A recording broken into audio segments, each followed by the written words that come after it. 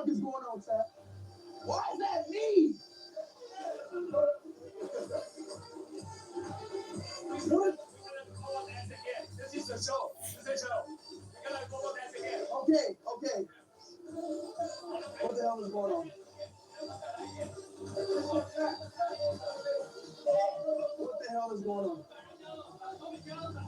What is going on?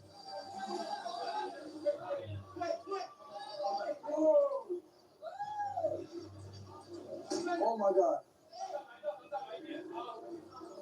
One more time. You can dance robot one more time, and this time you can dance with robot. Okay. Yeah. This is a show. What the hell is going on? Yeah. It's your friend. The robot is your friend. I'm looking at a dancing damn robot. One more.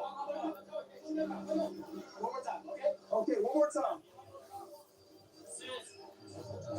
This time we'll be serious. This robot really danced. Pretty good, huh?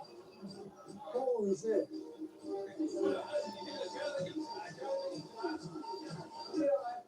Chat, what the hell is this, bro?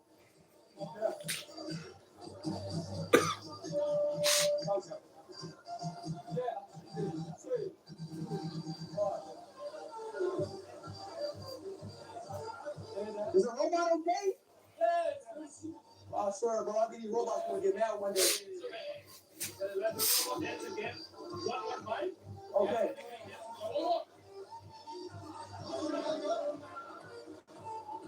Let me see the dance. I just want to see the robot dance, though.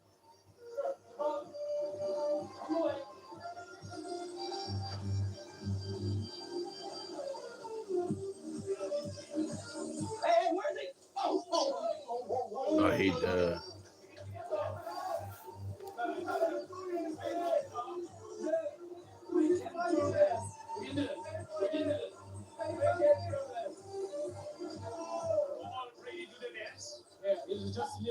Okay. The signal is really bad. Okay.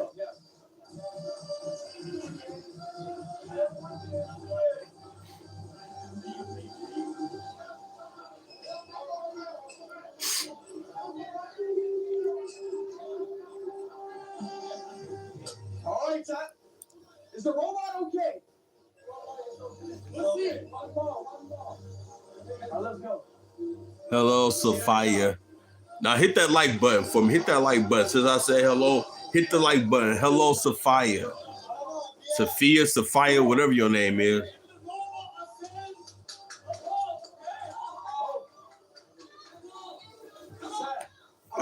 Oh, God.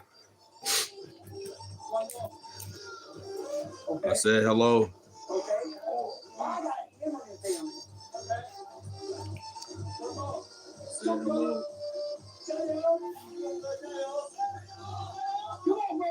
My sinuses.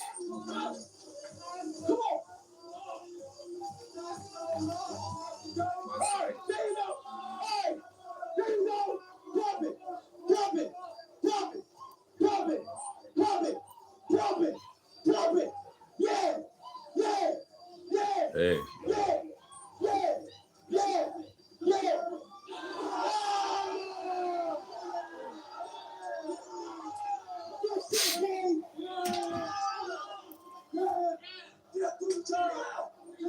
I just really seen a dancing robot.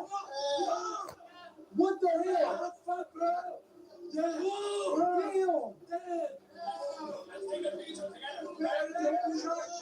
I just really just seen a dancing robot.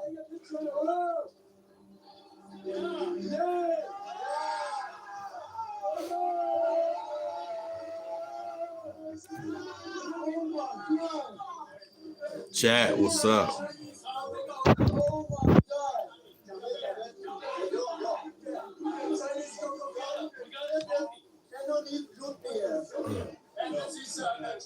God. Oh my God. First one on the board. Nobody has this before. This is the only one. Only one. Okay.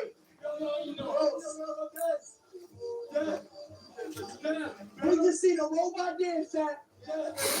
Thank you for the subscription. Thank you for the like and the subscribe. So we witnessed it together. We witnessed the history. We're gonna start a poll real quick. Oh, wait, do real quick.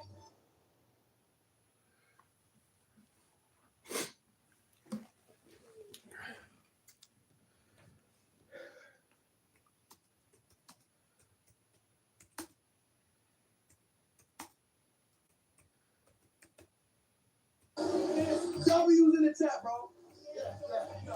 Okay. Yes, Pete. I know you really good at flip. This fool out there also do flip. No, it can't. You got? No, it can't. No, it can't. No, it can't. No, it can't. Chad, this robot cannot backflip, bro. We can do the front flip. We can do the front flip. Hold up, y'all. Hold up. What are we trying to do on our left?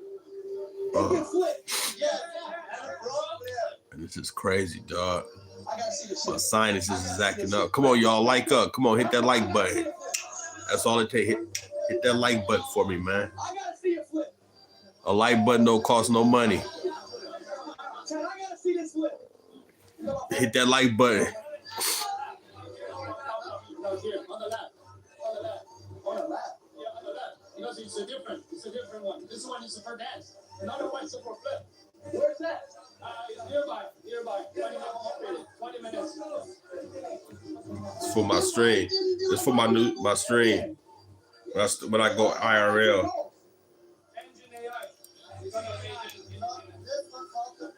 Right, see how bright it is? Bro, it can flip? It's too damn Why bright. you bring it? Where y'all land at? I can show you. Bro, we gotta go. What up? What up? Yes.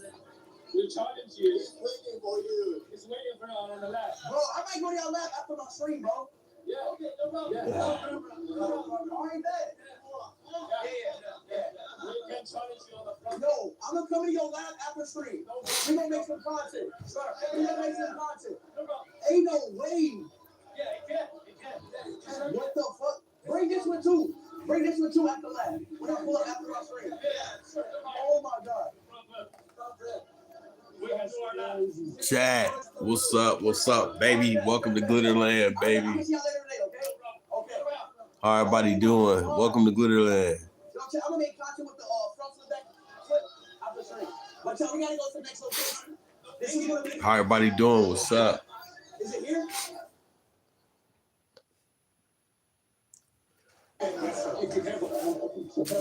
Maybe y'all. That's what y'all like. We're about to do something even better than a front flip. What the fuck is that sound? What the fuck is that sound? What is that sound? What is that sound? What is that sound? What is that? Lee. Look at that sound, Chad. Chad, look at that sound. Glitterland, baby. What the hell is that? What the hell is that sound, bro?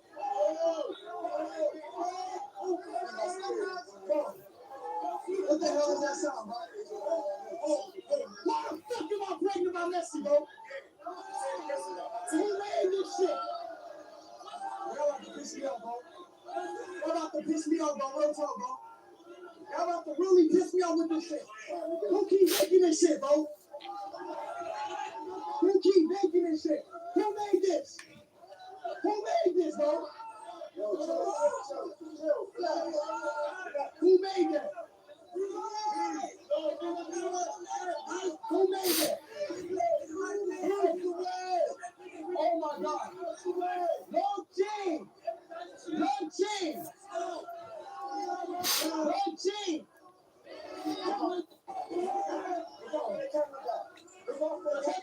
Behind you. Yo, the fucking cameraman right there. Oh my God. He played himself. No team.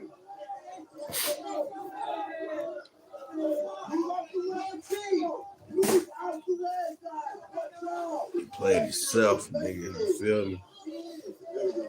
Play yourself when you play with glitter game, nigga. Fucking hell. Fucking hell. Fucking hell. It's too chaotic right now. Oh my God. God damn. God damn. God damn. Oh my days.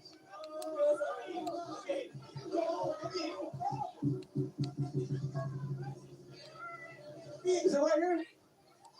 No, it's over here. It's over here. Speed, sir. Let's look at this stuff. Yo, chill. Oh my God. God, keep this clear. Dude.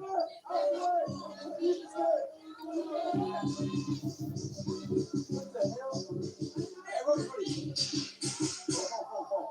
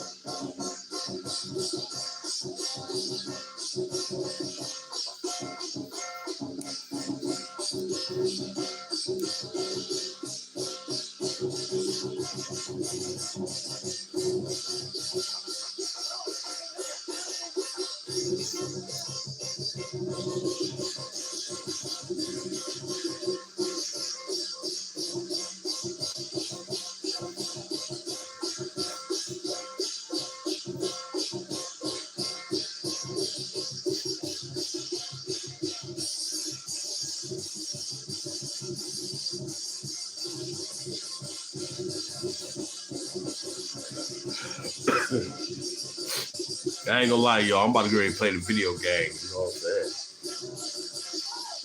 I like my new hat. The G, baby. Good the game, nigga.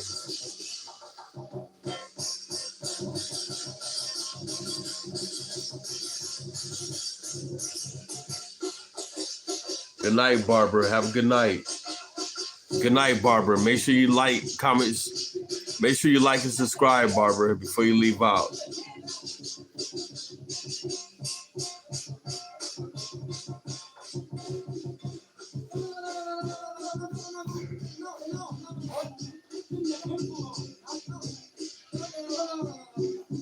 I'm not from Africa.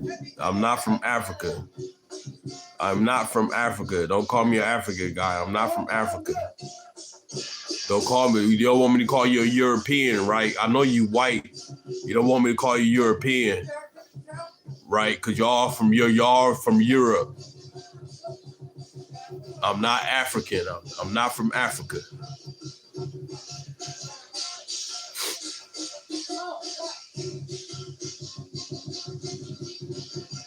It's always y'all white dudes. Y'all so obsessed with black men. I don't understand. Y'all just so obsessed with us, man.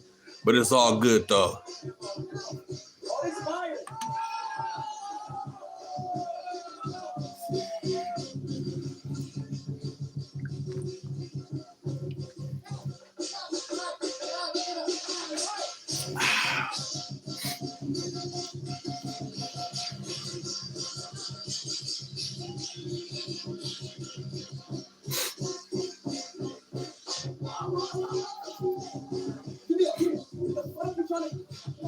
I'm about to play the video game. Ain't nobody.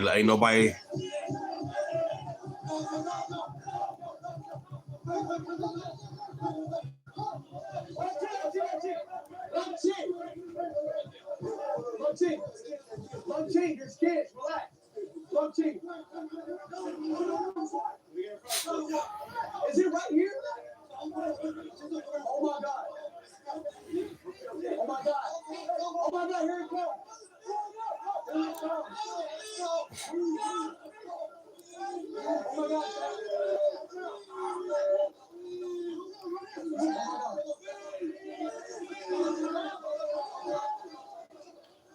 Wait. Come on, lock it. God. Long chain. I don't even know what the fuck. What is foo? What is that? I don't even know what the fuck that is. What is it? Wait. I gotta hype on my chat because it's about to happen. I gotta hype on my chat. What is foo? I don't know what that. I never heard of that bullshit. What is it? I gotta hype up the chat. I can't even read. I'm about to play a game. I'm about to play a football game real quick, man. Stop messing with y'all, dog. I'm about to play a football game, man. I got the controller out. I'm about to play a football game.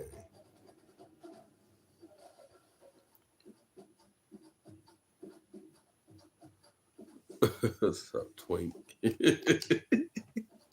told what my boy, where Cali boy at? Where Cali boy at? I knew y'all was gonna be here. I knew y'all was gonna be here on some bullshit, dog.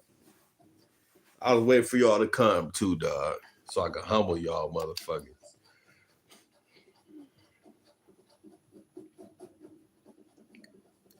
Yeah. Straight gangster, nigga.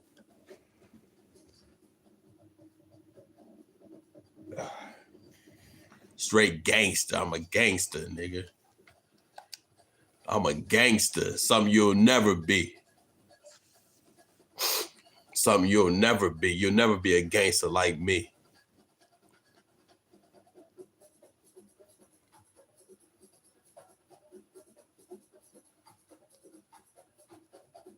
You'll never be a gangster like me. Remember that. You never seen a real gangster till you seen me.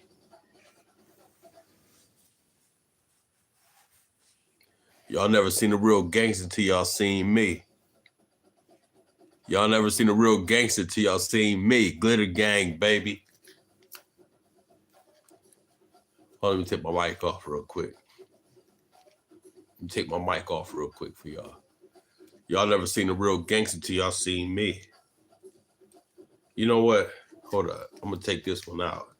I'm going to put my other mic in. Hold up. Hold on. I'm going to use this a little bit. But I'm about to put my other mic in now.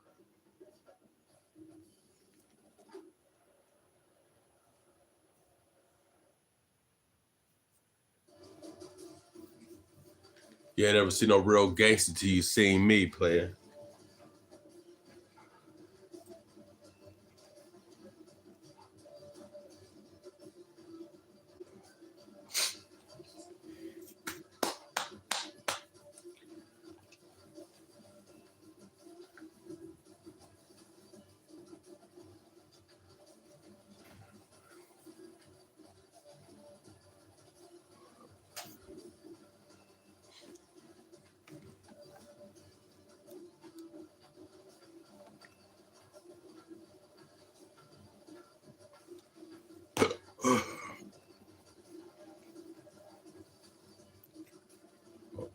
Oh, it could do that. Hold up. Oh, okay. That's how we gonna do it. Okay. Put it up there.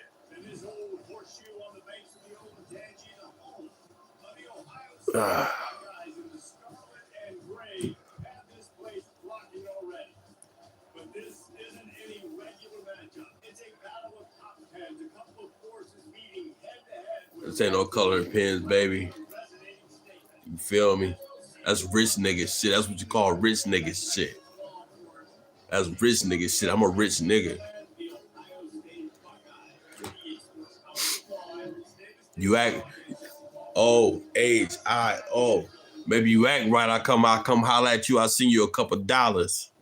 But y'all don't act right. I can't spend no money with the chat. Y'all don't act right. Y'all don't like up, man. I'm supposed to be over 10 likes right now. Y'all don't like to like up.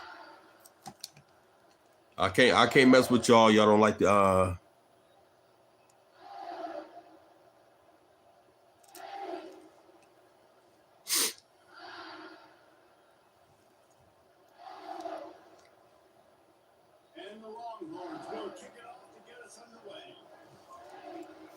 Let's go.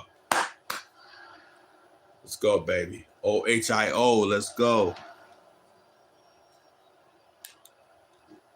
Bill starts to return inside the spot. Didn't find any crease in that kickoff coverage, and he'll be stopped at the 17.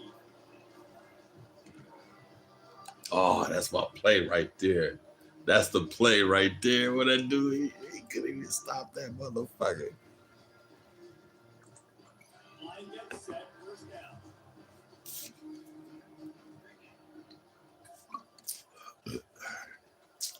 Let's go. Use the play fake. Now a throw. Fires to the wideout. Ugh. And the ball is picked off. Trying to take it back. And he's wrapped up after a solid return on the pick. You could not script a better start if you're I don't care what's stronger. Shit. Money is money, motherfucker. Shit. Money is money. I don't care what's stronger, homie. I don't give a damn what's stronger. Pound, euro, dollar, yen, ruble. I don't care. Pesos. Money is money, motherfucker.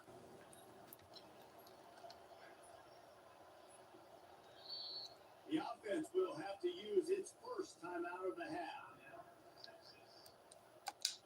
I got 10 girlfriends. I got 10 girlfriends.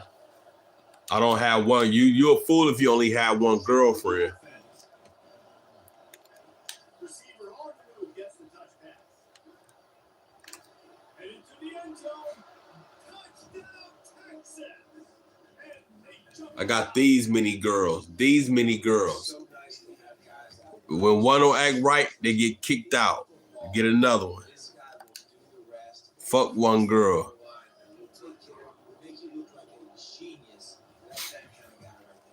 See, y'all ain't advanced. Y'all ain't advanced like me. I'm advanced. I got advanced game. I could do that.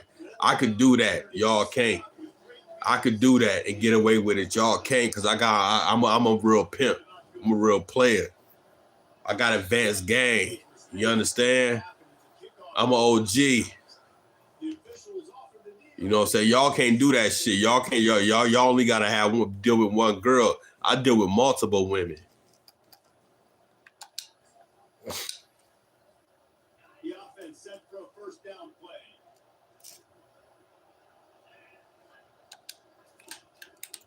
On the ground, it's Henderson.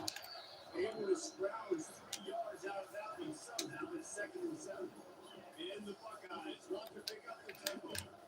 They'll go to the ground. 25 on his play. He showed it all there. A little looseness, a little power, and he's got the first down. Look at that shit. I shook him. I shook him. I shook it. I know how to work that joystick, nigga. For real.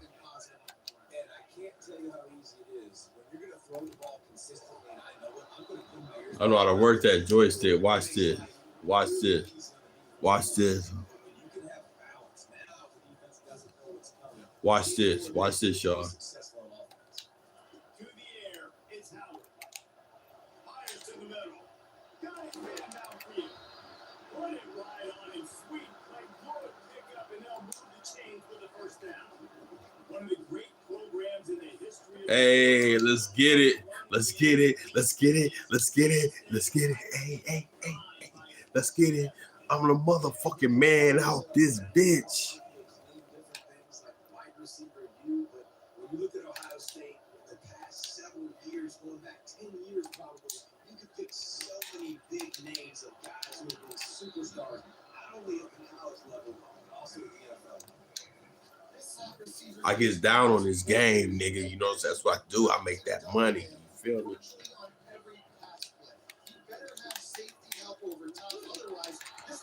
Ooh. And they try in the middle of this defense, and that is not happening. They'll run this play from the pistol. You ain't got no chain like this off Temu. If Temu got this chain, I'm suing their ass. Ain't nobody, you can't get this chain on Temu. If Temu got this, I'm suing them. Give to the single back. The Buckeyes will move the stakes with the first down. If Temu got this chain, I'm suing them. If Temu got anything I got on, I'm suing them.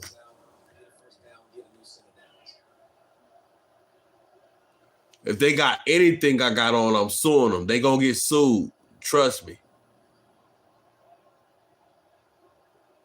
If Temu got anything I got on, they gonna get sued. Alibaba, anybody. The gift to the tailback. Give him about a yard on the play. Is down to 10.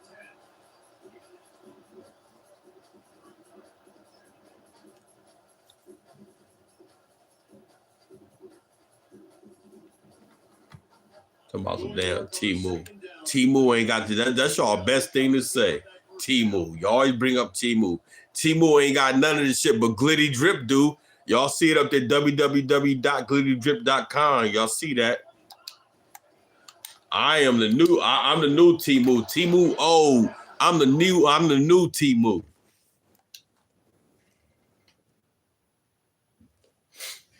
I'm the new Timu. Timu is old. I'm the new glittydrip.com, baby. Yup, I do. I sell that on there too.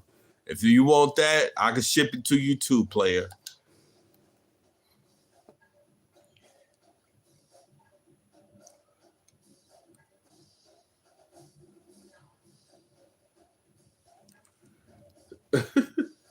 No, they're my allergies, man.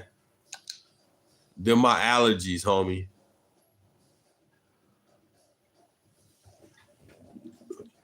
Take a sniff. Take a sniff of that glitter, nigga.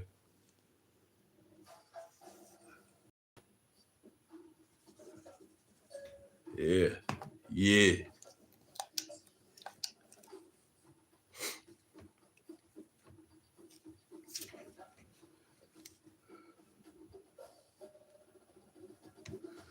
Let's go. Let's go. Let's go. Let's go. Let's go, baby. Let's go. Let's go. Let's go. Let's go. Let's go.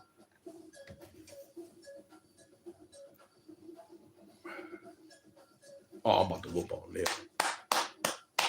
I'm about to whoop on them.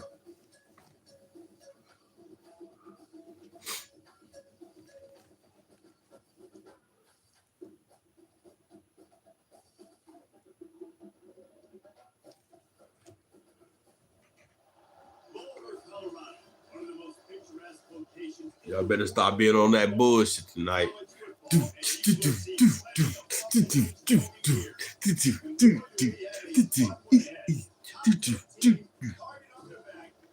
My girl Moan ain't been in here, dog. Damn. Everybody left Glitterland. I ain't got no friends.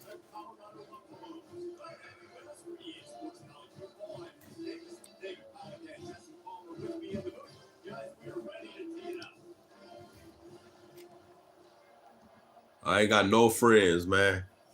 Y'all like up, keep liking up for me. Like up, like up. Hit that like button, keep that like button coming, baby. Hey, hey, hey, hey, hey, hey, hey, hey, hey. Keep that like button coming, baby. I want to give them a lot of credit for having guts. You normally don't see onside kicks until the very end of the game. Here we are in the first quarter. They tried one, but it didn't work. Their defense now has to come out here and bail. Offense getting set for first down. Linebackers shuffling around, trying to keep the quarterback from getting a read. Fires to the right. Makes a connection. Just what this offense was looking for. Sets it up at the 26 for the first down. Buckeye aerial attack continues to be prolific. You feel as if they're on the verge of scoring on any snap. And it's such a good blend between great offensive talent year after year after year, which you see go to the draft. Damn. Also great play calling, great play design. They've always got it working. You know this offense is always capable of hanging 40 points and making it look easy. Gonna run it. It's Henderson. Come on, baby. He's there to stop him at the 20. Let's give him 3 yards on that there. Ball is at the 20. They'll try to convert this third and short.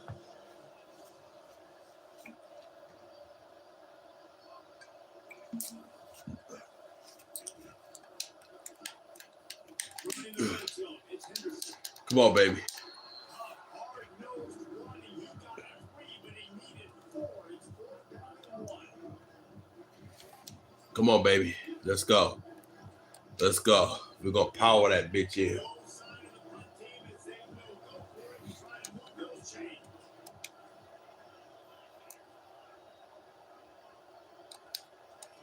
On 4th down, they'll try to throw it. Got it past the marker. The stop is made, but this offense is threatening. 1st and goal from the 9. The Buckeyes look to keep this drive humming. It's that coaching, nigga. They'll use the running game on 1st and goal. It's that coaching, boy. You feel me? It's that coaching. I know how to coach, nigga. I'm a coach.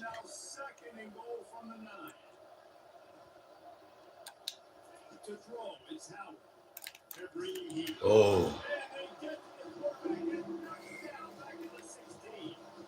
Hold up. Fuck that. Fuck that.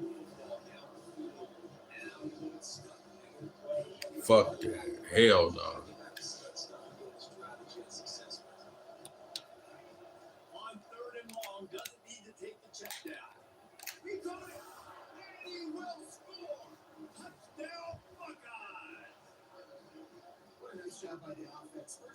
What up, chat? Hey, man, y'all get my likes over 15. I'll start back talking to y'all. I pay attention to the chat if y'all get my likes over 15. If y'all can't get me over 15, I'm not paying attention to y'all. Like up. Come on. If you can't get my likes over 15, I'm not paying attention to y'all right now. Unless y'all send gifts or a super chat. Gifts or a super chat. Send a gift or a super chat. If you can't get me up over 15 likes, send a gift or a super chat. I'm not interacting with y'all no more because y'all fuck that. Y'all gotta like up, man. Y'all gotta start liking up, dog. That keep me in the algorithm, man. I ain't gonna keep fucking with y'all. Y'all ain't gonna fuck with me. Hell no, that's backwards, dog.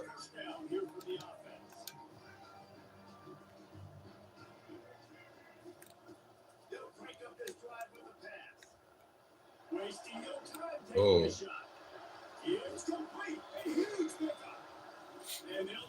That was a huge pickup. I ain't mad at that. Woo, shit.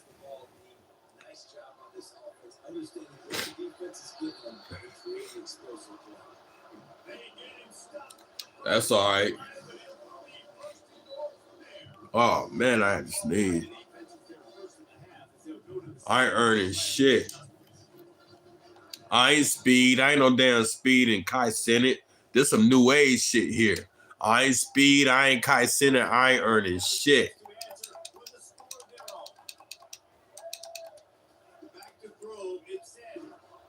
So I gotta earn it. I ain't earning nothing.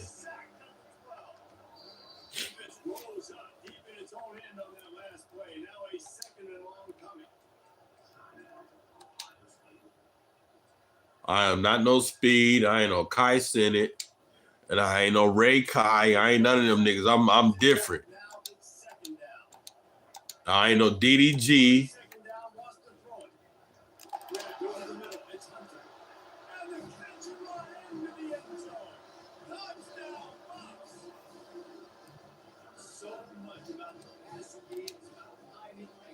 Ella, hold on. Yeah, oh, my girl in here. Hold up. Hold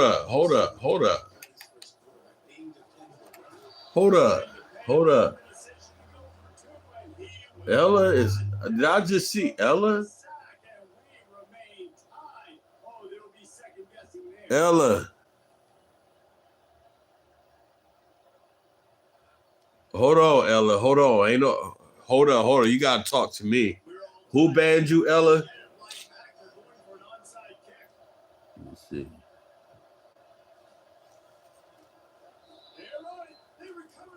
Oh, hell no. Well, coming into this game, we all thought the team that has the football last may be the team that wins this one, and they're trying to steal possessions. We're only in the first half. You don't see Hold up. onside kicks at this point of the game.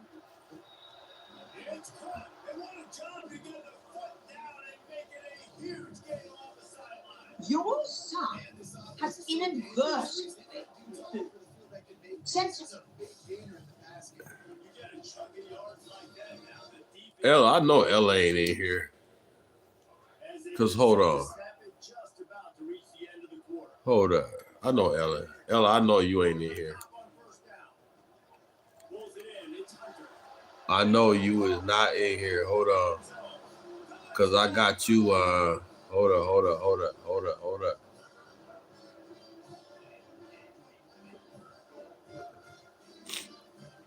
Hold on. Wait. Let me see something.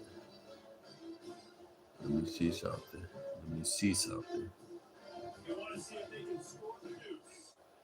Hold on. Back to pass, it's Sanders.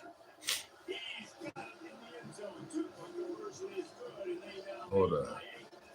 This offense prides itself on going after you, and they did with that long touchdown pass to finish off a Ella, drive. type something else, Ella. Is you in here like They already have the lead, and they're trying to build it. Ella? First quarter with an onside kick.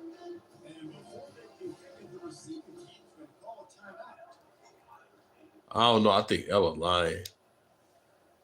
And that's not the Ella that I know.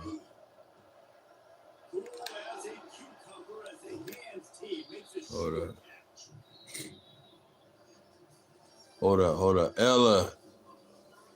Hey, Glitter Gang, nigga. Ella, where you at? They'll start the drive here with first down to open this period. He wastes no time and comes out throwing.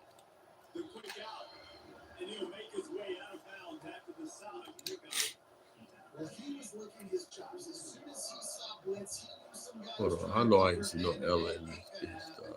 With his skill set, he's one of the I'm best. paying attention That is just way too to something else.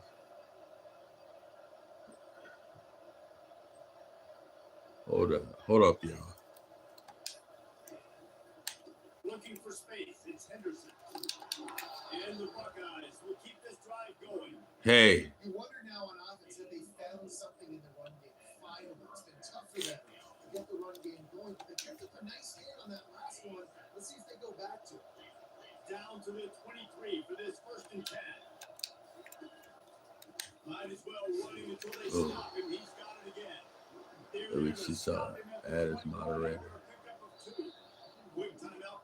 Hold up. Ella. Add as moderator. We're about to see something. Say. Ella, where you at? Picking up a couple at 2nd and 8. They go to the ground. They'll give him maybe one. Ella. It's down to the 20. The defense going to stop the clock with a timeout. They want to make sure they have everybody on the same page. Can everybody say Ella, where you at? Everybody say Ella, where are you? Everybody say Ella, where are you? Back to throw, it's Howard.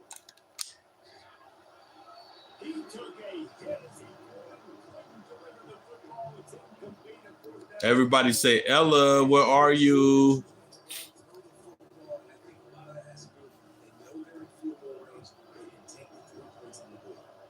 They'll try to cap off this drive with a field goal. He'll line it up from the right side. A 37-yarder coming up.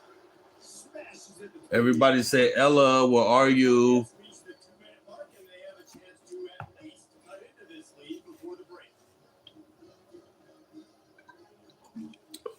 I'm telling y'all, man, I'm not interacting with y'all. Last field goal drive, they're set to kick it away. I'm not interacting with y'all till y'all give me over 15 likes, dog. I keep telling y'all. Y'all can't get me over 15 likes. I'm not interacting with y'all. Y'all start liking up. Hit that like button. Like up.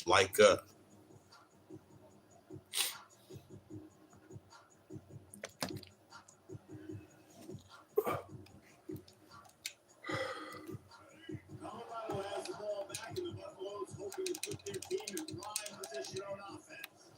They'll go with a quick snap. And you can forget Good running hit. in the middle against this defense. Boy, there was You know they can't run on that defense. running back there.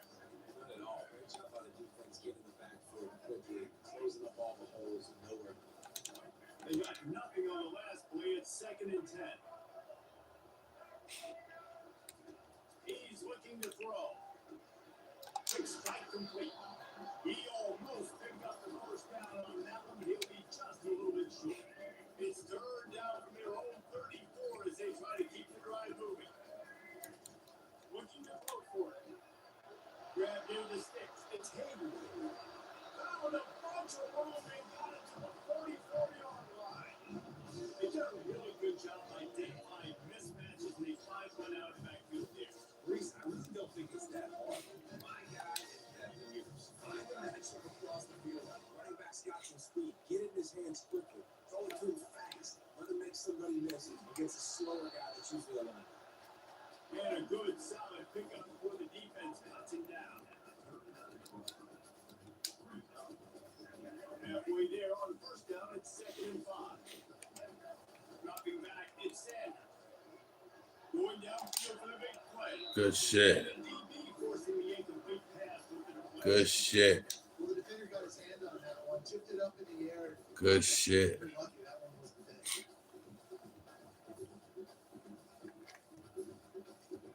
Ball just inside the 40 and the Good shit, yo. Good shit. From the gun, wants to pass. Caught over the middle. It's Moore.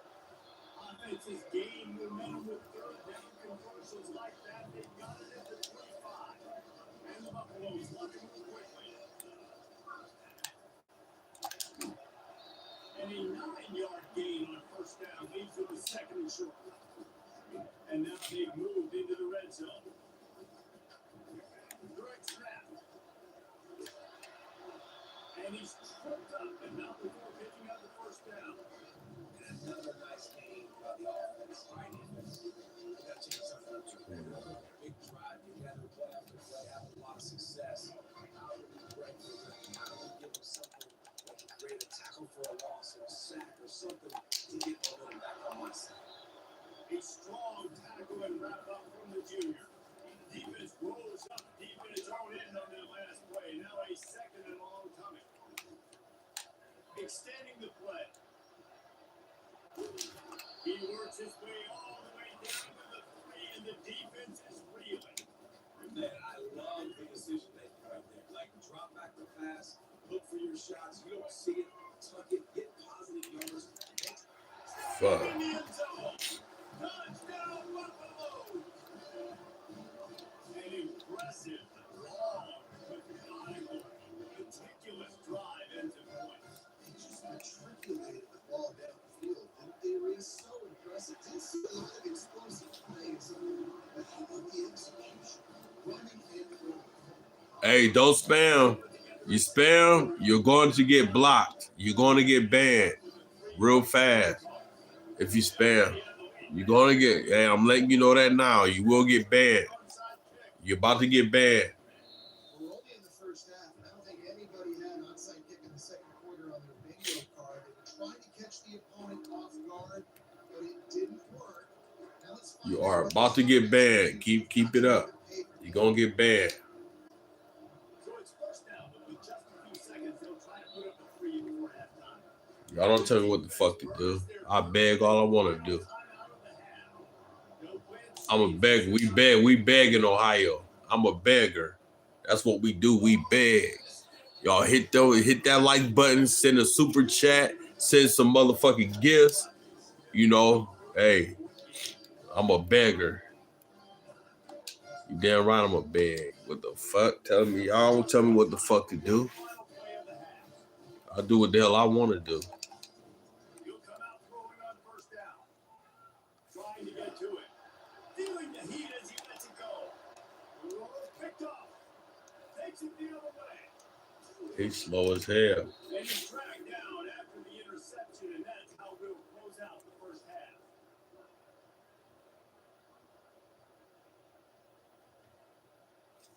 I'm dummy begging. Fuck you.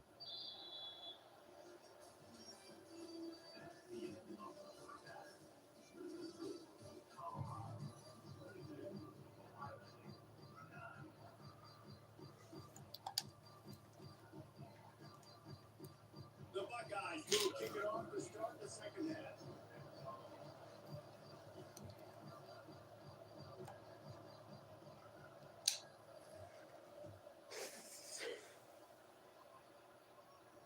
He'll call for the fair catch here.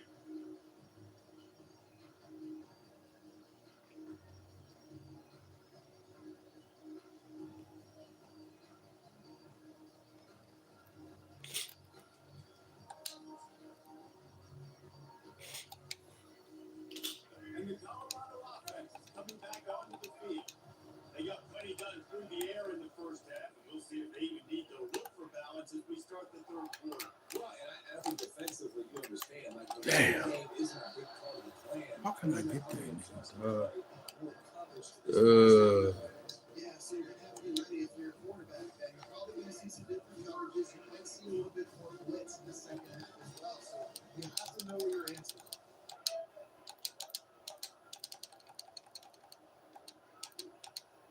Damn. Snap it to the back.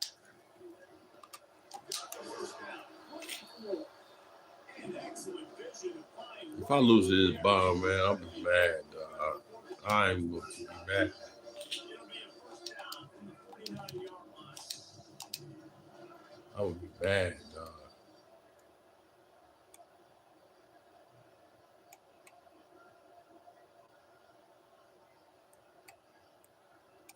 They'll go with a great snap. And he has a solid game before the defense follows him up. I'm going to be mad if he beat me, dog, for real. First down and 2nd and 6.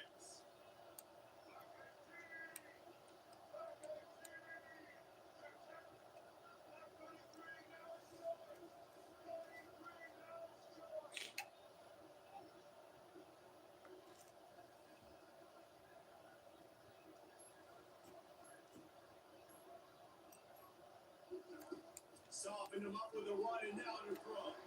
Makes the catch. It's Hayden. They make the stop. It's over. I see how he playing. He managing the fucking clock, dog. I ain't gonna stop him. It's over. He managing the clock. Comes out throwing on first down. And it's incomplete. If you're gonna do that like that, you might as well hang on to the ball. And the Buffaloes are in the hurry up. He managing the clock. Wants to throw. It's Sanders. Looking for a huge play. Yeah. And that pass backed off. Going the other way, he's got room. And they'll close in on him after a good return on the That's other right, side. nigga. And on the Hey, other side, hey, hey, hey, hey, hey, hey, hey, hey, hey, hey. They're allowed to sit there in the locker room and think and wonder about how you're going to attack him coming out of the tunnel. Great job being ready to go at the start of the second half by the defense. And the defense makes the immediate tackle, but he has enough for the first down. Fresh set of downs after the completion.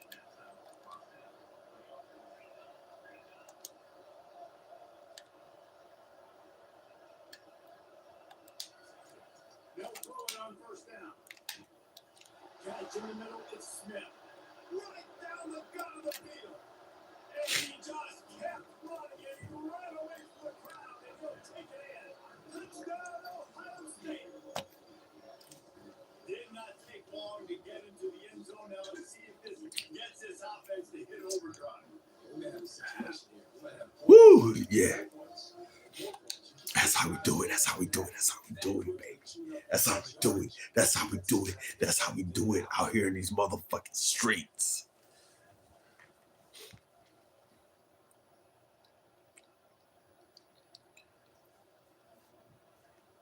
They'll try to tack one more on their school. That's all you need is one viewer. I don't care. I view if it's 0 views, I view 0 motherfuckers. I don't care. Y'all gotta understand, I'm popular and famous already. It don't matter if motherfuckers stay here or not. I don't care. You know what I'm saying? I don't care. You gotta understand. I already got over 400 motherfuckers that viewed this bitch, and it's only been about 50 minutes. So you know people come here watch. They come watch and leave. I don't give a fuck. I still make money. I still make money. You come in and view my shit, I still make money, nigga. What you talking about?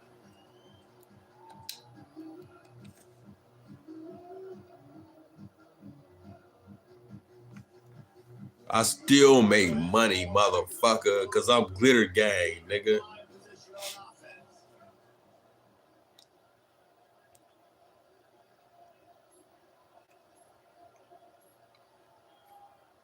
You won't find this chain in the mall.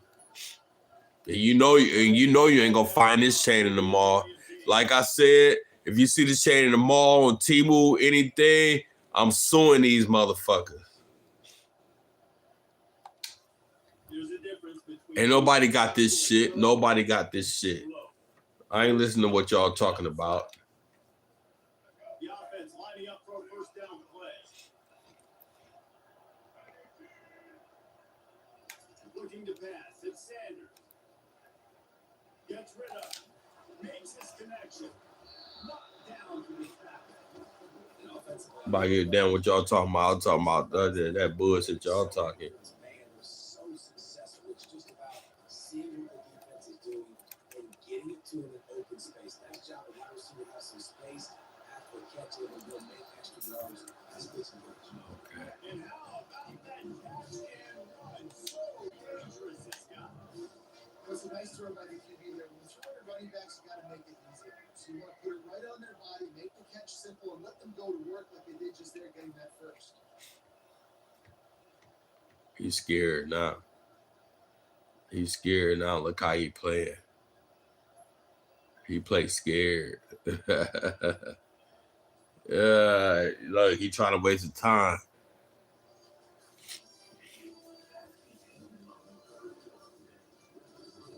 Oh, they about to get know real fast about December, cause they in this motherfucker tripping right now.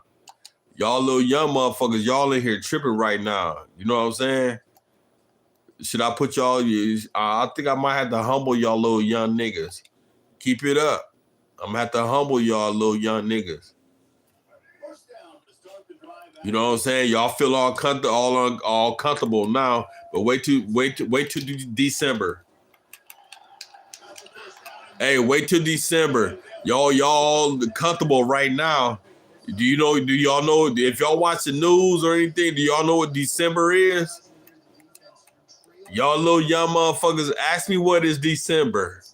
Put December in the chat. If you young motherfuckers don't know what December is, put what is December in the chat. Put what is December in the chat, 18 through 26, put what is December in the chat. And I'll tell y'all what is December. I'm going to humble you little motherfuckers. Put what is December in the chat, young. Hey, put what is December in the chat for me. Some young motherfuckers want to talk shit about the OG. Put what is December in the chat. Do that if you're running out of bounds. And the Buffaloes with the first and 10. They'll go with the They don't know shit because they clueless. I want y'all to put what is December in the chat. Let me see what is December in the chat for y'all ones that want to talk shit. You little y'all niggas want to talk shit. I'm about to humble you little motherfuckers. Hey, put what is December in the chat for me. See, they don't want to do that. But y'all motherfuckers about to get drafted automatically.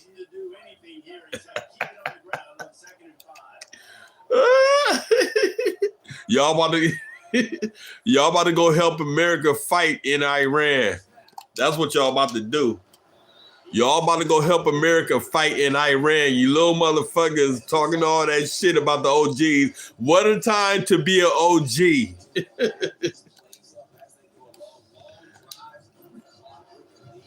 What a time to be an OG. Y'all about to go fight the war for us, and hey, to keep the OGs safe, y'all gonna go fight that war for us in December.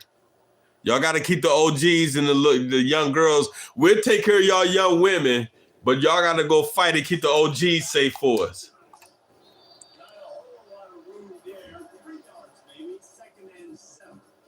It's really important at this point of the game to at least get a field goal here to make this a two-possession game. Hey, y'all get ready for that draft December. It's coming up. Y'all got a couple months to talk all y'all little bullshit. Y'all can't refuse. Oh, we about to put y'all motherfuckers on the front line, baby. Y'all about to be on the front line. Hey, this is a front line action, baby.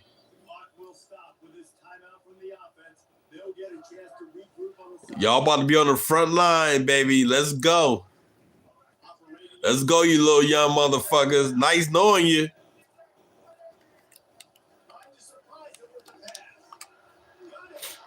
Hey, it was nice knowing y'all.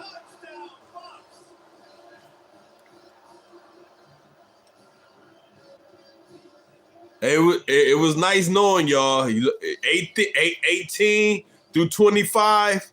It was nice knowing y'all. Salute. Oh. Uncle Sam on y'all motherfuckers now.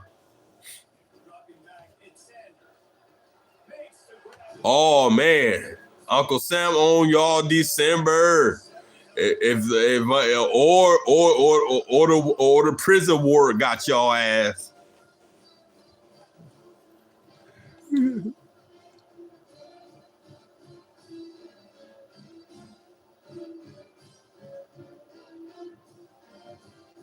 Oh, they cook, man. They cook. They ain't talking no more shit. They about to go curl their tails up under their girlfriends. Oh, we about to be drafted in December. I didn't know that shit. Glitter Gang said we about to be drafted. They gonna go be like, who the fuck is Glitter Gang? It's just one dude that be online, and he said that we gonna get drafted automatically to go fight in the Iran war. Oh, yeah. Y'all know how long that war gonna last, man? Do y'all know how long? Hold up. They ain't even get started in the war, dog. You gotta look at Russia. Russia and Ukraine been fighting for like 5 years. You know how many people didn't die in that fucking war, man? Oh my God. And you ain't got no choice but to fight in Russia and Ukraine. You ain't got no choice. What you think they go, you know what I'm saying? Y'all got a little leeway over here in America. They at least send you to jail in America if you don't go fight. They at least send you to jail. You don't go fight over there in them countries, they gonna kill your ass.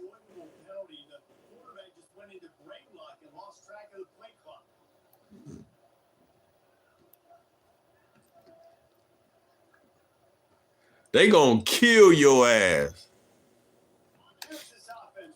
Y'all little young motherfuckers, y'all want to talk shit?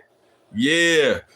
Why y'all over there or whatever y'all at in jail over there fighting for your country? Guess what your girl gonna be doing? Yeah, fucking with a nigga like me. Fucking with a nigga like me. Fucking with a nigga like Glitter Gang.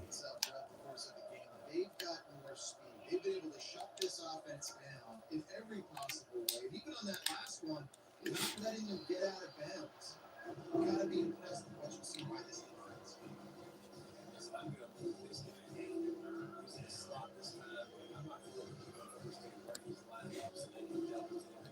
Put him in the slot. Put him out wide. Either way, find this guy early and I'm not positive, but that push down marker might be in the next county.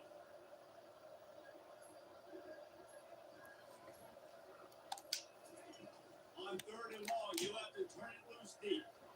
Picked off. Oh, he was hoping to make something out of that. Hey, you gotta live this life first to believe in an afterlife. Live this life first, then you believe it. Then you'll see about an afterlife. Y'all motherfuckers talking about, do you believe in afterlife? Live this life first. Live the life you in first, man. You blessed to live the life you in first. Y'all want to talk about a damn afterlife and all that shit. Ain't nobody talking about no damn afterlife. You talk about your life you got right now, man. God gave you this life right now to live. You talking about a damn afterlife. Nobody give a damn about that afterlife shit you talking about. Live your life you got now, motherfucker.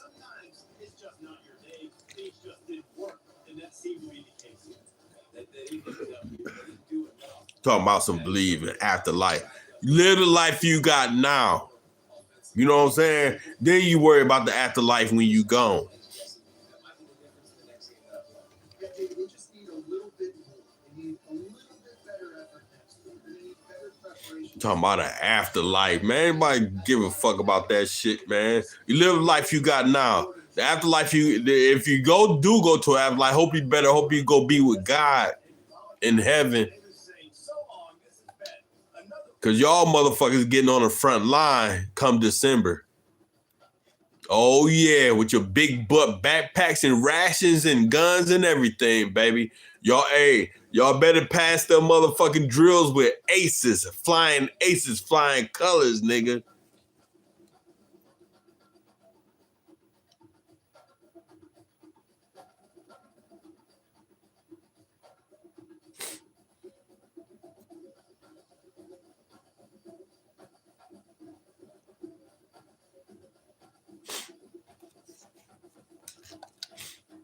Talking about some damn, do you believe it? Man, y'all, you could tell y'all kids talking about some damn afterlife and all that shit. You got to live your life now. You worrying about an afterlife, man. Shit, goofy motherfucker.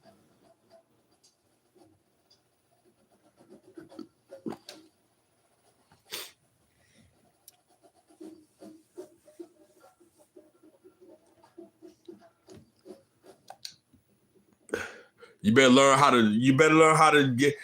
This is what you gonna have to learn. This is what you young motherfuckers have to learn how to do. Get down, tuck, hold your head down like that, and crawl. That's what you're gonna have to learn, motherfucker. You're gonna have to learn how to crawl. Put your head down and crawl. Don't put your head up, or there's something gonna go through that motherfucker.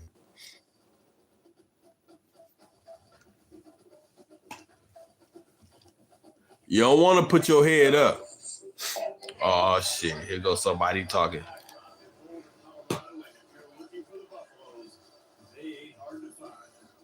What a game! What potential drama we have in store. You've seen this script before.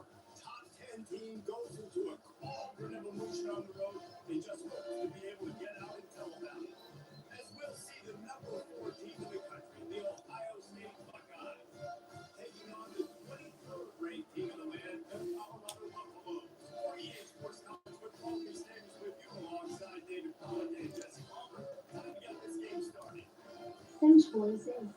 What's your name? My Redeemer. Hey, what color is Jesus? My Redeemer. What color is Jesus? Help me out. What color is Jesus, my Redeemer? What color is Jesus to you, my Redeemer? What color is Jesus? Answer that, my Redeemer. What color is Jesus? What color is Jesus, my Redeemer?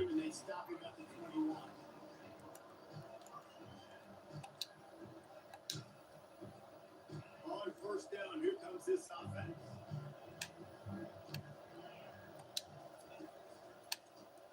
So you ask them what color Jesus is, they shut up. They don't say nothing. They get quiet when you ask them what color. We don't really. Yes, we do know what color he is. Okay.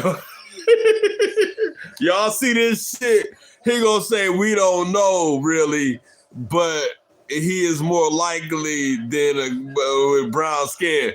Okay, if he got brown skin, then you know what color he is, goofy motherfucker. He gonna say we don't know, but he knew the color. Man, dog, look at this shit. This shit is so, you can't make this shit up, dog. Dog, you can't make this shit up, dog. You can't make this shit. We don't really know. How don't you really know what color he was, man? And it was over there, dog.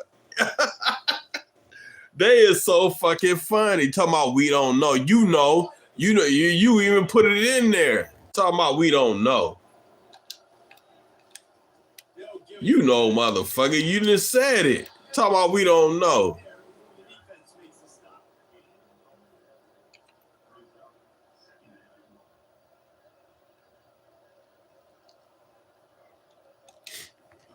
We don't know. And then you're going to say the color. Dog, this dude crazy. You got to get your facts together before you talk to me.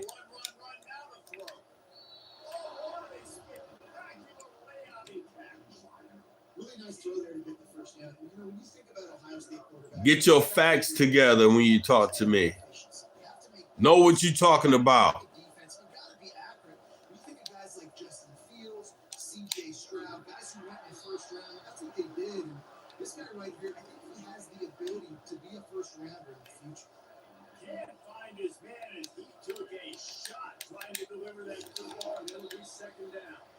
Not much room. They pick up a 2 down to the 28. The Buckeyes come to the line to hurry up.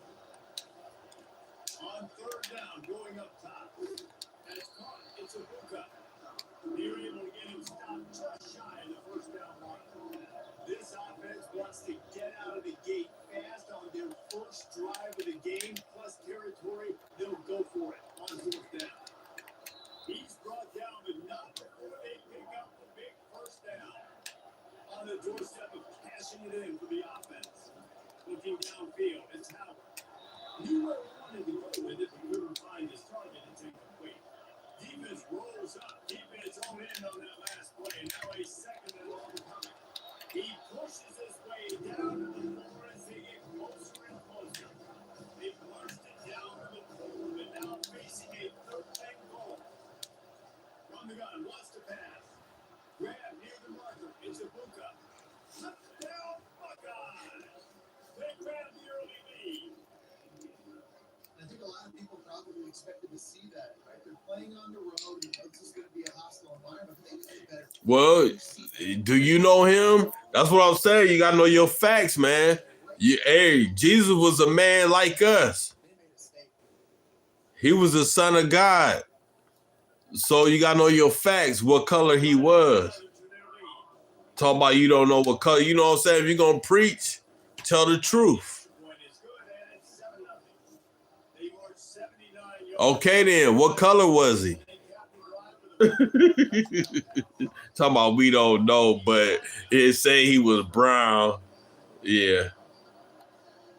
Okay.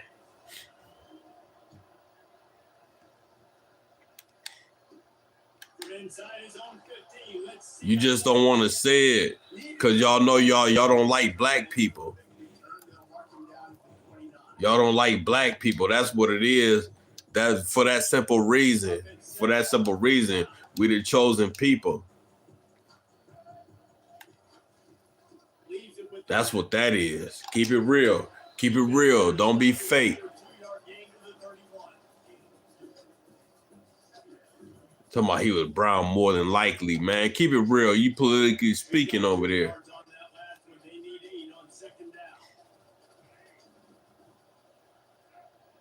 I'm done talking to you, dog, because you don't know what the hell going on.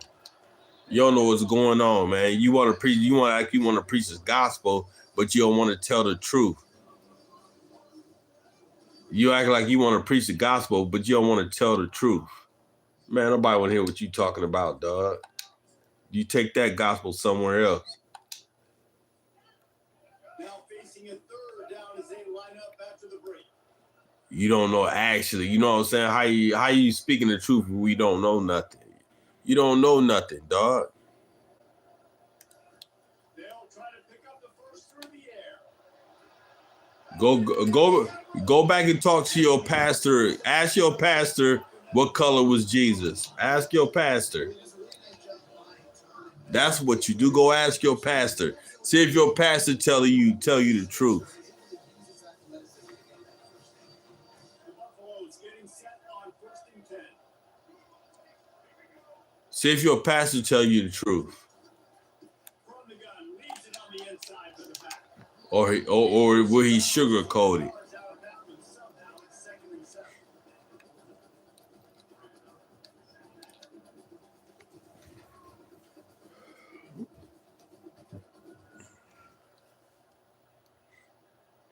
Into the running game on 1st down. Now here they come again. Dropping back, it's Sanders. He finds his man. Tackled, but he has a 1st down. Hey. These guys can line up all over the field, but it's not just catching post routes or throws.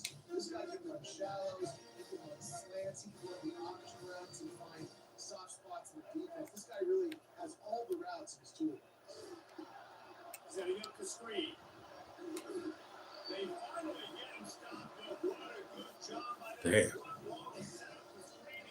I can't even do nothing with this motherfucker, dog. Chat.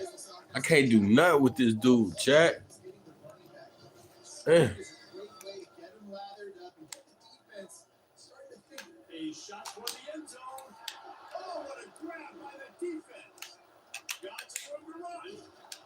And they capitalized not only on the pick, but on Got his ass. I know he mad. Always see where the ball is. They see the receiver, they get to chase him. A really good job seeing where the receiver is, going and making it. He probably like, damn. Get the ball back to your offense. Here comes the Ohio State offense onto the field. There wasn't much need to throw it around on that last drive for the touchdown, Jesse. They got it done running the ball. David, I don't think you have to overthink this thing. If they can't stop you running it, why would you stop handing it off? Hey, do your thing, man. I ain't stopping you. If I'm the defense, I'm making some changes. I'm bringing in more big bodies. I'm playing more aggressive towards the line of scrimmage. I am not going to let them have that control. Hey, do your thing, whatever your name is. I ain't stopping you. But I would like you to know your facts, though. This is where you make the money on the drive. Ball at the 30, it's 30. Know what you talking about.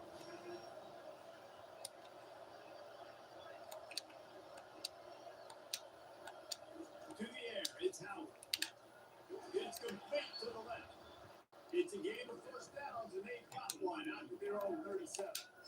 It's all about critical downs and distances on defense. You want to be great here defensively. You've got to be good on third down in the red zone. For this defense getting up a third down like that, that is just They'll throw it on first down. Grabbed in the middle. It's a hookup. I like the decision by the quarterback here. Just get the ball out of your hands, get it to your playmaker. A lot of times he'll dance and make even bigger plays than he did here. It was still a positive game. Looking to pass on second down. Fires it. Traffic. And he'll be marked down. But what a play to come up with that interception. Okay. All right. Okay. Damn, you good.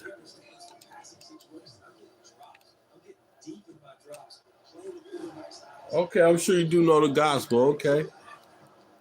I ain't tripping.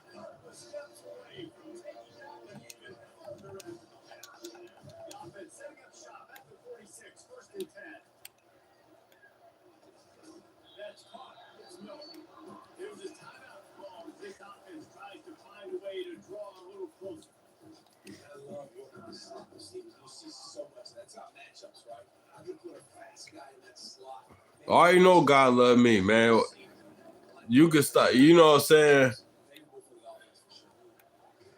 With all that pushing, like you pushing so hard, you know what I'm saying? You just.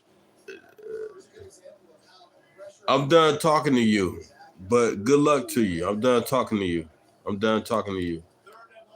Because you're being annoying with that. You're being annoying with that right now.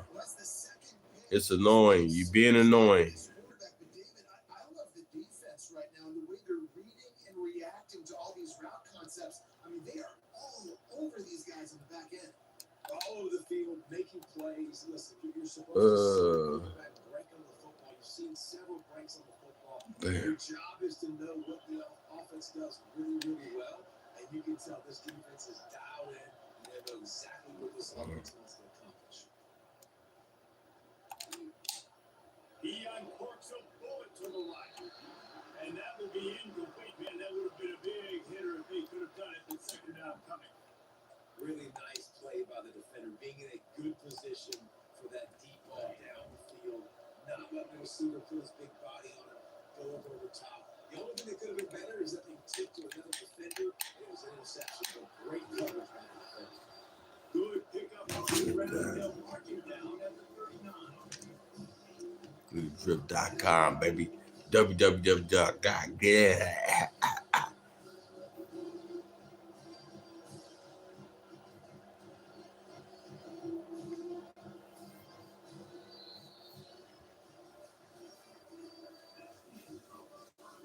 Hey, I got a Jesus piece too.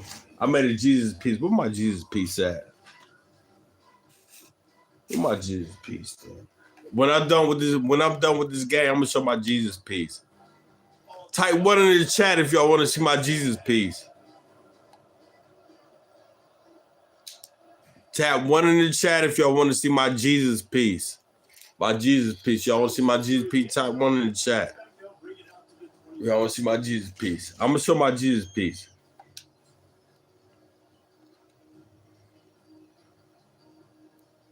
Yeah, tap 1 in the chat if you want to see my Jesus piece. I'm about to show the Jesus piece, baby. I need to see some ones. I need to see some ones. I need to see some ones. I need to see some ones in the chat, baby. I'm about to show my Jesus. I got a Jesus piece, baby. You feel me?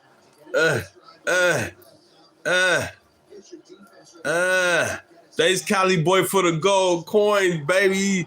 Cali Boy come through with the gold coins all the motherfucking time, nigga. That's my nigga. You feel me? Hey, Cali Boy. They calm down, you see it. I calmed their ass down. They said, what is December? What is December? You know what December is, motherfucker. If you watching my channel, you know it, man. Hey, dog. But thanks for the gold coin. Hey. Thanks for the gold coin. But I'm about to wear my Jesus piece for y'all. Hey, where my Redeemer? Go to when you see the Jesus piece, go buy it. Go buy it. Go buy it and put it on your chain. Go buy my Jesus piece and put it on your chain, baby. Go buy my Jesus piece and put it on your chain. I want you to put it on your chain, baby. Hey, you about to get blocked, Moon. Stop spamming. You about to get blocked. Moon, you about to get blocked. Stop spamming. Stop spamming, Moon. Stop spamming, Moon. No, you can't be no mod. Hell nah. You gotta pay for mod. You gotta pay for mod. You gotta pay for mod. You gotta pay for it. You gotta send some gifts or something. You gotta pay for mod, baby. You can't be mod for free. Yeah, you gotta pay for mod on my channel. You gotta pay for it. On my channel, you gotta pay for it. Anybody else channel, I don't give a fuck what anybody else do on their channel. But over here, you gotta spend some motherfucking money.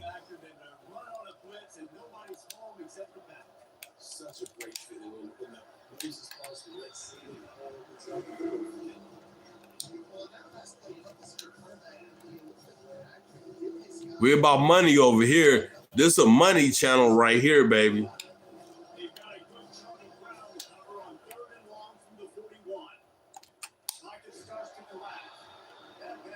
This is a money channel right here.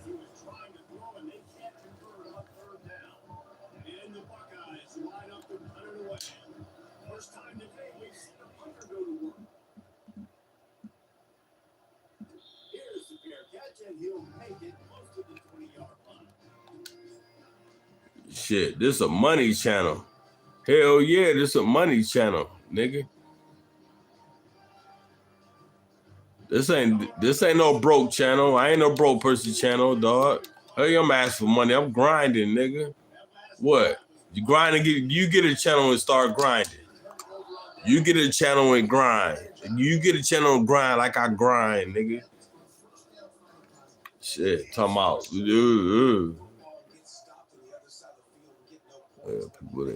Love my people that help me. They ain't helping me with shit. What they helping me with? What is my people? What is my people helping me with? What? Talking about love my people. What the fuck? You go, man, dog. You take that Malcolm X shit back to somebody else, dog. Talking about some love my people. There ain't nobody helping me with shit. Only people that's helping me is the people that's in blue.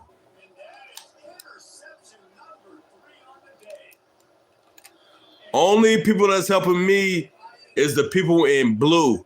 You see the people in blue in my chat, the blue letters, them the only people that help me.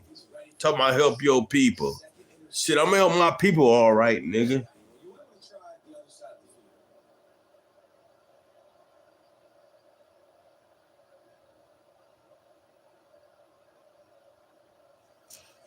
Dog, the only people that help me and I help them is my Cali boy right now. He in blue. Anybody else, y'all don't help, nigga. Y'all, man, I ain't thinking about y'all. I ain't no damn Kai Senator Speed, nigga. I ain't thinking about y'all. I told y'all this is a different channel. If you don't like this shit, go on somewhere else, nigga. I don't care. Go somewhere else. This ain't for y'all. Y'all, I don't deal with y'all. I don't deal with weak people. Y'all weak, man. I don't deal with weak people, dude. Talking about the shit, man. This shit, hey, this streaming shit ain't like it used to be. Talking about some help us, help you, man. Y'all crazy, dog. Y'all crazy. Talk about some help, man. Talking about some help us. Y'all niggas crazy.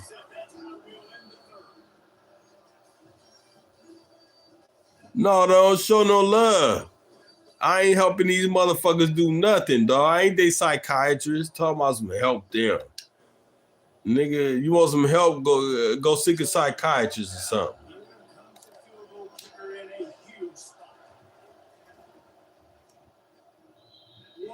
Man, that's crazy, dog.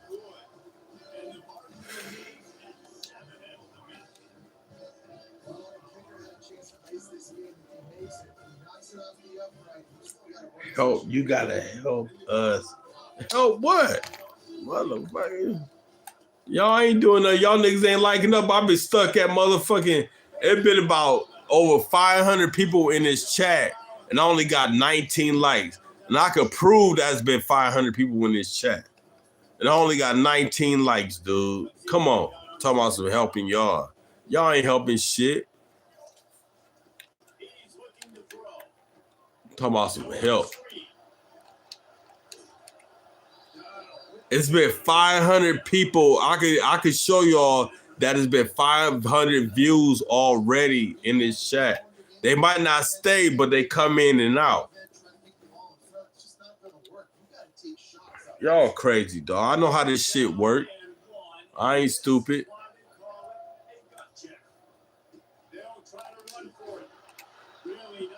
You gotta do this. I ain't gotta do nothing. That's the old way. Y'all talking about the old way. I don't do that old shit. This ain't no old way. This some new shit here, baby. Talking about y'all talking the old way.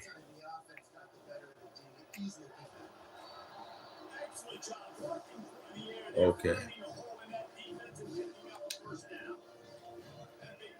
Y'all talking the old way, the old way of doing YouTube, nigga. It's a new way of doing this shit.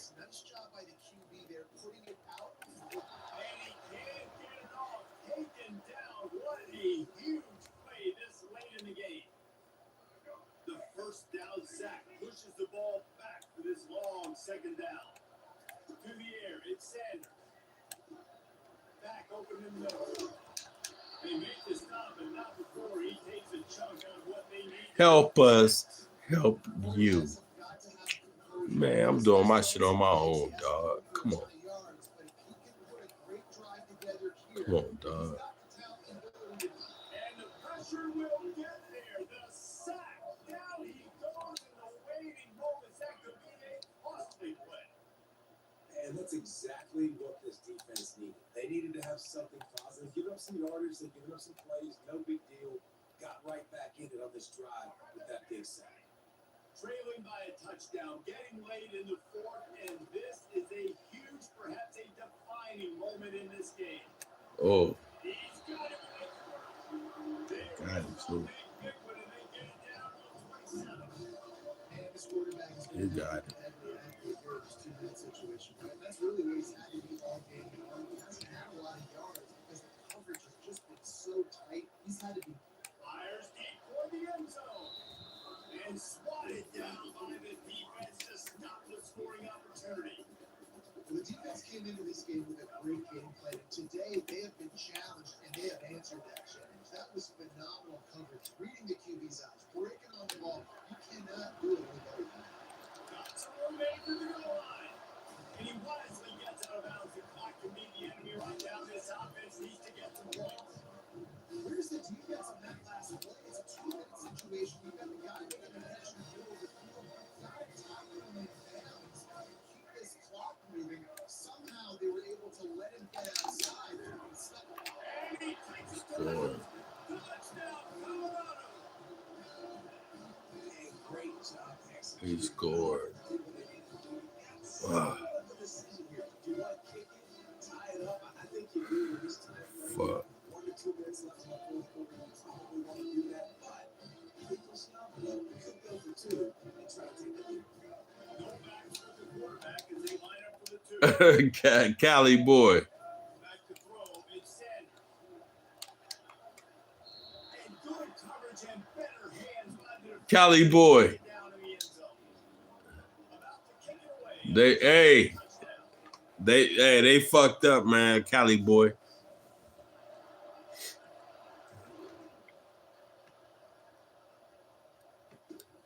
From inside his own 15. They tell me what I gotta do. I love glitter game, but you gotta do something but begging for likes. I'm gonna beg for likes all night. Fuck that. Y'all give me over 25. You don't give me over 25 likes, I'm done talking. Give me over 25. If not, send some gifts, send a super chat. If you can't get me over 25 likes, I'm done talking to you niggas, man. I'm done. Like up. I'm gonna beg for likes all fucking night. Like up, nigga. If y'all want to do that, then it is what it is. Fuck it.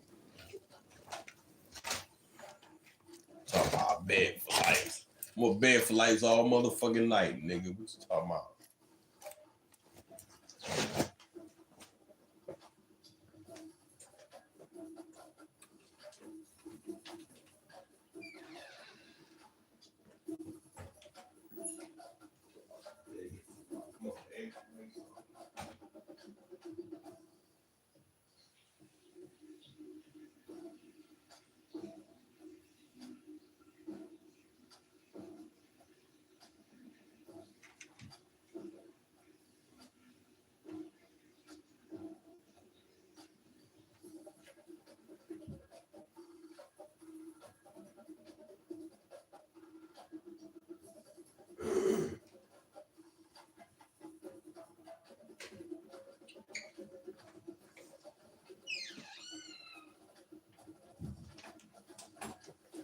He begging for likes. So what, motherfucker? Kai sending them doing it. Kai sending them beg for likes. Kai sending Speed did it. Shit, they still begging for likes. You tell y'all don't want me to beg for no damn likes. Y'all crazy. Y'all crazy. Hell yeah, I'm gonna beg for motherfucking likes. You damn right I'm gonna beg for likes. So everybody else do it. Why can't I beg for likes, nigga? Everybody else do it. He begging. You damn right I'm a fucking beg, nigga. I'm a beg. You ever seen them people standing up under the bridge begging, holding up signs? I'm gonna do the same motherfucking shit. What you talking about? Talk about I'm begging, they're fucking right, I'm begging, nigga. I'm gonna beg all fucking night long. You don't like it, get off here.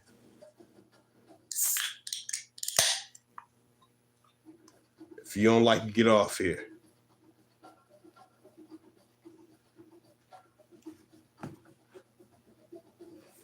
Damn right, I could turn the hat around too. You feel me? The hat matched the shirt, nigga. You feel me? Glitter gang style, nigga.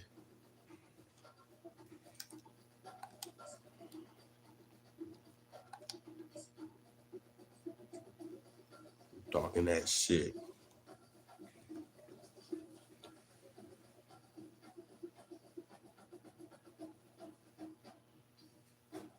If y'all want to ask me questions, send a super chat. I will answer your questions. Send a super chat.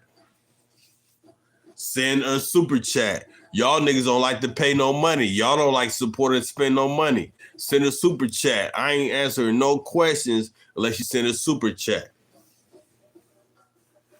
Y'all niggas don't like to spend no money, nigga. I see. But y'all want everybody to answer questions. I ain't answering nothing. I ain't answering nothing. This ain't no damn interrogation. I ain't answering nothing.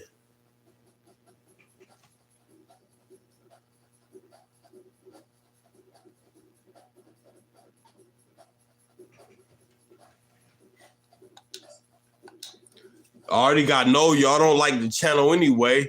So the channel was like, the polls say no. So why should I even talk to y'all? Why should I even talk to y'all tonight? The poll is no, the poll is negative. Okay, we got a super chat. We got a super chat. That's what I'm talking about. And I'm going to read the super chat. That's what I'm talking about. Get me motivated, motherfucker. Get me motivated. Hold on. Brandon's, hold on. Brandon, I'm just going to call you Brandon, dog. I ain't going to say the whole name. But Brandon said, I'm just faded shit. What should I ask, chat? He asking y'all what should he ask. Brandon asking y'all what should he ask. Thank you, Brandon. Thanks for the super chat, baby. You know what I'm saying? It's $1.99. It ain't much, man, but it's what's up, man. I appreciate it. You feel me? Brandon said, chat, what should he ask? Brandon want to know what should he ask. Y'all, you know what I'm saying? Y'all gotta interact, dog. You know, I'm monetized. I ain't one of them niggas that ain't monetized on this bitch. You feel me? I'm monetized on this motherfucker. Thank you, Brandon, man. Shout out to Brandon, dog.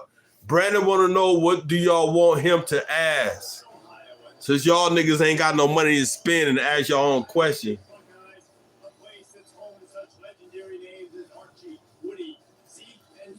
Good looking, Brandon. My guy. That's what I'm talking about.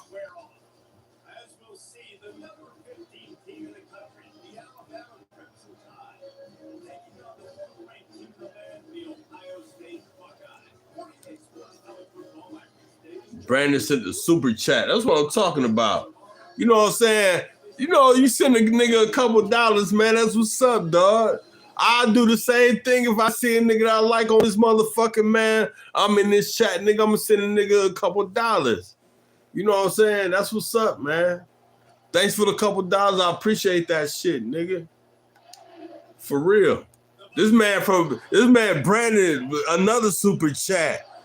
Another super chat. Brandon said another super chat. That's what I mean. This man might be from another city, another state, another country. We don't know each other. Me and Brandon don't know each other, dog. Hold on, let me read what Brandon's saying. Brandon said, what's the circumference of your cranium? Circumference of my cranium? I don't know. I gotta measure that shit, Brandon. I ain't never measure it. I gotta measure it. I understand that question. You thought I didn't understand that question?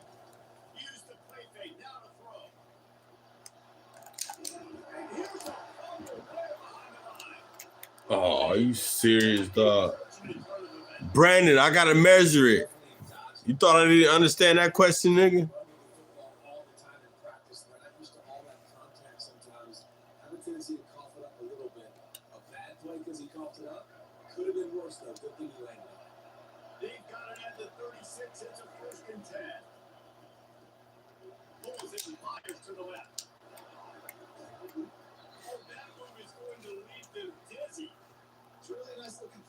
This dude is a weapon in this offensive quarterback position, and it's so funny. I think back to guys like Ray Patrick Like up, y'all. Hit that like button, man. Hit that like button, y'all. Tabbed as game managers. And then you think of Jalen Hurts, Tua, and Bryce Young in recent years. Just how dynamic and But you make a good question, man, about my head, man. I ain't got, man, shit, nigga. You feel me? Look at the hat, nigga. Let's hear my theme song. Brandon, y'all want to hear my theme song? Hold up. I'm about to throw my theme song on real quick. Brandon sending super chats like a motherfucker. That's what I'm talking about, Brandon. Shouts out to you, my nigga. Brandon must got that bag. Brandon must got the bag. Brandon, I think Brandon might be the spokesperson for the young niggas. Because the young niggas ain't got no money, man. doesn't really seem like they've always wanted to establish the run game. They've always wanted to. I think Brandon might be the spokesperson for the young niggas. Because the young niggas ain't got that dough. All right, Brandon. You want to hear my theme song, baby? I'm gonna show you my theme song. Give me 1 second. I'm on this game, man. I'm about to get off this game, though. I'm about to fuck with Brandon, y'all. Brandon's sending that bag on him. Hold up. Hold on, Brandon. Hold on, Brandon. I'm gonna fuck with you. I'm about to play one of my theme songs. I got a lot of songs, you feel me? I'm that nigga, dog. I'm telling you.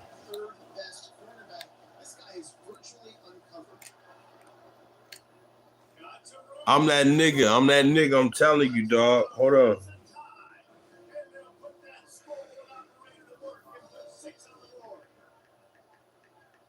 What a great way to start this game. Getting the football in the end zone, get into your big play wide receiver. Nice job by this offense. Hold on, y'all. This offense came out with a sense of urgency, right? They're playing with great energy. It seemed like everything they dialed up on that drive. Who sent the golden coin? Brandon sent the golden coin. Thanks for the golden coin, Brandon, man. You my guy, dog.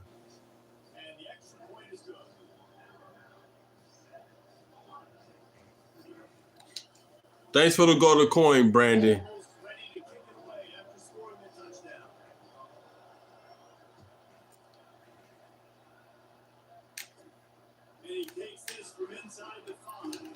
I don't know why these niggas think they gonna do shit, get shit done for free.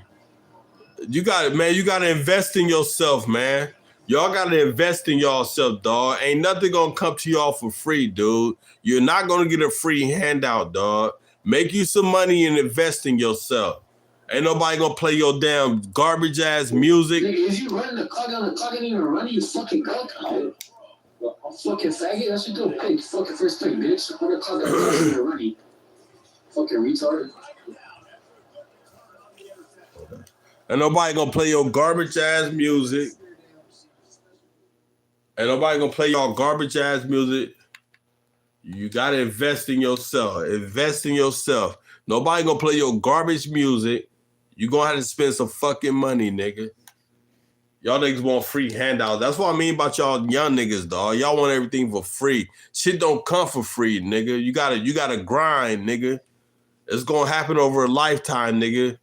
You know, so hey, it might take you a little while to blow up, nigga. It's gonna take you a little while, but you gonna have to grind. You gonna have to spend you some money. You spend that money, that's how you gonna make it, nigga. I did it. I spent the money. I did it, nigga. Go look at my shit, nigga. I'm damn near famous. I'm famous, nigga. I'm damn near famous, dog. Seriously, I am damn near famous. TikTok, Facebook, Instagram, nigga. I'm known everywhere, dog. You better start. You better start now, nigga. You better start spending that money now, dog.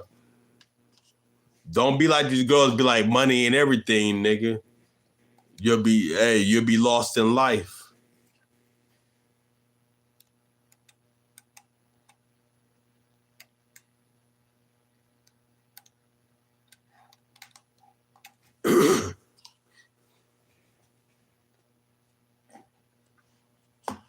Oh, it ain't all about money.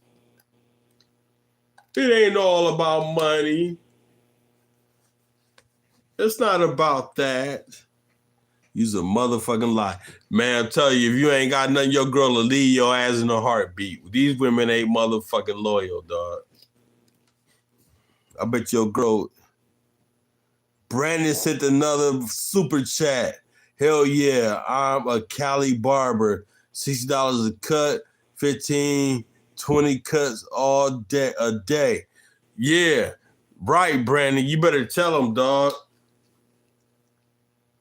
You better tell him. You better tell him, Brandon. Shit. You gotta invest in yourself. Yeah. It's about investing. These motherfuckers want handouts.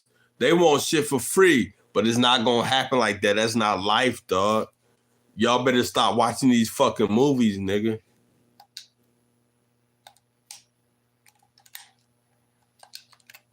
Y'all better stop watching these movies. Thinking shit sweet. Life is real, nigga. Y'all better get from up under these girls' asses.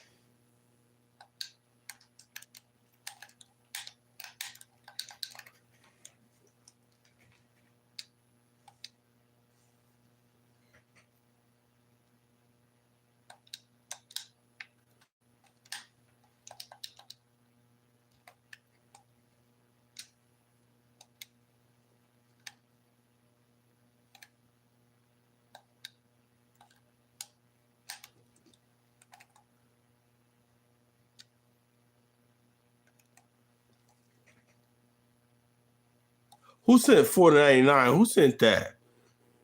Brandon, get your money. Brandon said, get your money up, not your funny up. Chat, or y'all can keep flipping patties. You hear Brandon?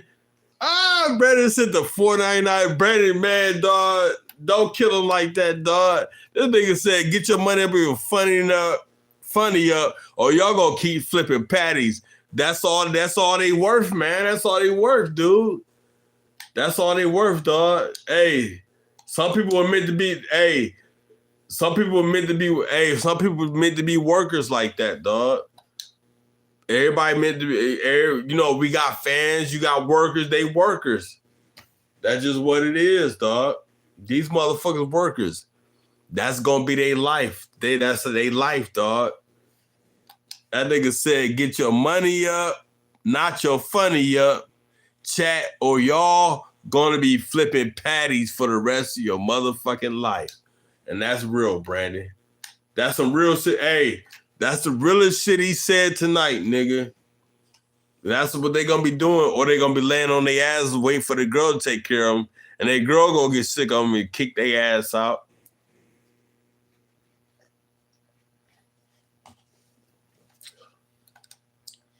Or they gonna depend on the woman, and the woman gonna get sick of their ass and kick their ass out the house.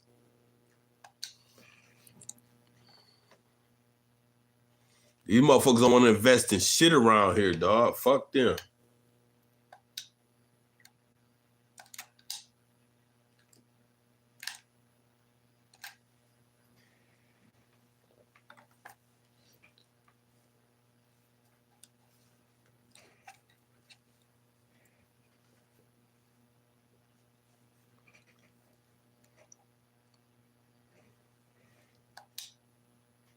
Hey, Brandon, good looking, man. Good looking, man. Brandon.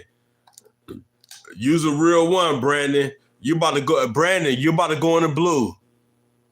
Brandon said, hey, y'all, Brandon said, let's hear that theme song. Brandon, give me a second. I'm about to finish this game, man. Give me a second. But you about to go in the blue, Brandon. You about to go in the blue. You about to go in the blue, baby. Hold on. Give me a second, Brandon. Brandon sending all kinds of money tonight. Brandon must have got paid. Brandon, was it payday? Brandon got paid tonight, y'all. Brandon got paid tonight, y'all. Brandon got paid. Brandon got that big check tonight. He's sending all kinds of money. Brandon got that big money tonight, y'all. Y'all say Brandon got that big money. I'm about to put Brandon in the blue. He's a big supporter right now of the Glitter Gang. He's a nice supporter. That's what I'm talking about. Real niggas that support. That's what I'm talking about. He goes in the blue. He's a moderator now. He gonna help get y'all niggas up out of here and talk shit to me. Hold on, Brandon. You about to go in the blue, Brandon. You about to go in the blue, baby. Brandon about to go in the blue, y'all. He's going in the blue. Hold on. I'm going to finish this, and I'm going to play my theme song for y'all.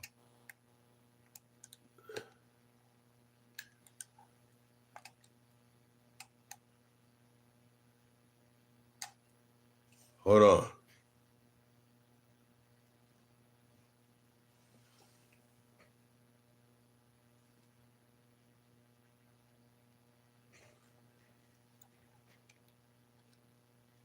You don't know how hard I work for my fucking money either.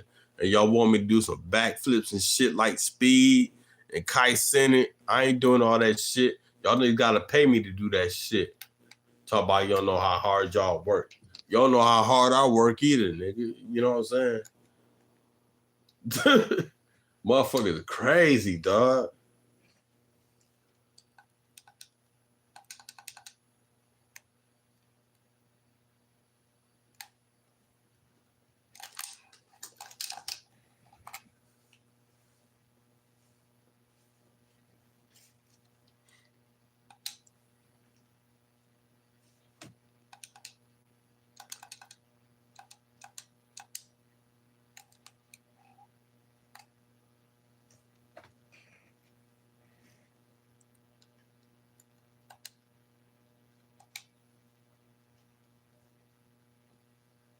Yeah, you better kick that motherfucker, dog. Hey, Brandon, give me a second, dog. Cali boy, where you at, Cali boy?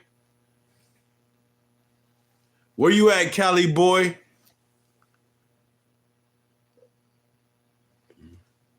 I might have to play my nigga Brandon shit, dog. Brandon, I'm about to put you in blue, nigga. You about to be in blue. You about to be in blue, nigga. You was in blue. You about to be in blue, dog.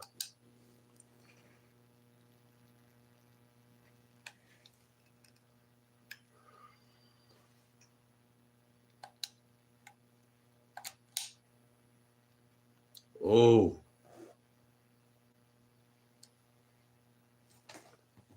Damn, dog.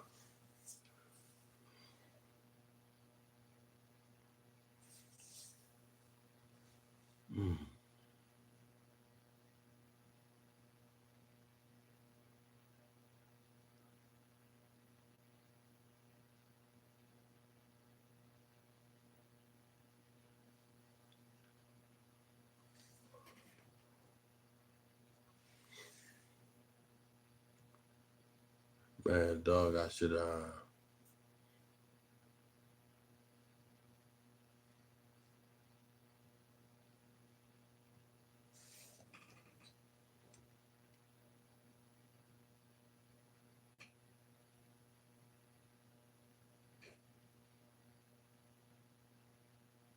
give me 1 second, y'all.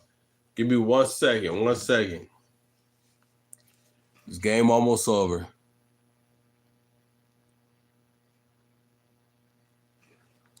Give me 1 second, y'all.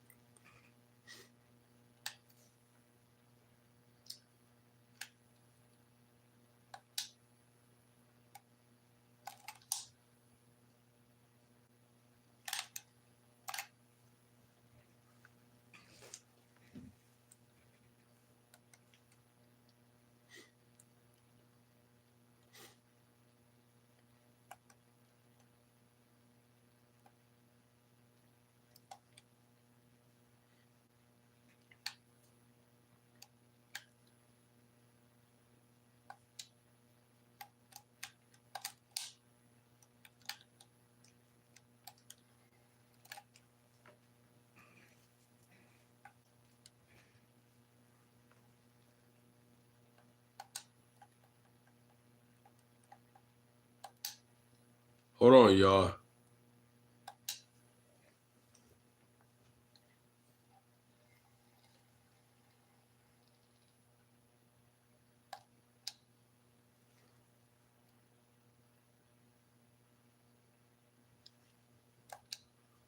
Hold on, y'all. I'm almost done with this game. I'm about to play my song.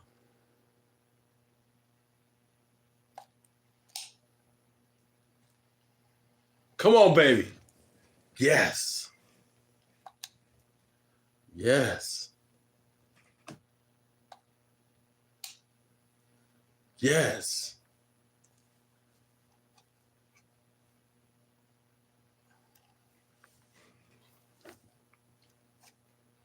Yes. Yes. Yes. That's how you play football. I'm gonna play this song. Hey, Brandon, I'll put you in the blue. Okay. We're about to go up right here. We're about to go up, nigga. We going up right here, nigga. This nigga want to talk shit. We gonna go up right here, dog. We going up right here. We going up tonight. It's gonna fuck tonight. We're gonna fuck tonight. We gonna fuck tonight.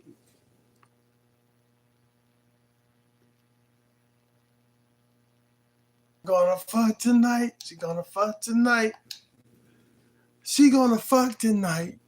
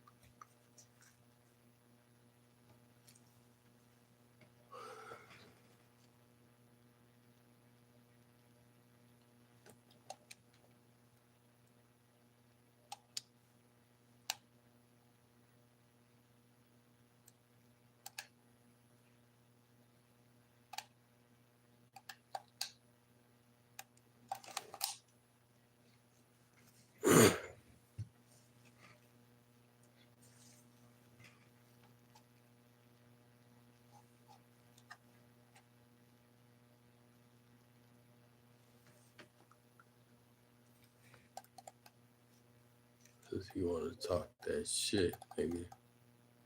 I got something for you, nigga. You want to talk that motherfucking shit? I got something for you, nigga. I got something for you. You must believe it, shit.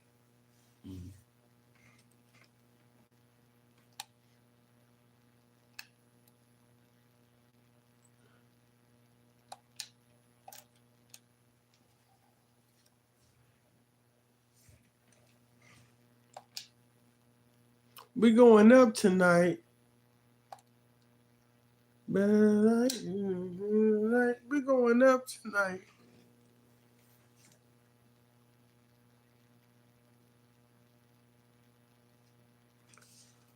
That's the only thing that'll cost me, dog.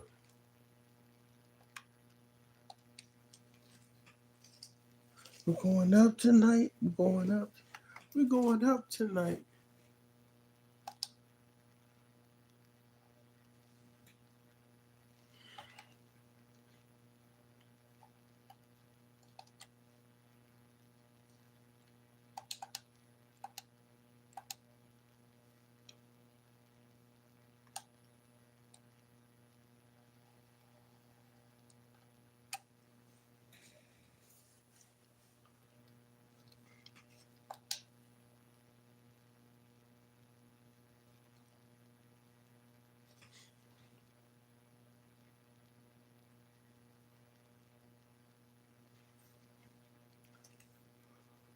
See, talk this little shit. He's damn motherfucker that talk shit, nigga.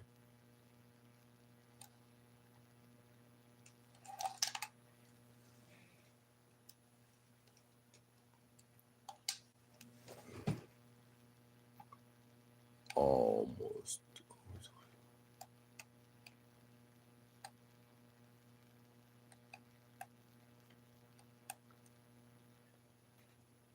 Hold on.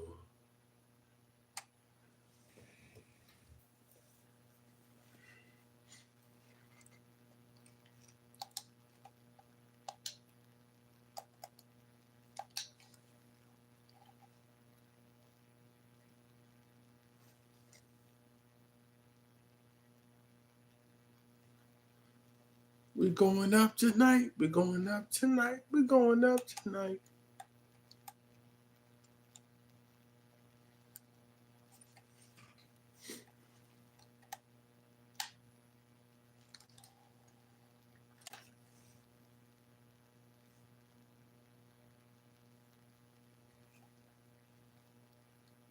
We're going up tonight. We're going up tonight.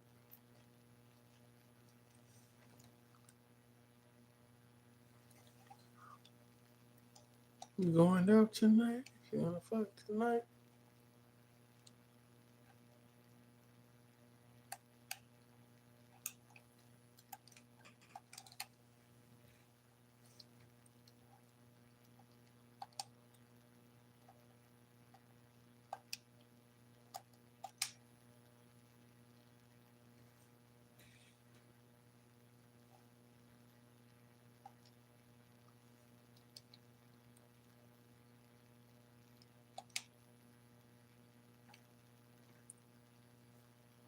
Cause you're gonna write him again.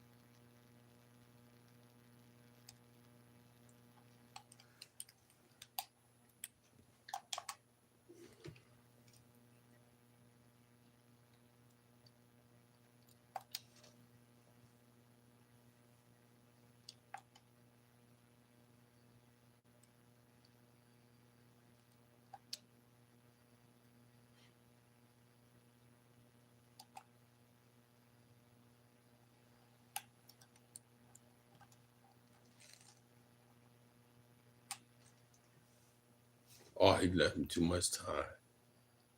Too much time, dog. Too much time. Brandon. Bro's locked in on solitaire. I don't know how to play solitaire, Brandon. What you mean locked in on solitaire? What you mean by that? That must be a saying. I don't know. What you mean by that, Brandon? I'm an OG, dog. You gotta understand. I ain't 25. I ain't in my 20s. I ain't in my 30s. You feel me? You gotta let me know what you're talking about. He said, bro's locked in on solitaire. I'm trying to see what he's talking about, y'all. What is he talking about? Tell me what he's talking about. Area sent sparkles. Thanks for the sparkles, Area.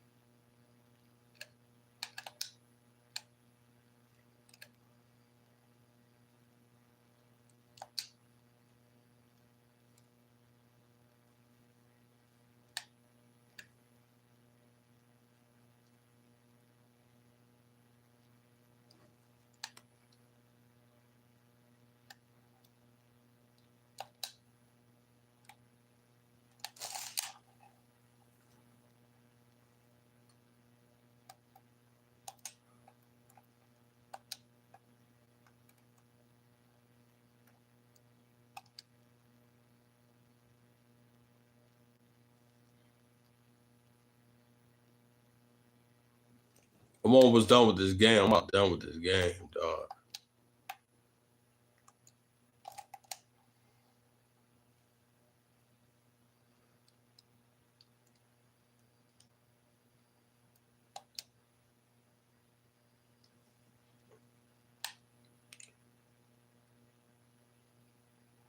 Let's see.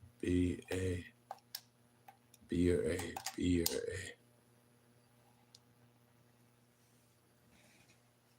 It's over.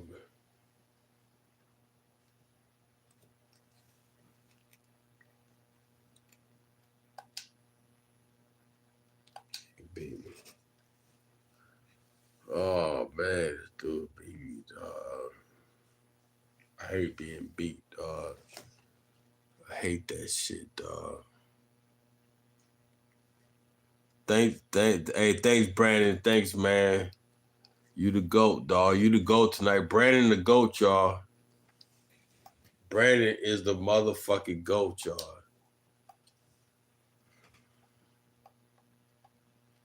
Brandon is the GOAT tonight. Brandon is the GOAT tonight, nigga. What time is it? Oh, it's 3. Oh, y'all, I gotta get ready to go to sleep. I gotta go to bed, y'all. I got a headache.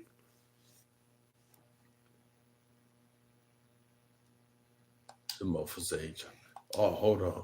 7 levels of billionaires. All right, let me see this shit. It is levels of this shit, dog. This shit crazy. In 2021, Elon Musk paid $0 in federal income tax. Not because he broke the law, because at a certain level, the rules aren't broken. They're simply not written for you. That's the world we're breaking down today. From the person who just crossed $1 billion for the first time, to the people whose wealth is so large, it stopped being a number and became a system. And before someone comments, yes, some of these people are technically centimillionaires at the entry point. Save it. We're here for how wealth actually functions at each level, not the Forbes taxonomy. Let's get into it. Level 1, $1 billion to $3 billion, the new billionaire. This is where the number first appears next to your name.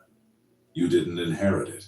You built something, a company, a platform, a portfolio. And one day an investment bank sent you a valuation, and the number had a B in it. Net worth, $1 to $3 billion. Liquid cash on hand, probably $50 to $200 million. Damn. The rest is locked in equity, real estate, and assets that can't be sold on a Tuesday afternoon without moving markets or triggering clauses. Here's what most people don't understand about level 1 billionaires. They feel poor. Not poor, but constrained. Their wealth exists on paper. Their lifestyle is upper class, not ultra wealthy. They fly private occasionally, not habitually. They have a nice house, not a compound. They have a financial advisor, not a Y'all hear this office. shit? The problem at this level isn't money, it's liquidity. And liquidity is the difference between wealth and freedom. Who's here? The founder who took his company public 2 years ago. He's worth $2.1 billion on paper. His lockup period just ended. He sold $80 million in stock, paid Do y'all hear $35 this? million Hey, y'all in hear this taxes, shit, man? and put $45 million into a brokerage account. That $45 million Y'all hear is this the most real money he has ever touched in his life. And it is nowhere near enough to live like a billionaire. Not yet. He's still answering emails, still flying commercial when it makes sense, still has a mortgage technically. He is a billionaire the way someone is in a relationship. The label is technically correct, but the infrastructure isn't there yet. Level 2, $3 billion to $10 billion. The establishment billionaire. This is where billionaire status stops feeling accidental and starts feeling structural. Net worth, $3 to $10 billion. A proper family office is established. A private Y'all hear firm, this shit, 5 to man? 15 employees, managing investments, legal entities, tax strategy, and personal logistics. The family office costs $3 to $10 million per year to run. It also saves multiples of that in taxes, deal access, and avoided mistakes. At this level, the private jet isn't a luxury. It's infrastructure. A G550 or a Global 6000, purchased outright or fractional, operated under a management company, available on 4 hours notice, any destination. No Man, check-in, shut up, man. No security I'm line, sick of y'all, no dog. shared cabin with strangers. I'm sick of y'all. The I'm sick of house y'all, situation chat. changes.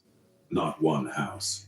A primary residence, a ski property, a place in Europe, maybe an island or a ranch. Each property staffed year-round, regardless of whether the owner is present. Who's here? The second-generation media owner whose grandfather built the company, whose father doubled it, and who has spent the last decade diversifying away from the core business because she saw what happened to single-asset families. She doesn't appear on television. Her name appears on hospital wings and university buildings. She has a security detail she pretends not to have. She was offered a cabinet position once and declined because the disclosure requirements were inconvenient. At level 2, privacy becomes a profession. Level 3, $10 billion to $30 billion. The institutional billionaire. At this level, the person is no longer just wealthy. They are an economic actor. Their investment decisions move markets. Their capital allocations shape industries. When they shift portfolios, analysts write reports about it. The family office at this level operates like a mid-sized bank, 20 to 50 professionals, an investment team running a diversified portfolio across public equities, private equity, real estate, venture capital, hedge funds, and direct operating businesses. A legal team that exists solely to structure, protect, and optimize the wealth. A philanthropic arm that grants more money annually than the GDP of several sovereign nations. The lifestyle inflection point here is staff. Not just staff, institutional staff. An estate manager who runs the properties. A travel director who coordinates movement across time zones. A chief of staff who manages the owner's schedule, correspondence, and access. The principal doesn't manage logistics. The principal makes decisions. Everything else is handled. Who's here? The industrial billionaire who took his father's manufacturing company, sold the manufacturing, and reinvested the proceeds into real estate, media, and private equity over 30 years. Deals don't wait for payday. You can get $25 to $300 in cash advances fast. Download the app and get your deal.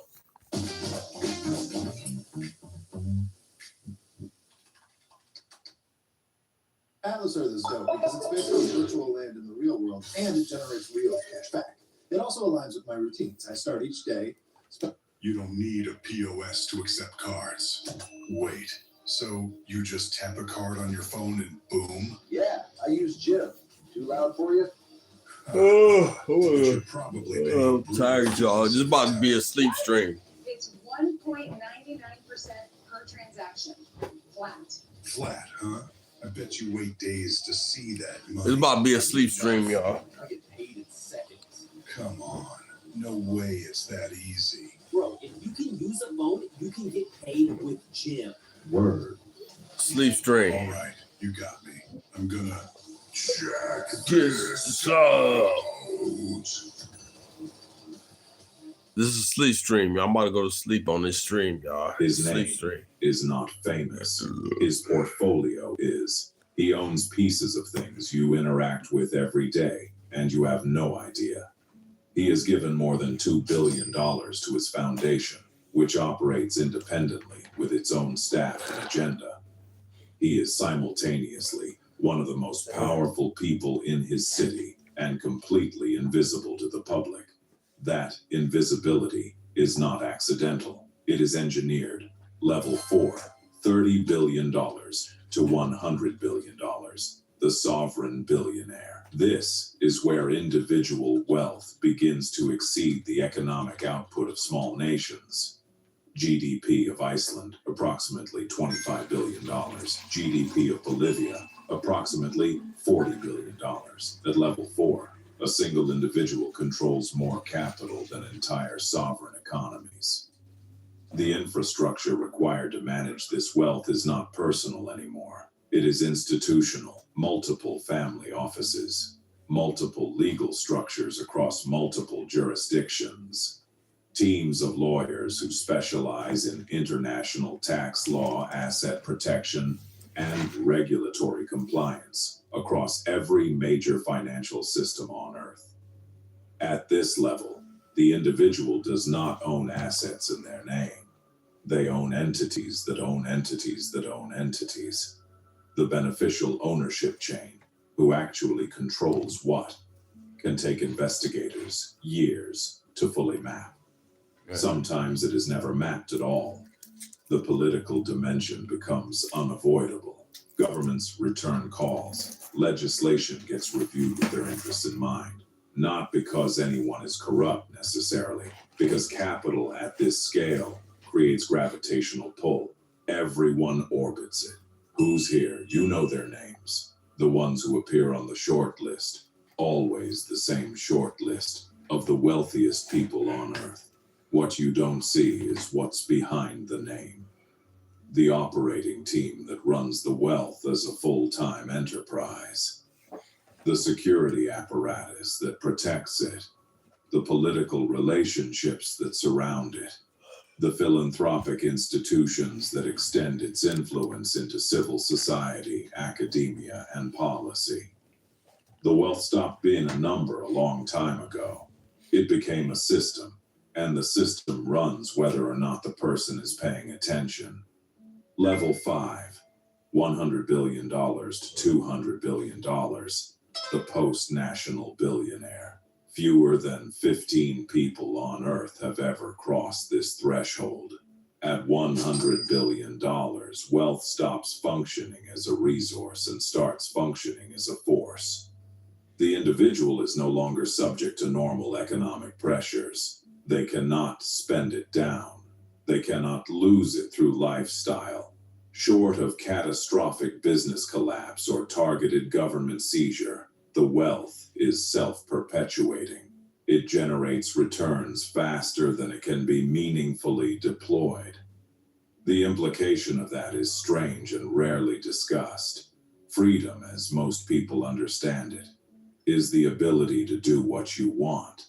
But at this level, freedom inverts. The constraints aren't financial, they're physical. There are only 24 hours in a day.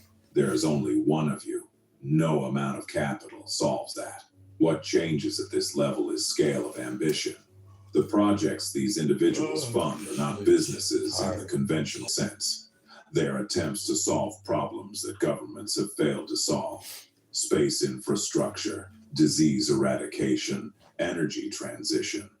Not because of altruism necessarily, but because everything else has already been bought. At $100 billion, the only interesting problems left are civilizational. Who's here? The founder who built a company so dominant in its category that the company and the category became synonymous. He didn't plan to accumulate this much. He just never stopped building, and the market never stopped rewarding him.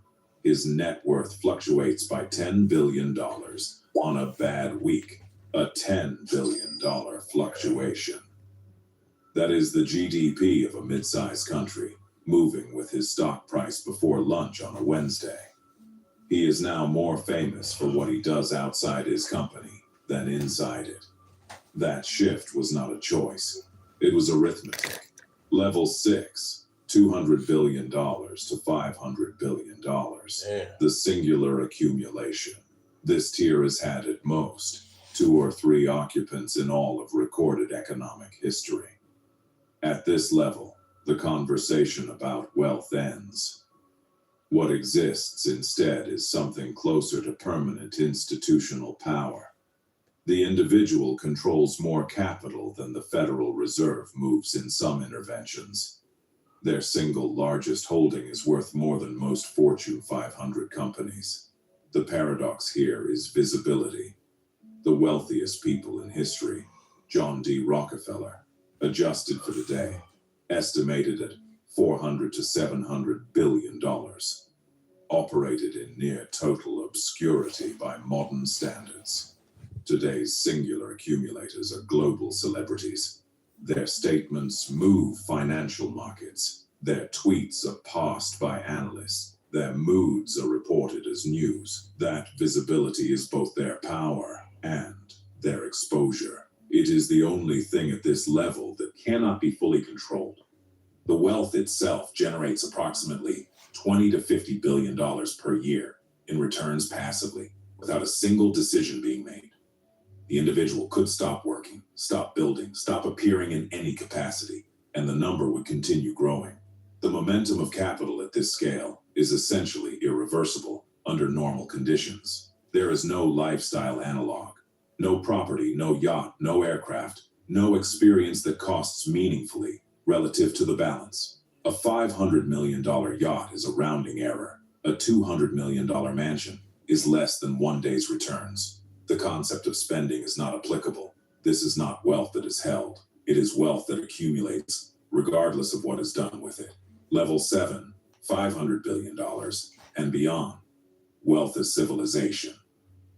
This level does not yet have a permanent resident, but it is closer than most people realize.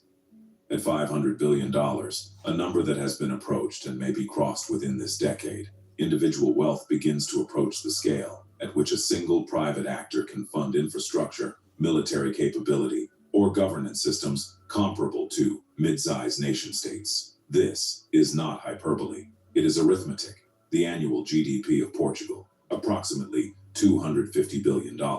The annual GDP of New Zealand, approximately $250 billion. A single individual at this level controls capital equivalent to running an entire developed economy for 2 years. No regulatory framework currently exists to govern wealth at this scale.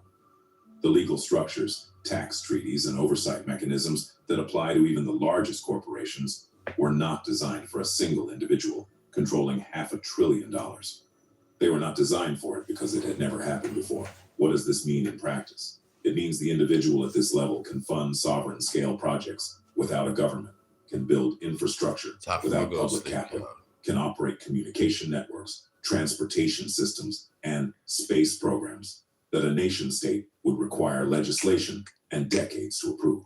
The level 7 billionaire is not buying into a system. They are building a parallel one, not illegally, not conspiratorially, simply because the capital exists and the institutional will to constrain it doesn't. The question this raises is not economic. It is philosophical. At what point does private wealth become public power? At what point does accumulation become governance? No one has answered that yet, because we've never been here before. The billionaire as a concept started as a measure of financial success. The guy who built the right company at the right time and sold it for more than anyone expected. It became something different. At level 1, it's a number on a screen. At level 7, it's a parallel civilization in construction. Okay. And somewhere between the founder get it. still answering his own emails and the man whose net worth moves before. We get it. We get it. We get it.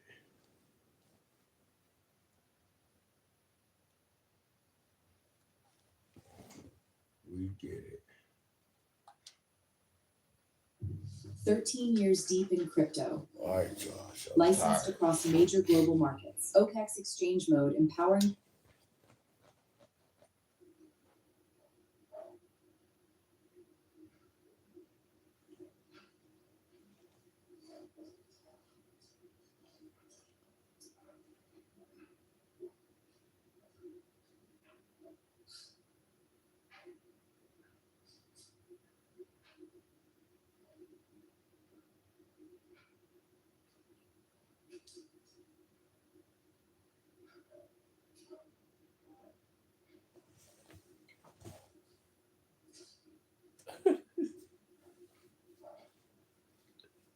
See how you ever play the game, Hey y'all, I was waiting for people to join before I started talking. I didn't want to talk too soon, and then a lot of people missed out. So right now I'm about to build this cool little Lego set. It's Spider-Man. Man, this dog.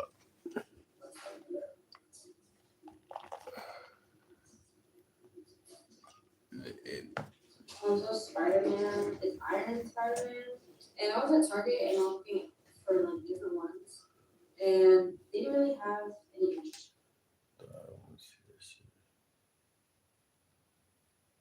Day 3 of rookie minicamp in Cleveland, and Shedeur Sanders just made a very specific statement to everyone paying attention.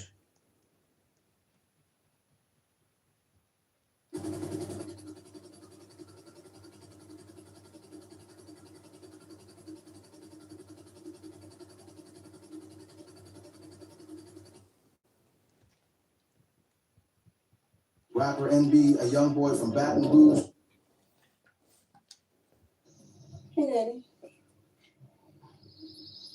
What? How you there at school today? Yes. How you did? Mm-hmm. Which period?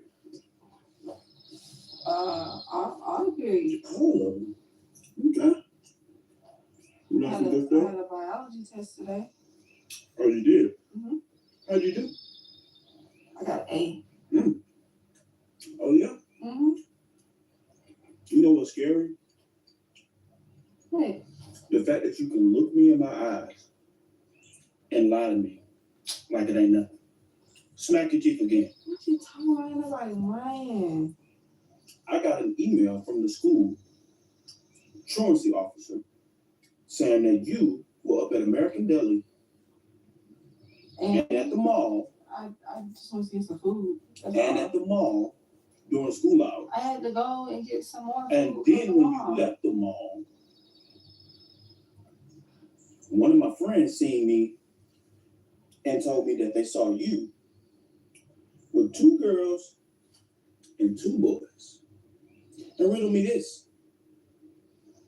Where did y'all call yourself going? Nowhere. Back to school. You want to lie or want to tell the truth? Because if you tell the truth, When the poop hit the fan, I can help you. Oh my God, I don't even But know if you how- lie, I can't protect you. Sweetheart, I don't send you to school to be ditching and doing God knows what. For what? Like, what they gonna do? So I've been like, Watch a little smart mouth. I don't send you to, no, you missed all 4 classes. I don't send you to school for you to ditch school and go do God knows what with them little knucklehead boys that are in heat.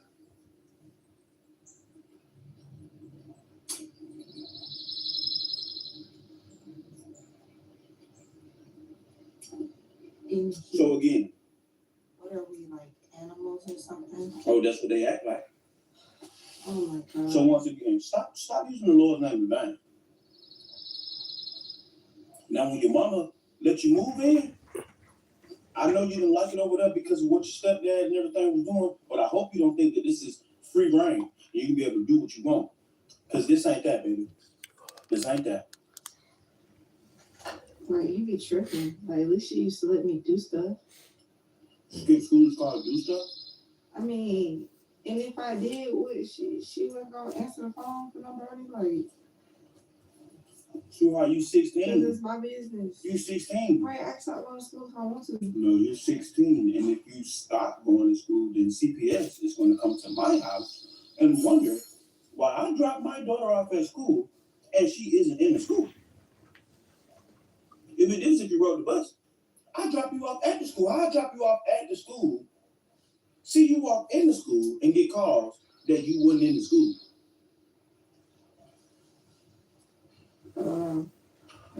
Because I wasn't at school. But at first you said you was. First you said you got a biology test and you scored an A. Daddy, Do you see my dilemma? Daddy, you always want to play games. Like, you know I was lying. So, like, now you want to do all of this. Let me tell you something. If you don't get your act together, life is going to show you how hard it can be. Ooh, okay. Sweetheart, I never raised my hand to you, but I promise, on my great-grandmother's grave, you will respect me. Or you will go back with your mama. Okay. Because what you won't do is influence your little sisters to think that this mess is cool and it's cute.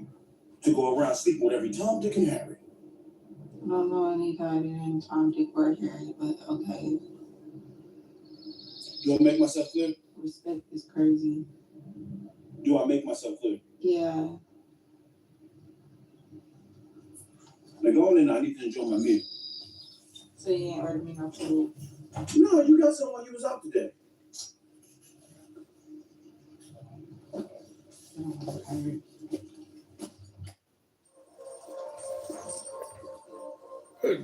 Big simp. Don't kill. Here's a big simp.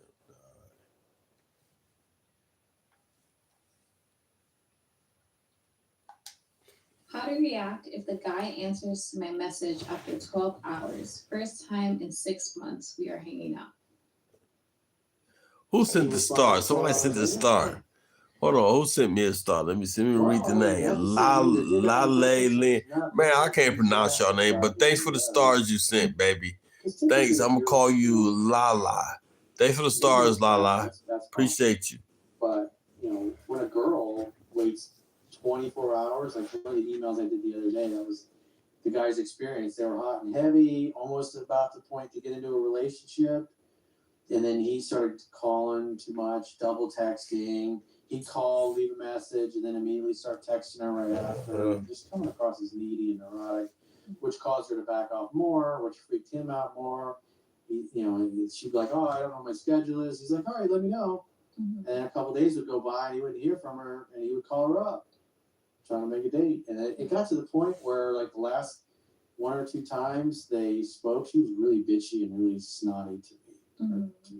Snotty to him, yeah, I should say. And I pointed that out in the video newsletter. It was like, she doesn't respect you because you're acting like a bitch. And this guy's much older. He's like,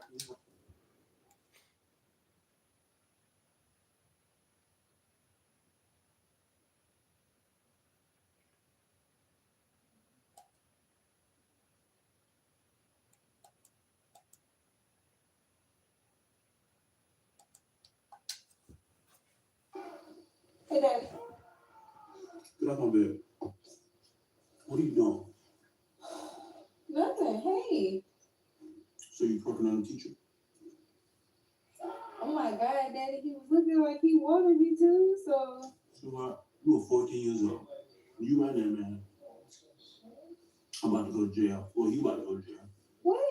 You think I seen you to school with programming teachers?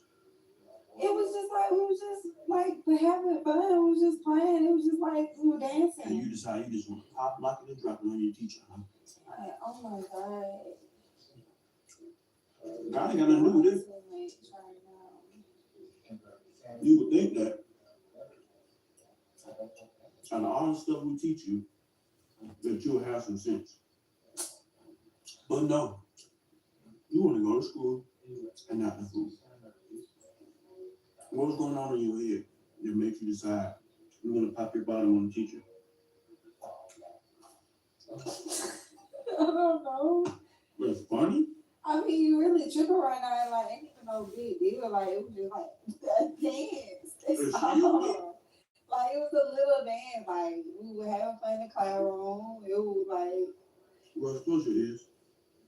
Let me tell you something. If you think I'm going to race a 3 or 4, you have another thing coming. Oh my God. Do you see me twerking on the teacher? Did I go to school twerking on the teacher? I mean, I was with her night. Okay. You see your mama going to school twerking on teachers? No. Look how successful she is. Everybody I knew who doing that daggone shake dance up in school ain't got nothing going on now. Nothing. And you think it's cute to go to school, shake your bottom on a teacher. We was just having fun. Like, we were having fun. And then they just started recording, and that's all. Your man, that man is a predator. He didn't say come dance on me or nothing like that. But he allowed you to. He didn't call me. He didn't call me. He didn't call the principal. He didn't push you off him and say, what are you doing, little lady, little girl? No. He enjoyed it. So you know what else he's going to enjoy? Jail time. Say that with me, baby girl. You was there first words? Say jail time. We love Mr. Raymond. Like, why you gonna do like that? Mr. Raymond. He like my favorite teacher. That man is 47. And so what? I love you, sweetheart, but some ain't right up here. And I'm gonna be here for you every step of the way. And we're gonna take you to a mental institution, and we're gonna get you some help. Oh my God, all of this stuff for some dancing? Yeah. I'm talking to your sister.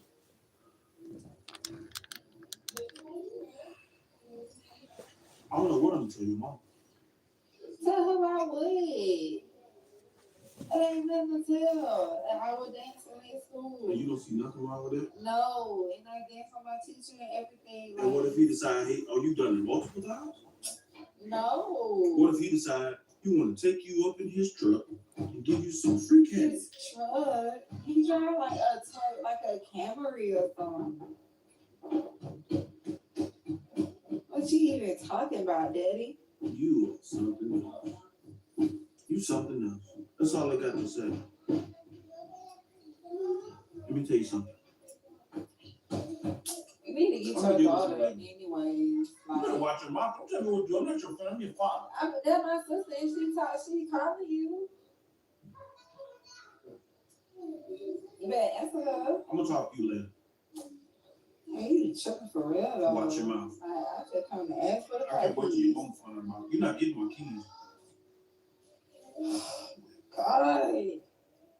Why aren't we counted anymore? Well, the all-new Certa Perfect Sleeper has the Q4 support system that helps relieve aches and back pain. This For shit's perfect stupid. sleep night after night. We'll never get counted again. Nope. Save this Memorial Day. Shop at a retailer near you. I hope y'all like when I do my sleep strains. If y'all don't, too bad. Shit. Chad, I hope y'all like when I do my sleep strains. If y'all don't, too bad. Too bad. So I like doing sleep streams from time to time, man. Hold on. I like doing sleep streams. What you watching? I was watching random shit, dog. Hold on. Oh shit. I'm about to go to sleep, y'all. I'm tired. I'm just watching random shit, chat. You know, I set up on YouTube. I do YouTube every night. You feel me? I just watch random shit. You feel me? I'm a random type cat. But like I said,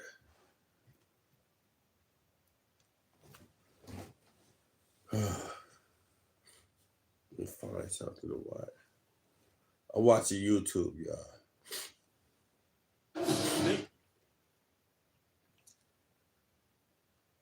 Apple's most ambitious product in years, the Apple Vision Pro, It's quiet, isn't it? No. American NBA player Jason Collins, best known as the first openly gay active player in major American professional sports history. American NBA player Jason Collins, best known as the first openly gay active player in major American professional sports history, passed away on 12 May at the age of 55. American actor Donald Gibb, best known for his beloved role as Ogre in the classic 1984 comedy Revenge of the Nerds, passed away at the age of 70. American Baseball Hall of Famer Bobby Cox, best known for leading the Atlanta Braves to 14 consecutive division titles and the 1995 World Series, passed away at the age of 84. American broadcasting legend Ted Turner, best known as the founder of CNN and one of the most influential media entrepreneurs in history, passed away at the age of 87. Former Formula One driver and Paralympic gold medalist Alex Zanardi, best known for his extraordinary comeback after losing both legs, passed away at the age of 59. American country music legend David Allan Coe, best known for his iconic outlaw anthem You Never Even Called Me By My Name, passed away at the age of 86. American actress Gwen Farrell Adair, best known for her role in MASH and her career as one of the first female licensed boxing referees, passed away at the age of 93. Scottish-born singer Alex Ligertwood, best known as the lead vocalist for the legendary band Santana, passed away at the age of 79. American singer Nedra Talley Ross, best known as a founding member of the Ronettes and for their timeless classic Be My Baby, passed away at the age of 80. American country singer Dylan Carter, best known as a contestant on The Voice, passed away in a tragic car accident at the age of 24. Renowned American conductor Michael Tilson Thomas, best known as a 12-time Grammy Award winner, passed away at the age of 81. American production designer Dean Tavoularis, best known for his Oscar-winning work on the Godfather trilogy, passed away at the age of 93. American singer Alan Osmond, best known as the eldest founding member of the Osmonds, passed away at the age of 76. American actor Patrick Muldoon, best known for his roles in Melrose Place and Starship Troopers, passed away from a heart attack at the age of 57. British musician Dave Mason, best known as a Rock and Roll Hall of Fame inductee and co-founder of Traffic, passed away at the age of 79. American actor Riff Hutton, best known for his roles in Doogie Howser MD and General Hospital, passed away at the age of 73. French actress Natalie Bay, best known for her acclaimed performances in European cinema, passed away from Lewy body dementia at the age of 77. American songwriter Don Schlitz, best known for penning the Grammy-winning country classic The Gambler, passed away at the age of 73. English actor John Nolan, best known for his roles in Batman Begins and Person of Interest, passed away at the age of 87. American civil rights leader Reverend Jesse Jackson, best known for founding the Rainbow Coalition, passed away at the age of 84. American DJ Africa Bambaataa, best known as one of the founding fathers of hip-hop and for his electro classic Planet Rock, passed away from prostate cancer at the age of 68. American mountaineer Jim Whittaker, best known as the first American to summit Mount Everest in 1963, passed away at the age of 97. American television producer Sid Croft, best known for co-creating HR Pufnstuf and Land of the Lost, passed away at the age of 96. American filmmaker Roger Allers, best known for co-directing Disney's animated classic The Lion King, passed away at the age of 76.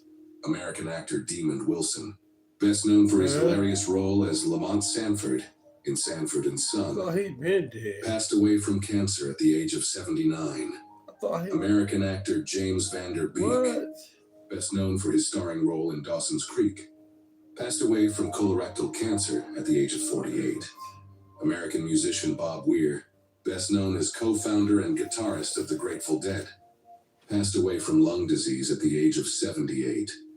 Italian fashion designer Valentino Garavani, founder of the iconic Valentino Fashion House, passed away at the age of 93. American singer Brad Arnold, best known as lead vocalist of Three Doors Down and the voice behind Kryptonite, passed away from kidney cancer at the age of 47. American television host Kiki Shepard, best known for hosting Showtime at the Apollo from 1987 to 2002, passed away from a heart attack at the age of 74.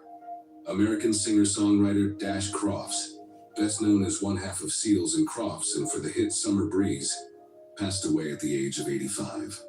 American actor Bud Cort, best known for his haunting performance in the cult classic Harold and Maude, passed away from pneumonia at the age of 77. American singer-songwriter Chip Taylor, best known for writing the rock classic Wild Thing, passed away at the age of 86. American civil rights figure Claudette Colvin, who refused to give up her seat on a segregated bus 9 months before Rosa Parks, passed away at the age of 86. American singer Country Joe McDonald, best known for his electrifying anti-Vietnam War anthem at Woodstock, passed away from Parkinson's disease at the age of 84. American singer Neil Sedaka, best known for timeless classics including Breaking Up Is Hard to Do, passed away from cardiovascular disease at the age of 86. American actor Eric Dane, best known as McSteamy in Grey's Anatomy, passed away from ALS at the age of 53. American former FBI Director Robert Mueller, best known for leading the FBI after 9/11 and serving as special counsel, passed away at the age of 81. Puerto Rican salsa musician Willie Colon, best known for his groundbreaking collaborations with Hector Lavoe, passed away at the age of 75. American singer Sam Moore, best known as one half of soul duo Sam and Dave, and for the classic Soul Man, passed away at the age of 89. Colombian singer Yason Jimenez, one of Latin America's most exciting rising stars, passed away in a tragic plane crash at the age of 34. American filmmaker Frederick Wiseman, best known for his groundbreaking documentaries including Titicut Follies, passed away at the age of 96. American actor Chuck Norris, best known for Walker, Texas Ranger and the Missing in Action films, passed away at the age of 86. American actor Robert Duvall, best known for his Academy Award-winning role in Tender Mercies and Tom Hagen in The Godfather, passed away at the age of 95. American actress Catherine O'Hara, best known for Home Alone and her Emmy-winning role in Schitt's Creek, passed away from pulmonary embolism at the age of 71. American actor James Tolkien, best known for his role as Principal Strickland in the Back to the Future trilogy, passed away at the age of 94. Irish singer Linda Nolan, best known as a member of the popular Irish family group The Nolans, passed away from cancer at the age of 65. American professional wrestler Hulk Hogan, best known for revolutionizing professional wrestling with Hulkamania and winning 6 WWE championships, passed away from a heart attack at the age of 71. English actress Jean Marsh, best known for co-creating and starring as Rose Buck in the classic British drama Upstairs, Downstairs, passed away from complications of dementia at the age of 90. American actress Lonnie Anderson, best known for her role as Jennifer Marlowe in the hit sitcom WKRP in Cincinnati, passed away from metastatic uterine leiomyosarcoma at the age of 79. American actor Jerry Adler, best known for his role as Herman Rosenthal on The Sopranos, passed away at the age of 96. American actor Michael Madsen, best known for his iconic roles as Mr. Blonde in Reservoir Dogs and Bud in Kill Bill, passed away from cardiac arrest at the age of 67. American actor Isaiah Whitlock Jr., best known for his memorable role as State Senator Clay Davis in The Wire, passed away peacefully at the age of 71. British actress Samantha Egger, best known for her Academy Award-nominated performance in The Collector and her voice role as Hera in Disney's Hercules, passed away from chronic lymphocytic leukemia at the age of 86. English actress Prunella Scales, best known for her unforgettable portrayal of the snobbish Sybil Fawlty in Fawlty Towers, passed away from vascular dementia at the age of 93. American actress Michelle Trachtenberg, best known for her role as Dawn Summers in Buffy the Vampire Slayer and Georgina Sparks in Gossip Girl, passed away from complications of diabetes at the age of 39. American actor Richard Chamberlain, best known for his starring role as Dr. Kildare and his iconic performances in Shogun and The Thornbirds, passed away from complications of a stroke at the age of 90. American actor George Wendt, best known for his beloved role as Norm Peterson in the classic sitcom Cheers, passed away from cardiac arrest at the age of 76. American actor Val Kilmer, best known for his iconic roles as Iceman in Top Gun, Batman in Batman Forever, and Jim Morrison in The Doors, passed away from pneumonia at the age of 65. American actress Leslie Charlson, best known for her decades-long role as Dr. Monica Quartermain on General Hospital, passed away from blunt head trauma at the age of 79. American actress June Lockhart, best known for her maternal roles as Ruth Martin in Lassie and Maureen Robinson in Lost in Space, passed away of natural causes at the age of 100. Canadian actor Graham Greene, best known for his Oscar-nominated role in Dances with Wolves, passed away after a long illness at the age of 73. American actor Joe Don Baker, best known for portraying Sheriff Buford Pusser in Walking Tall and his appearances in 3 James Bond films, passed away at the age of 89. American actress Diane Keaton, best known for her Academy Award-winning role in Annie Hall and her iconic performances in the Godfather trilogy, passed away from bacterial pneumonia at the age of 79. American actor Bobby Sherman, best known for his teen idol status in the late 1960s and his role in Here Come the Brides, passed away from kidney cancer at the age of 81. American actress Polly Holliday, best known for her iconic role as sassy waitress Flo Castleberry in the sitcom Alice, passed away from pneumonia at the age of 88. American filmmaker David Lynch, best known for his surrealist works including Twin Peaks, Mulholland Drive, and Blue Velvet, passed away from complications of emphysema at the age of 78. American R&B musician D'Angelo, best known for his groundbreaking neo-soul albums Brown Sugar and Voodoo, passed away following a battle with pancreatic cancer at the age of 51. British playwright Tom Stoppard, best known for his brilliant plays Rosencrantz and Guildenstern Are Dead and Arcadia, passed away at the age of 88. English actress Joan Plowright, best known for her Oscar-nominated role in Enchanted April and her distinguished stage career, passed away peacefully at the age of 95. American musician Steve Cropper, best known as the legendary guitarist and co-writer of Dock of the Bay with Otis Redding, passed away at the age of 84. Italian fashion designer Giorgio Armani, best known for founding the Armani fashion empire and revolutionizing modern menswear and women's wear, passed away at the age of 91. American singer Roberta Flack, best known for her timeless hits Killing Me Softly and The First Time Ever I Saw Your Face, passed away from cardiac arrest at the age of 88. American singer Raul Malo, best known as the lead vocalist of the Mavericks and for the hit Dance the Night Away, passed away following a battle with colon cancer at the age of 60. American actress Kathleen Hughes, best known for her roles in It Came From Outer Space and Kiss Me Kate, passed away at the age of 97. Italian actress Claudia Cardinale, best known for her iconic performances in Once Upon a Time in the West and The Leopard, passed away at the age of 87. British actress Pauline Collins, best known for her Academy Award-nominated role in Shirley Valentine, passed away from Parkinson's disease at the age of 85. English actress and singer Marianne Faithfull, best known for her 1960s hit As Tears Go By and her groundbreaking album Broken English, passed away at the age of 78. American actor Robert Redford, best known for his iconic roles in Butch Cassidy, and The Sundance Kid and All the President's Men, passed away of natural causes at the age of 89. English actor Brian Murphy, best known for his role as George Roper in the classic British sitcom Man About the House, passed away from cancer at the age of 92. English actor Marcus Gilbert, best known for his role as Lord Ashford in Robin Hood, Prince of Thieves, passed away from throat cancer at the age of 67. English musician Ozzy Osbourne, best known as the Prince of Darkness and lead vocalist of Black Sabbath, passed away from a heart attack at the age of 76.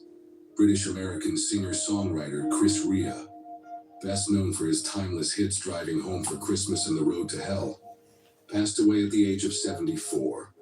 American musician Brian Wilson, best known as the creative genius behind the Beach Boys and timeless hits like Good Vibrations and Pet Sounds, passed away from respiratory arrest at the age of 82.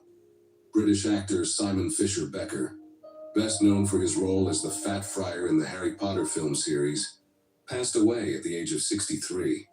American actress Diane Ladd, best known for her 3 Academy Award-nominated roles in Alice Doesn't Live Here Anymore, Wild at Heart, and Rambling Rose, passed away from chronic hypoxic respiratory failure at the age of 89.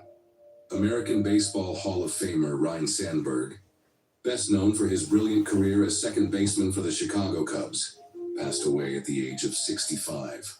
American actress Priscilla Pointer, best known for her role as Mrs. Dowd in Carrie and her appearances in Dallas, passed away of natural causes at the age of 100. Taiwanese actress Barbie Hsu, best known for her beloved role as Shan Kai in the hit drama Meteor Garden, passed away from pneumonia at the age of 48.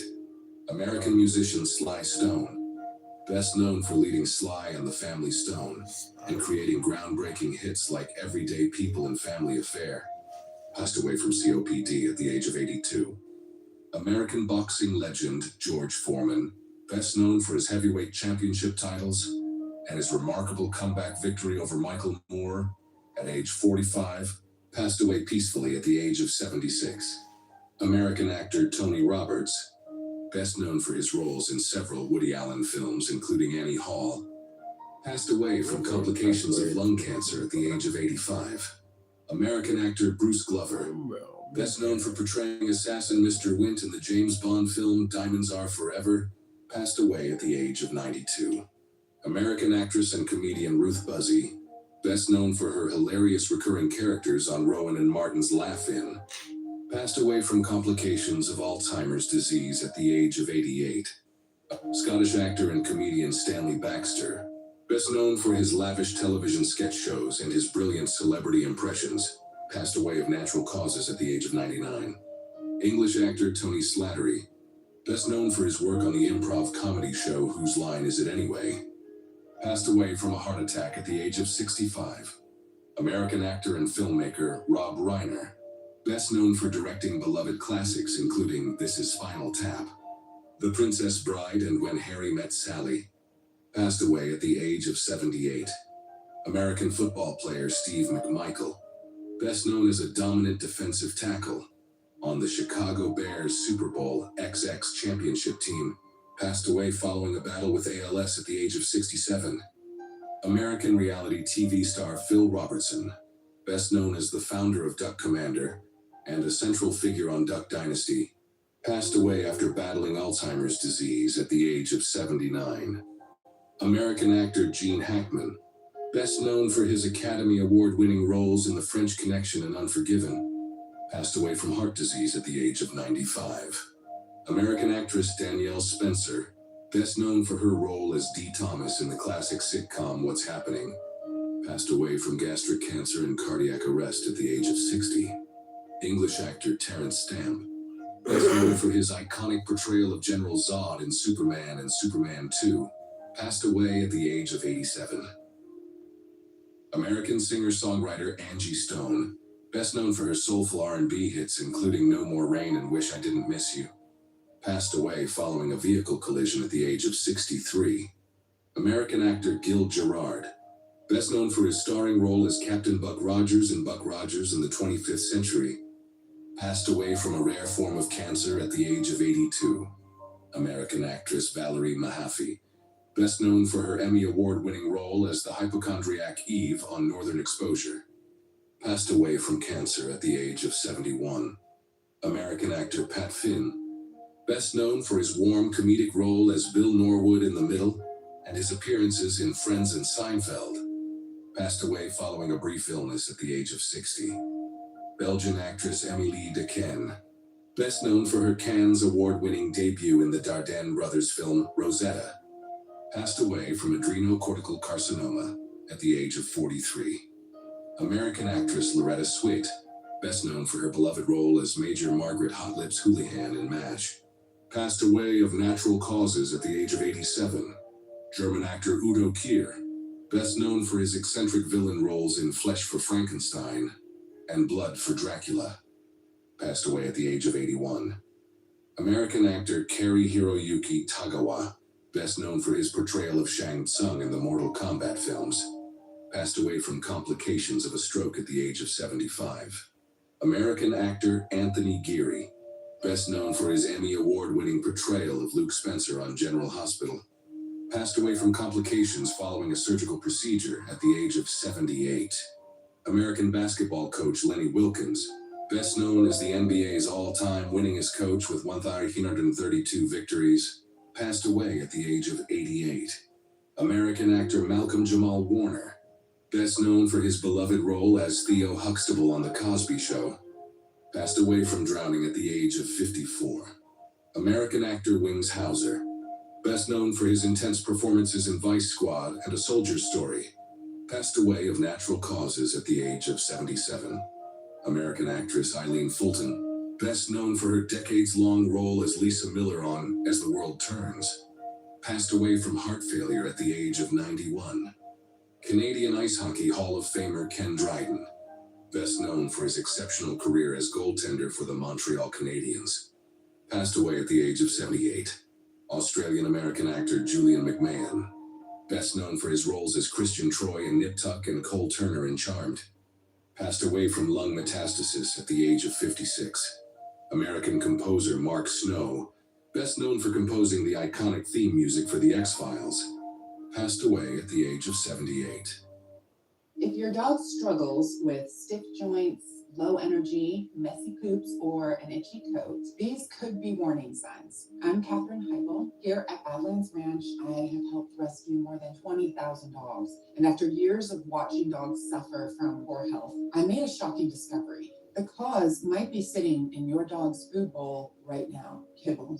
It's been the standard for decades, and it's failing our dogs. Kibble is blasted with ultra-high heat, destroying essential nutrients before it even hits the bowl. That's why we created Badlands Ranch Superfood Complete. Superfood Complete is gently air-dried, locking in the nutrients and the flavor dogs go wild for. It's packed with real canine superfoods to help your dog unlock puppy-like energy, smoother digestion, healthier joints, shinier coats, and more. Thousands of pet parents have already made the switch.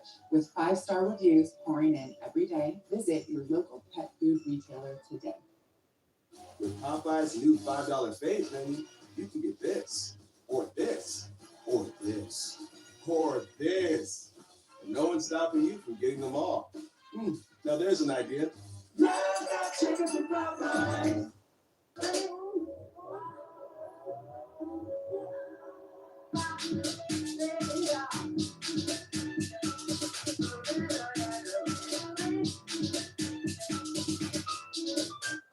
BetMGM. Make it legendary. It's legendary, not legendary. Make it legendary. Jerry. Again, pick 23. Yes. Trust me, it's better this way.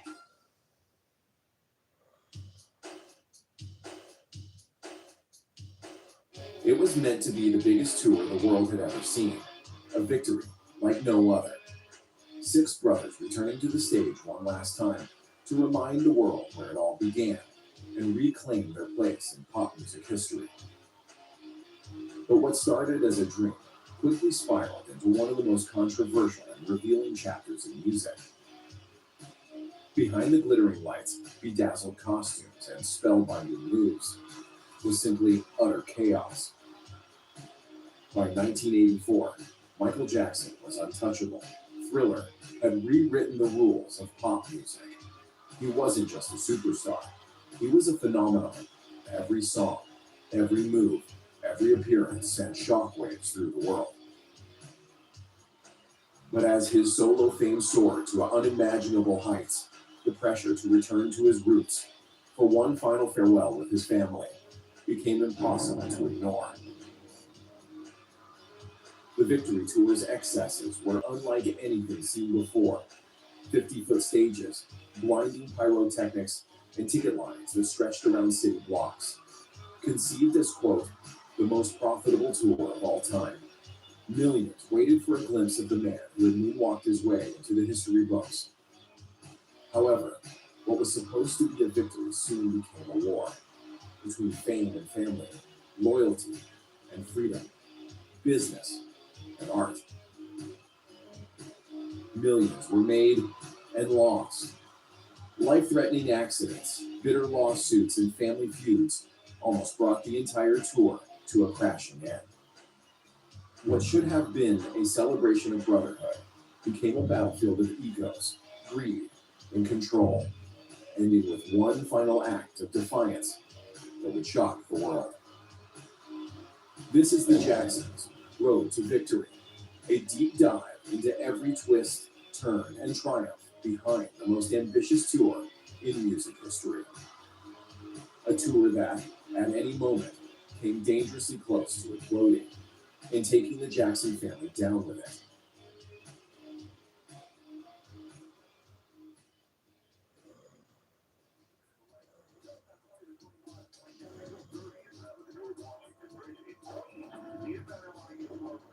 On the morning of November 30th, 1983, members of the New York press and photographers eagerly descended upon Tavern on the Green in Central Park, where Michael Jackson, pop music's hottest commodity, had an exciting announcement to make.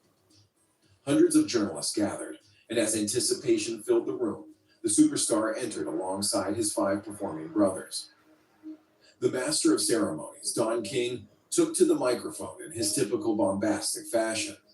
Known for promoting Muhammad Ali's greatest fights, King had now turned his promotional firepower towards pop music. One reporter described the occasion as, quote, a Don King pep rally more than a press conference. At the center of attention, a shy and softly spoken 25-year-old Michael Jackson barely whispered into the microphone.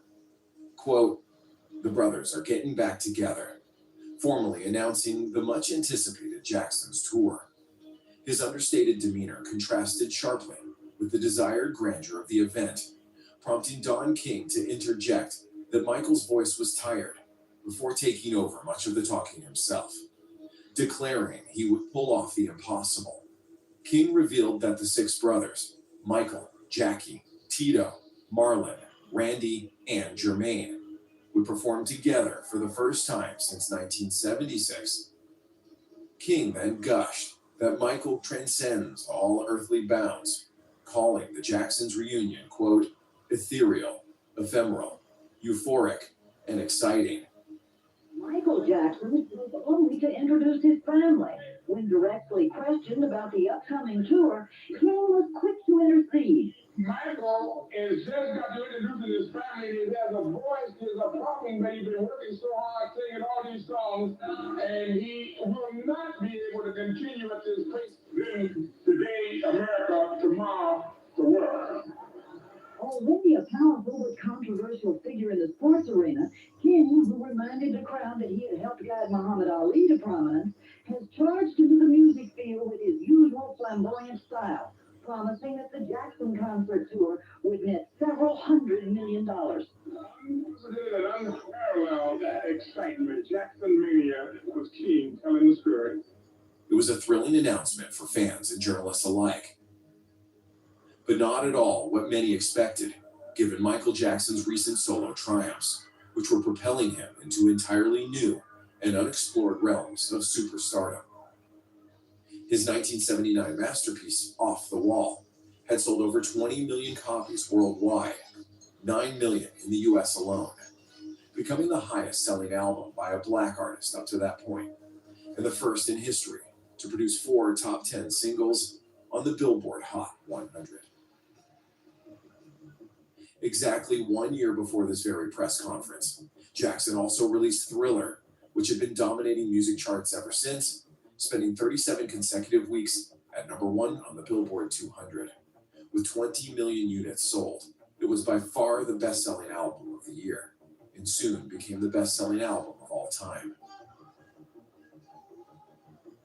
Breakthrough hits like Billie Jean and Beat It were monster successes, and at times charted the top 5 simultaneously, a rare feat. However, Michael Jackson wasn't just commercially successful. He had redefined the emerging art form of the music video and broken racial barriers on radio and television, becoming pop's ultimate crossover artist with his unique fusion of rock, pop, and R&B. By the summer of 1983, Thriller was selling 1 million copies per week, and the artist was a catalyst in reshaping the world of popular music. So when he suddenly chose to get back with his brothers and offer audiences a hit of nostalgia via his return to his Jackson 5 roots, the move seemed out of place, a step backwards for the superstar whose career had gone stratospheric. As one journalist put it, quote, "The Jacksons started as a cute kid group 14 years ago. Now they return as men, with a frontman whose solo success has eclipsed even their 150 million albums sold." Michael Jackson's steep ascent into global superstardom, distinct from his family ties, was no accident, but the result of a plan the former child prodigy had been devising for years. It began with his pursuit of a movie career, starring in 1978's The Wiz, alongside his showbiz mentor and close friend Diana Ross. On set, he met producer Quincy Jones, who would become the driving collaborative force behind his recent musical triumphs. Eager to cultivate his own unique sound outside the Jacksons, Michael poured his creative energies into solo projects and collaborations with other musical giants, including Paul McCartney and Queen's Freddie Mercury. As his fame soared, so did his mystique. Michael became increasingly elusive, private, meticulous, and obsessively protective of his image. Quote, he developed one separate from the Jackson Group identity. Once, when an unacceptable photo was displayed at a publicity function, he demanded to know who was responsible and demanded their dismissal, a reporter observed, describing him as, quote, a taller, smoother, more polished performer, with traces of Diana Ross in his stage presence and in the way he accepted applause. Whispers surrounding his transformation, his refined nose and shrinking frame, only deepened public fascination. His evolving appearance seemed to symbolize a move away from his family identity toward a singular, global persona. Quote, the young man of Negroid features was recast with a slicker, almost European visage, one reporter noted during the press event.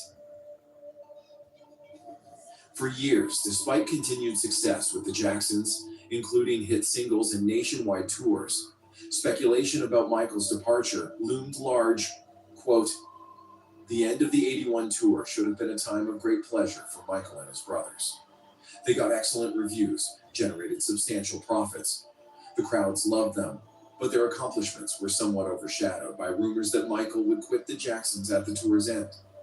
A possibility that Michael often alluded to in music magazine interviews at the time. Even then, it was clear to outsiders that Michael had outgrown the group, and while remaining in the Jacksons, professionally separated himself from within. As one report put it, quote, it was true that Michael now had his own career, with Off the Wall at #1 on the charts, and his own lawyers and accountants. So why take a step back just as his solo career was soaring out of orbit? Why risk losing the momentum he'd worked so hard to capture and his opportunity to finally break away from his family? Well, the tour had been in the works for a while, ever since all 6 brothers reunited earlier in the year for the Motown 25 Yesterday, Today, Forever television special. celebrating the 25th anniversary of Motown Records. The program brought together many of the label's legendary artists, including Smokey Robinson, Diana Ross, Stevie Wonder, Marvin Gaye, and the Jacksons, for performances honoring Motown's rich musical legacy. For the first time since 1976, Michael Jackson would perform with all of his brothers. After the Jacksons' messy departure from Motown to sign with Epic Records in 1975, Jermaine had remained with the label until 1982, when he himself left to sign with Arista, allowing the long-awaited musical reunion to take place. Even then, Michael was reluctant to perform. He was increasingly focused on artistic control, creative independence, and redefining his identity as a performer beyond his Motown roots. By 1983, he was no longer the young prodigy Motown had molded. Having left the label nearly a decade earlier, Michael had found new creative freedom at Epic Records and had a new hot album he wanted to focus on. Motown 25 was designed as a celebration of the label's past, but Michael saw himself as the embodiment of pop music's future. He reportedly told friends and Quincy Jones that he didn't want to appear as though he were moving backward, returning to the nostalgia of the Jackson 5 era just as he was defining himself as a solo artist. Instead of performing exclusively with his brothers, Michael wanted to showcase his latest track, Billie Jean, which obviously wasn't a Motown song, and to many felt out of place. His brothers weren't enthusiastic about the idea, questioning why the focus couldn't remain on the group and their family at last reuniting, rather than pushing Michael as a solo artist. Motown founder Berry Gordy also initially resisted, wanting the show to spotlight Motown's own hits. But Michael was firm. He would only participate if he could perform Billie Jean. Eventually, Gordy relented. Aware that Michael's immense star power would guarantee strong ratings, he agreed to the solo performance, but only after Michael had performed a medley of Motown hits with his brothers. On the night itself, the reformed Jacksons triumphantly took the stage, performing a string of beloved classics: I Want You Back, The Love You Save, Never Can Say Goodbye, and I'll Be There. The reunion was one of the most anticipated moments of the show, their performance both uplifting and heartwarming, a nostalgic tribute to Motown's golden years and a testament to the brothers' enduring bond, despite growing rumors of tension within the family as Michael's solo fame soared. After the Jacksons set, Michael remained alone on stage. Smiling, he told the audience, quote, I like those old songs. Those were good songs. I like those songs a lot, but I especially like the new songs. Moments later, the driving beat of Billie Jean began, and the auditorium erupted into a frenzy. Fresh off the release of Thriller, the performance became the defining moment of the night, and one of the most iconic television performances in music history. In stark contrast to the warm, fuzzy feeling the Jackson 5 classics evoked, Michael's masterful showmanship, polished moves, and cutting-edge performance embodied the future. When he debuted his now legendary moonwalk, the audience was left in awe. The move instantly became a global cultural phenomenon. The broadcast reached tens of millions of viewers, and media coverage overwhelmingly focused on Michael's Billie Jean performance, rather than the Jacksons' reunion. What the brothers had hoped would unite them in the public eye instead backfired. Michael's solo moment completely eclipsed the group, skyrocketing both his single and the Thriller album up the charts worldwide. It was perhaps the clearest sign yet that Michael had not only outgrown the group he joined as a child, but that his family was potentially holding him back from fulfilling his greatest ambitions. And at $10, get $200 in bonus bets. Are you ready to talk? Download Tango and join the real party.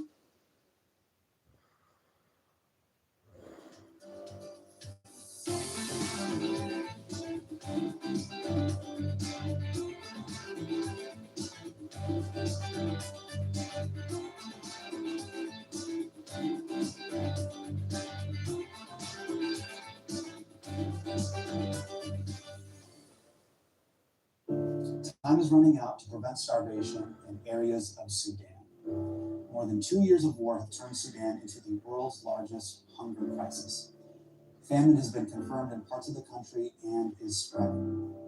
In the most impacted areas, a single meal can mean the difference between life and death.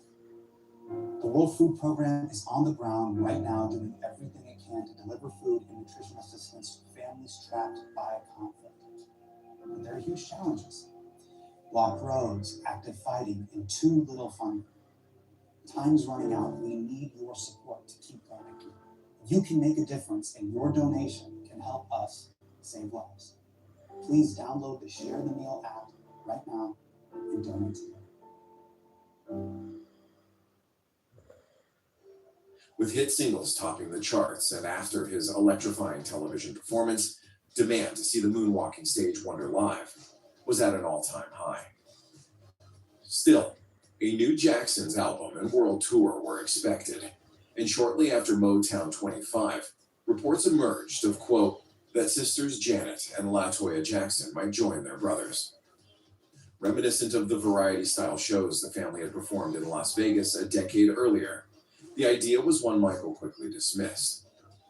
Soon, new reports suggested that the Billie Jean singer was planning a winter solo tour, and even considering a collaboration with Steven Spielberg to incorporate extraterrestrial effects into his concerts. As late as October 1983, the press was still reporting that, quote, the Jacksons have a new LP coming out next month, and if the family group sets up a concert tour in support of that album, Michael may join them, indicating Michael Jackson's reluctance to tour again with his brothers as the Jacksons. Yet Michael's loyalty to his family remained strong. The idea of leaving them behind after a lifetime spent performing together was an impossibly difficult decision. With Jermaine rejoining the group and following the unity they displayed at Motown 25, Michael felt a deep sense of obligation and even guilt that his solo success had far surpassed anything his brothers could achieve individually. For Michael to fulfill his own dreams, he would inevitably have to shatter theirs, as the group was unlikely to match the success they had experienced without their magnetic frontman. After more than 20 years performing together, Michael felt the least he could do was end things gracefully before moving on to new horizons. He therefore agreed to one final tour, a farewell gesture to his family, making it clear that this would indeed be his last. One reporter noting that, quote, a release handed out before the press conferences does quote Michael as saying this will be the last tour. One final celebration of the Jackson family before he devoted himself entirely to his own solo projects.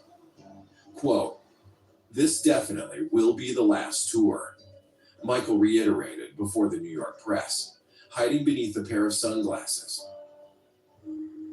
Besides, in the wake of Thriller, Michael had become both the most famous and the most scrutinized person on the planet. The press constantly speculated about whether he was abandoning his family, his roots, even his race. The tour offered him a chance to show the world that fame and fortune hadn't changed him, that he hadn't forgotten where he came from. Performing with his brothers one last time would soften his image, reminding fans of the smiling kid from the Jackson 5 and celebrating just how far they had come. As one journalist observed, quote, the Jackson story is one that says it's possible for a Black artist to have mainstream, massive success because the music has merged. And if it's good, people will listen to it. Therefore, preparations for the nationwide tour began. While it would have been far more lucrative for Michael Jackson to go out on the road alone, the motivation behind the Jacksons' reunion tour was about more than just money.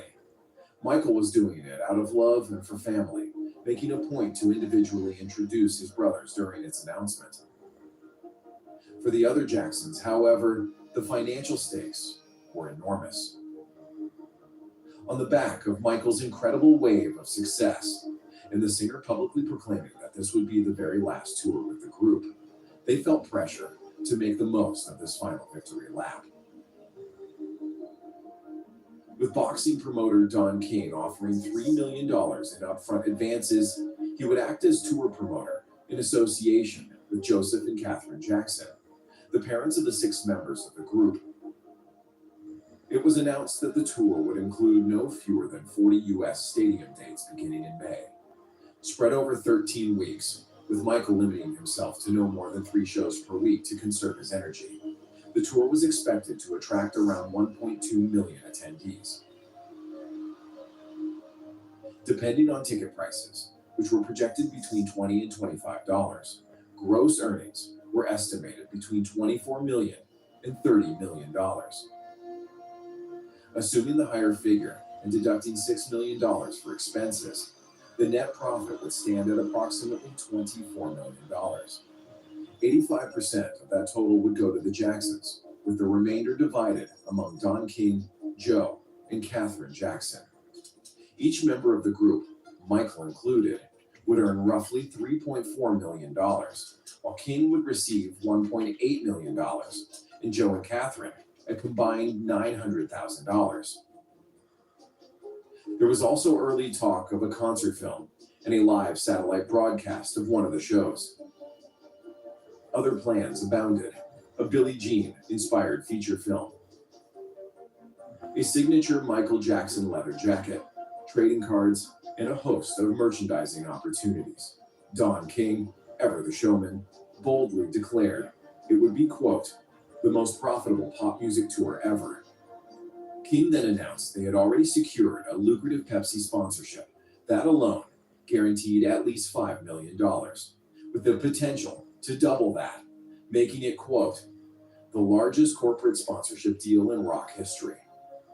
This brought each band member's potential earnings to $5 million, the equivalent of about $15 million today. It was a dramatic leap from their previous sellout nationwide tour 2 years earlier, which had grossed $5.5 million in total. For everyone except Michael, it was the biggest payday of their careers, and the last major paycheck they would see for some time. At the time, corporate sponsorships in music were rare. As one article noted, quote, Jovan Perfume reportedly paid $3 million to put its name on the Rolling Stones' 1981 tour, making Pepsi's potential $10 million deal unprecedented. Behind the scenes, the partnership had been carefully assembled. Don King served as the go-between, while Joe Jackson negotiated the terms. Pepsi's rivals, including Coca-Cola and even Atari, had tried and failed to sign Michael earlier that year. For Pepsi, landing the Jacksons was both a business coup and a symbolic victory in their ongoing cola war with Coke. At that time, Pepsi was the underdog, eager to shake off its second-place image. In Michael Jackson, they saw the ultimate symbol of youth and energy, the embodiment of the new generation they were desperate to reach. As Pepsi executive Roger Enrico proudly declared, quote, we are undertaking this venture because we believe the Jacksons are the top entertainers in the world. Under the terms of the deal, Pepsi would serve as both sponsor and advertiser, with the Jacksons agreeing to appear in television commercials and Pepsi's branding to be featured on all tour tickets, promotional materials, posters, and possibly even tour merchandise. At the time, it was almost unheard of for a superstar musician to front a corporate campaign, making Michael not just a performer, but a global marketing force. Pepsi's ambitions didn't stop there. The company planned to integrate the tour into a broader cross-promotional campaign that included Burger King, which had recently switched its beverage supplier from Coca-Cola to Pepsi in what was described as the largest beverage changeover ever in the food service industry, worth $35 million. This meant Pepsi wasn't just sponsoring a concert, it was orchestrating a cultural takeover, merging soft drinks, fast food, and pop stardom into one massive campaign.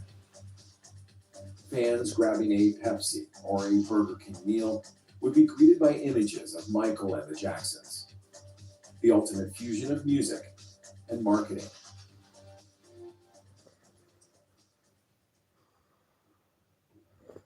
As you can imagine, when Michael Jackson caught wind of the terms of the deal, he wasn't thrilled about using his considerable power and influence to push sugary sodas and fast food onto the youth of America. A self-proclaimed vegetarian and health enthusiast, he found the arrangement at odds with the wholesome lifestyle he prided himself on. Yet, feeling pressure from his family, he reluctantly agreed, but only on his own terms. Within the Jackson household, Michael's submission created both excitement and relief. For his cash-strapped father and brothers, it was a long-awaited payoff. For Michael, it was another test of balancing his art with his obligations. He insisted on complete creative control over the commercials, once again working with director Bob Giraldi, who had previously helmed his Beat It music video. Filming the commercials became an event in itself. Unlike the tacky celebrity endorsements that dominated early 1980s television, Michael aimed to elevate advertising into an art form. He took an unusual level of control for a brand campaign, supervising choreography, set design, and camera angles. Crews and executives alike described the production as if they were shooting a short film rather than a soda pop commercial. Pepsi executives were stunned by his attention to detail. Quote, "He's not just a performer. He's a director, a producer, an entire creative department." The concept for the first commercial, Street, featured Michael dancing through a city neighborhood with a group of kids, including a young Alfonso Ribeiro. It captured a sense of optimism and fun, portraying Michael as approachable and connected to ordinary people. You can get $25 to $300 in cash advances fast. Deals wait for no one? Download the app so you don't miss out. This app called Tester Up. You download games. This is the easiest side hustle you'll ever have. I really wish there was a sportsbook app that had a great new player offer. Dude, turn around. Oh. Wow. Who are you talking to? No more are the days of you having to stare at the 5-minute chart, trying to time that entry. And even more difficult, trying to perfect your exit. You pick an asset, set the frequency, you set the amount, you set your upper bound and your lower bound for that range, and how much you want to allocate per trade, and the spot grid bot does the rest of the work. Price dips within your range, it buys. Price rips within that range, it sells, and vice versa. 24/7 execution that you configured all right within the OKX app. The main thing is you're not trying to pick a direction. You're not long, you're not short, and the markets lately have been exactly that. It's right where the grid bot thrives, in volatile situations, trading right within a range, and letting the system work you for your strategy. The second, Concert, presents Michael Jackson, the superstar, and builds anticipation for the upcoming tour, with shots of screaming crowds, backstage chaos, and finally, the Jacksons taking the stage to a remixed version of Billie Jean that's saying, "You're the Pepsi generation. Guzzle down and taste the thrill of the day."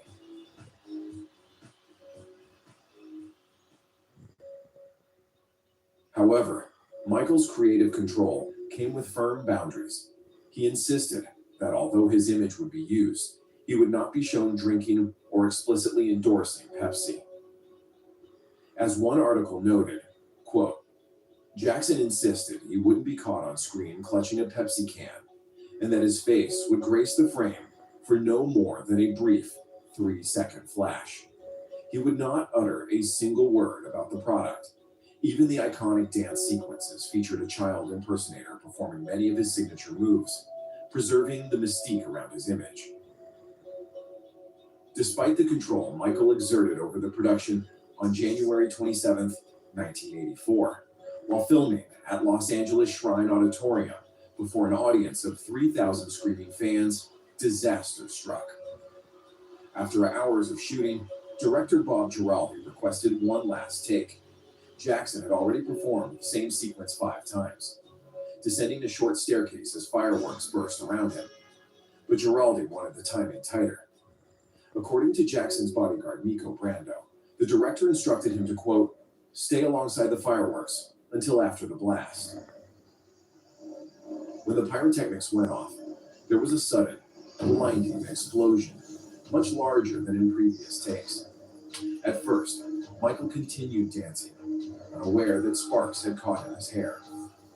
He completed his spin at the bottom of the stairs before realizing something was wrong. Witnesses recalled him shouting, "Tito! Tito!" before crew members rushed forward. Makeup artist Karen Fay later said, quote, "All his hair was gone, and there was smoke coming out of his head. I never saw anything like that in my life." Chaos erupted in the auditorium. Some fans screamed, "Michael Jackson's been shot." Michael was rushed from the stage and taken by ambulance to Brotman Memorial Hospital in Culver City. Even in distress, his showman instincts were intact. Quote, "Leave the glove on," he told an attendant. "The media is here." Jackson was rushed to the hospital last night after a bizarre accident set his hair on fire while he was filming a television commercial. The scene was wild as hundreds of fans tried to see Michael Jackson as he was carried into a Los Angeles area hospital. It seemed like he didn't know what was happening, like something was in his hair, and he started shaking it, and it was all blue and white. Girl started crying, and all the lights went off immediately. We thought it was part of the act that was going on. Doctors found second and third degree burns across a palm-sized area of his scalp. His plastic surgeon, Dr. Stephen Hofflin, told reporters, quote, "He's in discomfort and may suffer some permanent hair loss." Outside the hospital, hundreds of fans gathered, while inside, the switchboard fielded more than 200 calls per minute. Although what the public saw were lighthearted photos of Michael smiling with staff the next day, the reality was far more serious. He reportedly stayed awake until 1 a.m. in pain before finally falling asleep.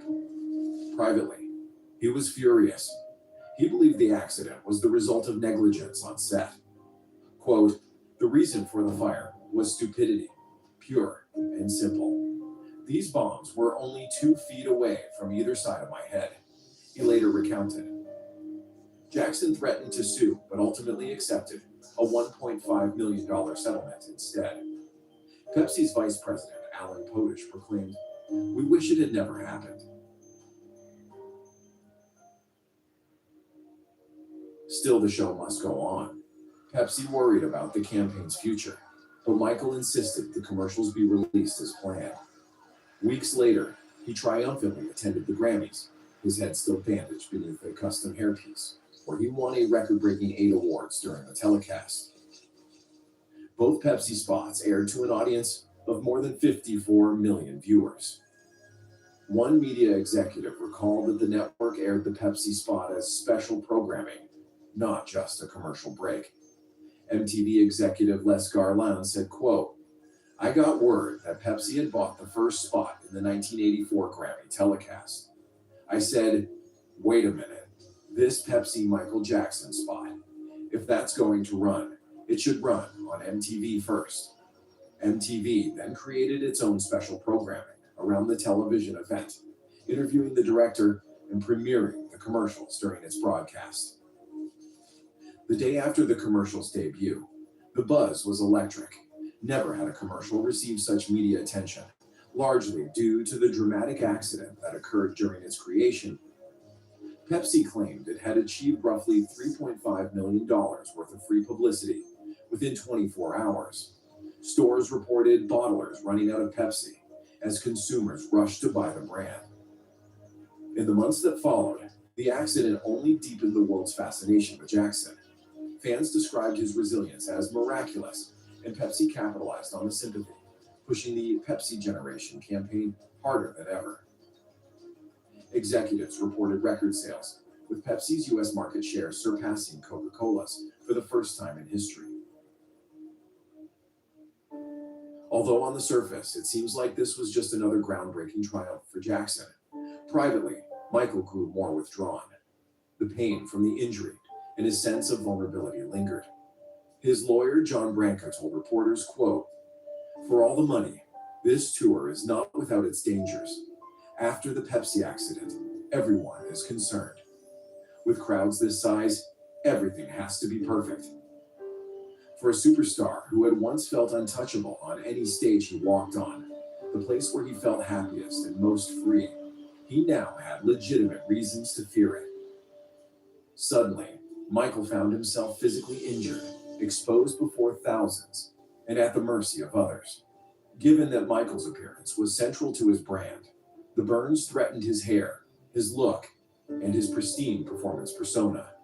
He later had to undergo several scalp surgeries and hair restoration procedures to reverse the damage caused.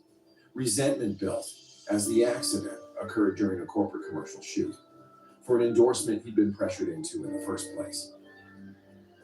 The Jacksons tour and the Pepsi deal were already high stakes, high pressure undertakings. Suffering an onset injury only deepened Michael's sense that business decisions were being driven by others, mainly his father and Don King, and that his own safety and priorities were taking a back seat. The incident unearthed deep-seated feelings of neglect and exploitation at the hands of his father, forcing him to question who was truly in control of his life and career. The physical trauma, combined with the looming demands of the massive tour, contributed to mounting anxiety and self-doubt over whether he would ever truly return to normal. But even then, normal wasn't enough. Michael Jackson needed to be extraordinary. The pressure to surpass himself was relentless. The expectations surrounding the much-hyped tour, coupled with the hysteria that had built since the release of Thriller, created an almost impossible standard to meet. At the height of Michael mania and on the brink of overexposure, scrutiny from the press and public alike was at an all-time high. Every move, gesture, and appearance was dissected. The boy who once embodied innocence and joy on stage now found himself trapped by the very perfection he had created. Burdened by fame, family, and his own success, he was beginning to feel the real cost of becoming Michael Jackson.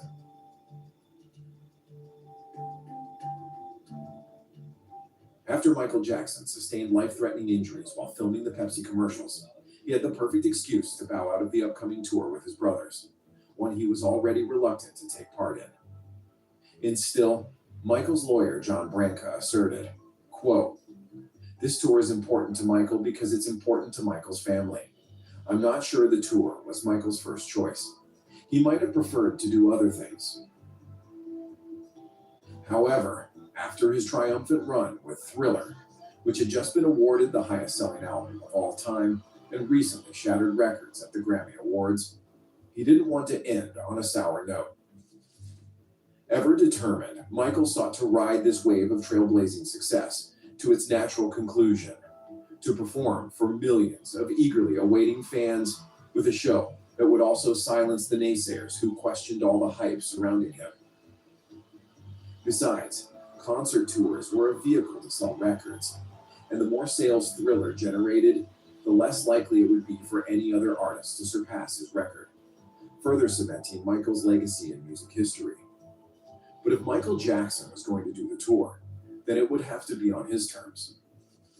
As Rolling Stone reported, quote, "If the truth be told, Michael would probably rather not have been taping that Pepsi-Cola commercial 5 weeks ago, and the man behind the commercial, the man who set the whole thing up, is Don King.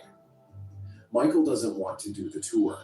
He does not trust King and would prefer to have nothing to do with him." It's true, Don King wasn't Michael's first choice for the tour's promoter, but he relented because his family was fully on board, due to his offer of a $3 million advance. Quote, "They very much wanted to work with Don King, so Michael said, 'If it's that important to my father and my family, I will work with Don King,'" Michael's lawyer, John Branca, told the press. However, Don King's bombastic manner and financially exploitative business practices reminded Michael of his father and his domineering control over his sons' careers. Surely, for such an ambitious tour, with the goal of being the most profitable concert tour of all time, you'd employ a promoter with experience in music, Branca remarked. Quote, "You're taking the #1 artist in the world, and you would normally want somebody who has some experience in the music business." The former boxing promoter's inexperience was evident from the start. Even the largest corporate sponsorship deal in rock history that Don King orchestrated wasn't quite as sweet a deal as he boasted. King began negotiating directly with Pepsi through a marketing company called Rockbill. In fact, one executive at the time noted, quote, King had begun working on getting Pepsi to sponsor the tour, even before he had been officially hired by the Jacksons. Shortly after the Pepsi contract was signed, the Quaker Oats Company came forward with a proposal that on paper looked far more lucrative. The cereal giant wanted to attach its name to the Victory Tour as either a co-sponsor or possibly even as the lead backer. According to John Branca, the offer was, quote, 40% more than the Pepsi deal, which for a family that had spent its career fighting for fair compensation from record labels and promoters.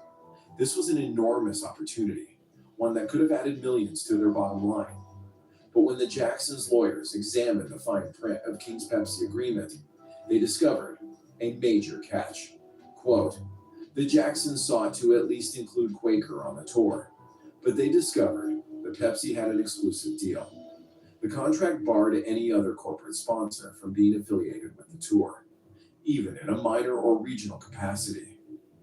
In other words, King's premature handshake with Pepsi had locked the Jacksons out of negotiating with anyone else. It was a colossal mistake, and one that perfectly encapsulated Don King's style of business. He had, as always, moved fast and talked big, chasing headlines before securing details. To King, the spectacle of Pepsi's global brand power was irresistible. But to Michael Jackson, who was growing increasingly wary of overexposure and mismanagement, it felt like a betrayal of trust. Not only had King bypassed Michael's input, but he had also cut off a potential partnership with a more wholesome brand that could have benefited him and the entire family.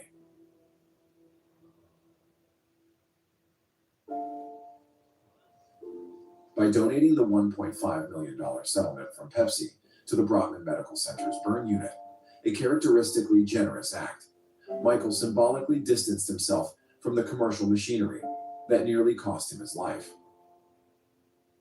While Michael was recovering from surgeries to treat the burns he suffered as a result of the Pepsi deal, he caught wind of further rumblings caused by King and his father, who seemed to embolden one another to make what business manager Marshall Gelfand described as, quote, reckless and non-transparent deals, all built on the back of Michael's incredible star power. In March 1984, Michael sent a formal letter, which somehow simultaneously leaked to the press, that laid down strict boundaries for Don King in no uncertain terms. It stated, quote, not to communicate with anyone on Michael Jackson's behalf without prior permission, that all money paid to Michael Jackson for participation in the tour would be collected by Michael's personal representative, not Don King. That King did not have permission to approach any promoters, sponsors, or any other persons on Michael Jackson's behalf. That King was not to hire any personnel, any local promoters, halls, or, for that matter, do anything without Michael Jackson's personal approval. King publicly brushed off the letter. Quote, I don't know anything about it, he claimed. But it was a clear signal to all that Michael was asserting himself and wanted as little to do with the boxing promoter as possible. Quote, clearly, Michael Jackson neither trusts nor likes Don King, and as the tour draws closer, his feelings have become more apparent. Jackson's lawyer remarked, unless the tour is handled properly, financially, creatively, and otherwise, Michael is not going to go out. Who will you meet today? Download Tango and start connecting.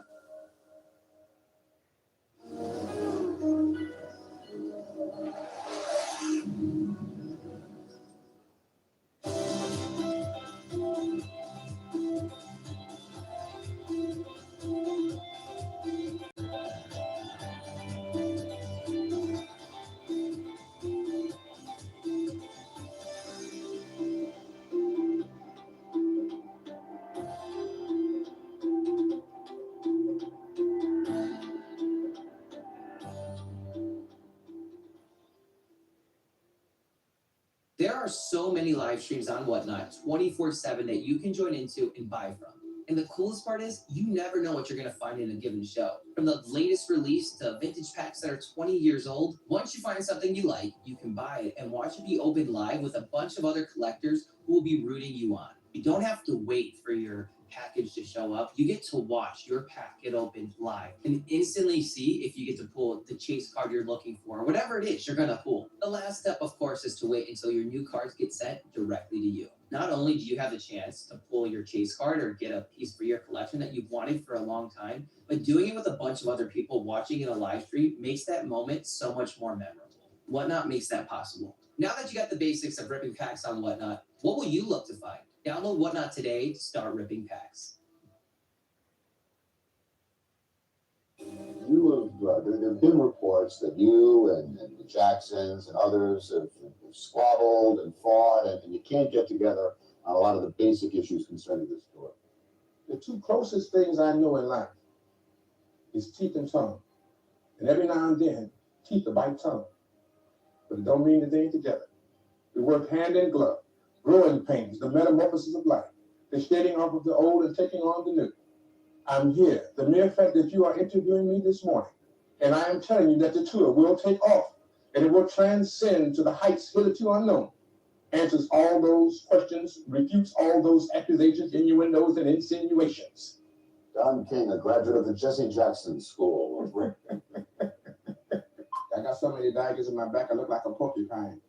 And it's so difficult for me, but I realize that I'm a pioneer and a trailblazer, and I must exert every effort known to mankind to try to vindicate the faith that has been extended in my behalf. So I have to deal with that, knowing that the problems are there, and there are many, they're complex.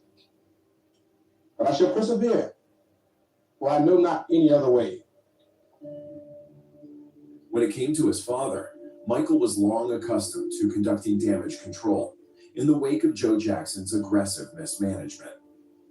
Since the Motown days, Joe Jackson received a percentage of every dollar the group had earned and had held at least the titular post as the band's manager, first in partnership with Richard Aarons, then with Ron Weisner and Freddie DeMann. Joe was always in the room, a figure whose presence could not be escaped, even when outside managers were technically in charge. But by the late 1970s, Michael had begun to evolve beyond the family structure.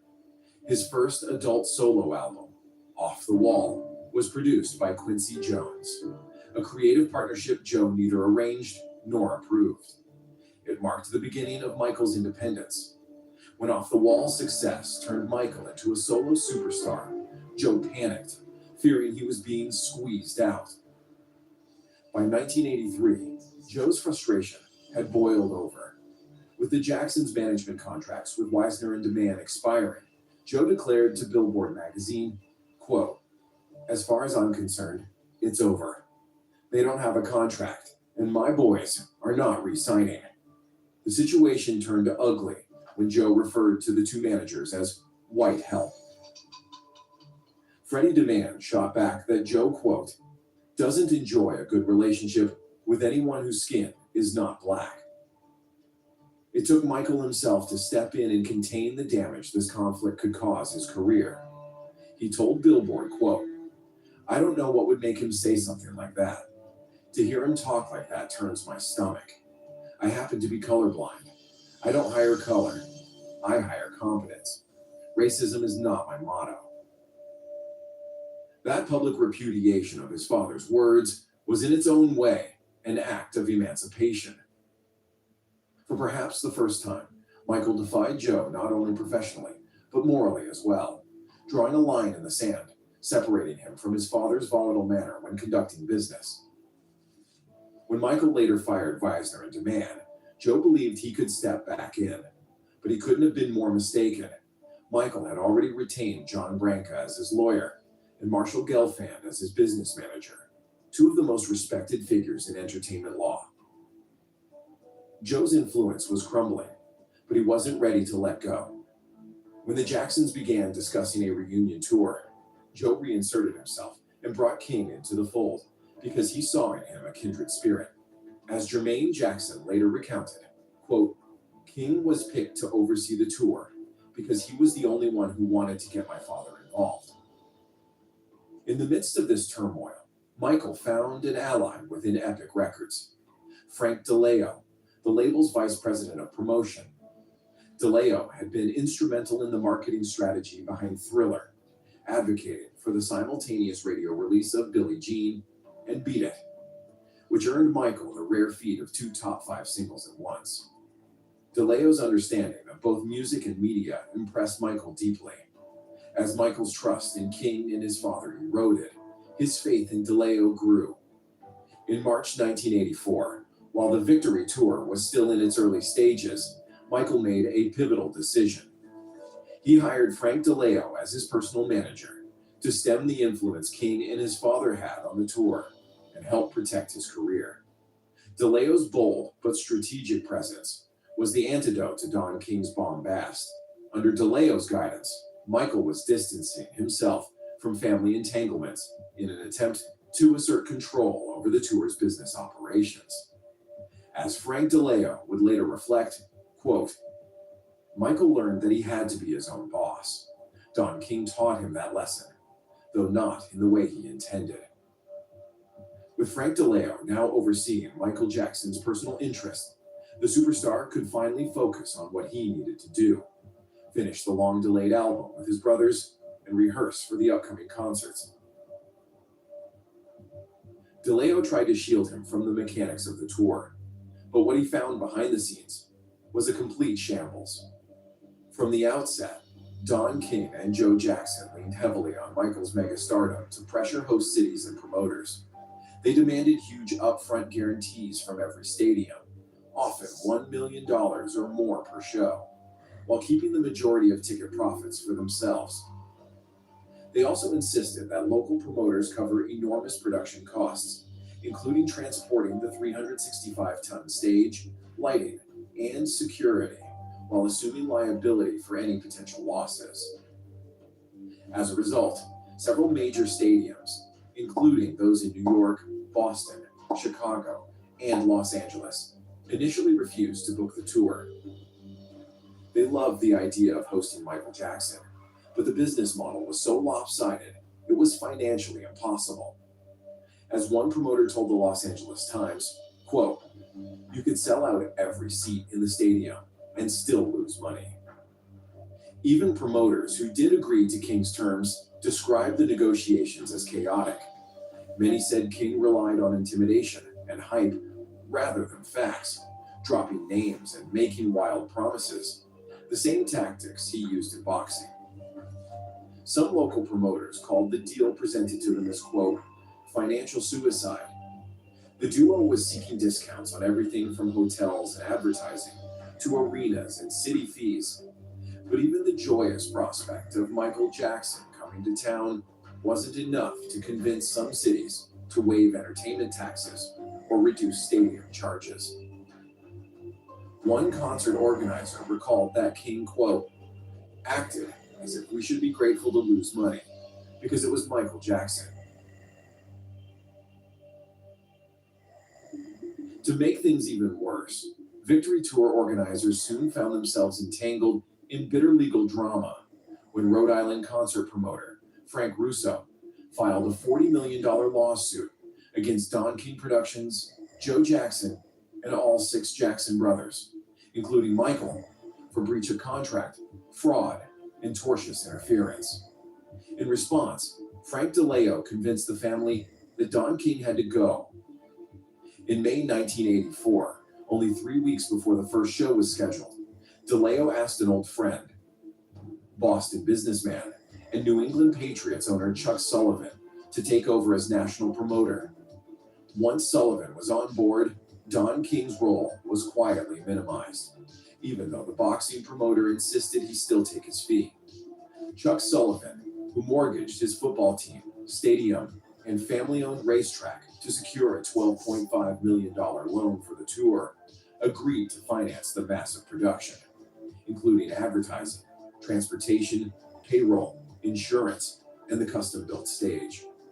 The guarantee was so high that other promoters called it outrageous. Rolling Stone later wrote that Sullivan, quote, mortgaged everything short of the family dog. His reasoning was simple, but risky. With Michael Jackson at his Thriller peak, every stadium would surely sell out, and the income from merchandise and sponsorships would offset the costs. Quote, "We could hold a concert at 4 a.m. Christmas morning, and it would still sell out," Sullivan boasted. However, it was ironically Michael's immense popularity that made several cities and stadiums hesitant to host dates during the Victory Tour's run. City officials raised serious concerns about crowd control, stadium damage, and the challenge of managing tens of thousands of frenzied fans. Local law enforcement still remembered the 1979 tragedy at a Who concert in Cincinnati, where 11 people were crushed to death in a stampede, and that was just a rock concert. Michael Jackson was bigger than any rock band in the world, and fan hysteria, especially among teenagers, was unlike anything since Elvis or the Beatles in the 60s, before stadium tours had become an industry standard. As Rolling Stone observed, quote, "City councils were worried about crowds they couldn't control. Police chiefs worried about riots, promoters worried about property damage, and insurers worried about paying for it all. Everyone wanted Michael, but no one wanted responsibility if anything went wrong." Even before the tour began, Michael was already being mobbed by crowds at airports, hotels, and award shows. He himself seemed uneasy about the potential dangers of packing so many fans into one place. The risk that the stage could be rushed, or the crowds could be crushed in a stampede. During the tour's early rehearsals, he reportedly told his team, quote, "I don't want anybody to get hurt. If there's pushing, we stop the show." While safety and crowd control were the official reasons for hesitation, many Black journalists and activists saw something deeper at play. A discomfort with Black pop culture occupying stadiums traditionally associated with white suburban audiences. By 1984, Michael Jackson's fan base had become racially diverse, but to many city officials, the Victory Tour was still perceived as a Black event. Some cities quietly raised insurance premiums and security requirements far beyond those imposed on acts like Bruce Springsteen or the Rolling Stones. The Los Angeles Sentinel, a leading Black newspaper, published an editorial in June 1984, noting, quote, "Officials claim they're worried about safety. What they're really worried about is Black youth in numbers they can't ignore." Similarly, Billboard's industry report observed, quote, "A number of proposed venues were reluctant to sign off because of the expected racial makeup of the crowds. These objections, never made publicly, surfaced repeatedly in private negotiations." Michael's father, Joe Jackson, even commented on the racial double standards faced by Black artists attempting tours at this scale. Quote, "We've seen white acts break records and break seats in that same place, but they tell us our crowd is too wild. That's not safety, that's politics." With million-dollar lawsuits pending, a series of failed negotiations, and deep-seated racial bias working against what had been promised the most profitable pop music tour ever, it seems the Jackson family had bitten off more than they could chew, that even the #1 artist in the world couldn't quite stomach. The Victory Tour was shaping up to be either the most ambitious project in show business history, or music's biggest phenomenon's most spectacular fall from grace. With Don King largely out of the picture, and with New England Patriots owner Chuck Sullivan on board, the Victory Tour finally had a chance. Sullivan quickly introduced structure, legal contracts, insurance, payroll, and logistics. The Boston businessman's persistence paid off, and he managed to confirm the tour's first 3 cities, Kansas City, Dallas, and Jacksonville. However, Sullivan's deal with the Jackson family was brutal. Under the original terms, the Jacksons received 85% of the profits, while Chuck Sullivan covered almost all expenses, as well as Don King's fee from the remaining 15% share. To stay afloat, Sullivan sought discounts from hotels, advertisers, arenas, and even the cities that the Victory Tour would pass through. The 41-year-old businessman soon faced a major cash flow problem. Despite already taking out a $12.5 million loan against his assets, he needed millions more before the first show to keep the bloated tour operation running. His financial team, in consultation with Ticketron and the First National Bank of Boston, devised what they believed was an innovative solution, a mail-order ticket lottery. Under the plan, fans would mail in a $120 postal money order, the equivalent of about $375 today, for the chance to buy 4 tickets at $30 each. Each envelope had to include a stamped, self-addressed return envelope and a form indicating which show the applicant wanted to attend. The money would be deposited into a trust account managed by Sullivan's Bank, earning interest until the winners were chosen. Unsuccessful applicants would get their money back, eventually. On paper, the system was clever. It guaranteed massive upfront cash flow, in theory eliminated scalpers, and gave the tour's accountants some breathing room. But in practice, it was a public relations disaster. When tickets went on sale in June 1984, millions of fans rushed to the post office. Within days, the New York Times reported that over $25 million in money orders had been received, with only 1 in 10 applicants actually winning tickets.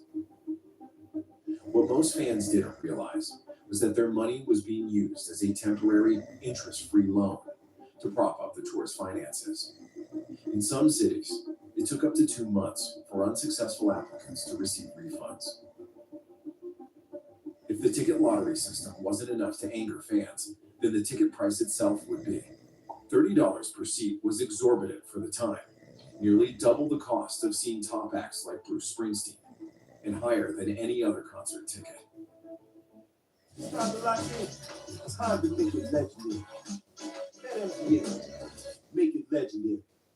Deals don't wait for payday. You can get $25 to $300 in cash advances fast. Download the app and get your deal.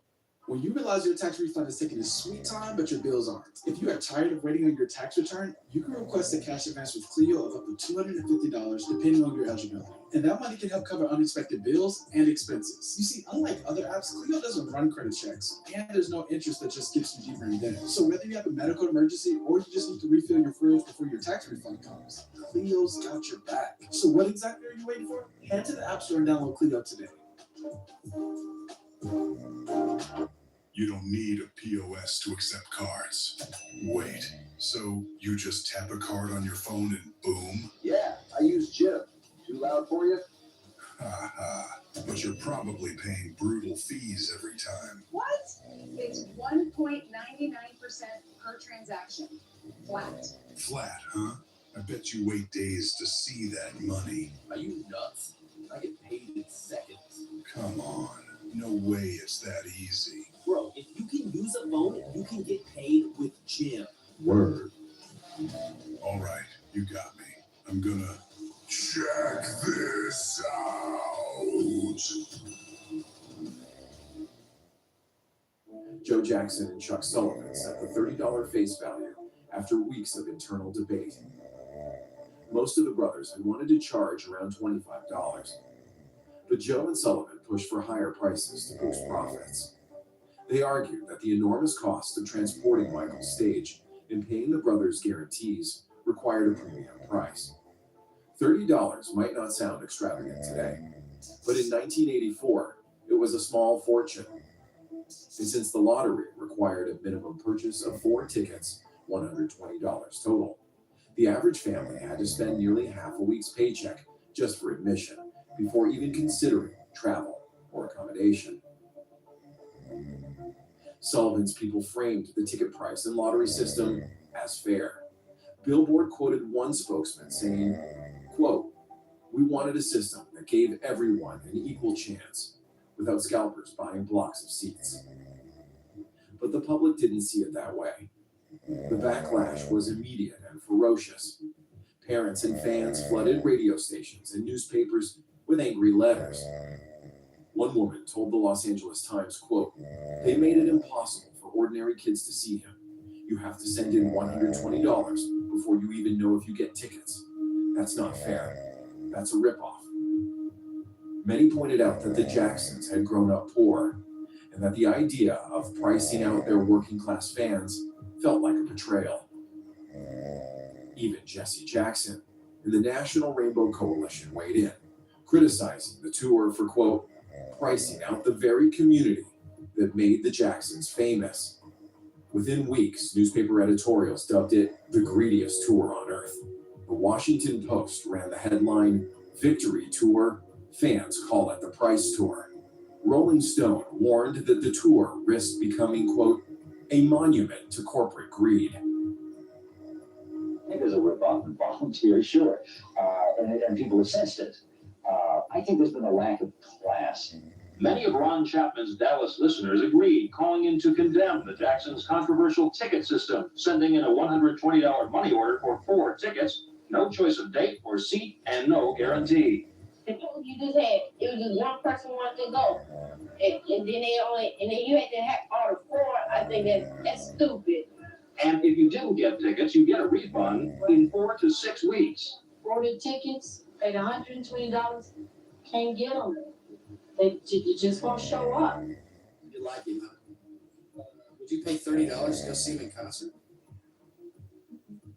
I don't like it. After months of nonstop radio play, endless magazine covers, news coverage of his mounting fortune, and relentless promotion for the tour, Pepsi-Cola, and their still delayed Jackson's album, Michael Jackson was facing a new kind of threat: overexposure. For the first time, the American public seemed willing to knock him down a peg, and the Victory Tour, which was meant to celebrate his triumphs, was fast becoming a symbol of excess, greed, and mismanagement. Michael Jackson was mortified. Money had nothing to do with why he agreed to the tour in the first place. His motivation had always been rooted in family, unity, and celebration. As one insider told Rolling Stone, quote, Michael wanted a tour that reached the people. The businessmen wanted a tour that reached the bank.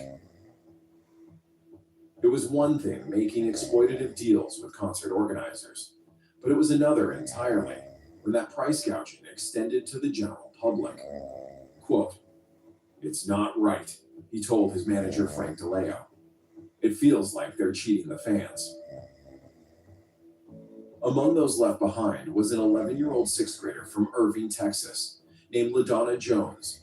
She had saved money for months, collected newspaper clippings of Michael Jackson, and begged her parents to let her go. But when the ticket rules were announced, her dream vanished. Unable to afford the required $120, LaDonna poured her heartbreak into a handwritten letter to her idol. It was short, raw, and painfully honest. Quote, I guess it's just as well that I realize now that show business people are out for one thing: money. I loved you so much, and you took my dream away. The letter was reprinted and discussed on radio shows across several cities in July 1984, and within days, it reached Michael himself. When he read it, he was devastated. Friends later said he cried. According to Ebony magazine, quote, when a young fan wrote that she couldn't see the show because the tickets cost too much, Michael was heartbroken. He said, that's not why I do this. I don't ever want money to keep someone from my music. Billboard reported that just days before opening night, ticket sales in several key markets were slower than expected, which was concerning given the hysteria that surrounded these concerts. Quote, there were fears that the confusion and anger over ticketing would cause apathy, that fans would either refuse to participate in the mail order system or boycott the shows altogether. Rumors of a boycott spread quickly through fan clubs and community groups. Some radio DJs even urged fans to stay home until they lower the price or fix the system. Fearing a nationwide revolt and the humiliating prospect of performing to half-empty stadiums up and down the country, Michael realized he had to act fast. If the Victory Tour was going to live up to its name, he needed to win back the public and restore the spirit of unity that had inspired him to perform with his brothers in the first place.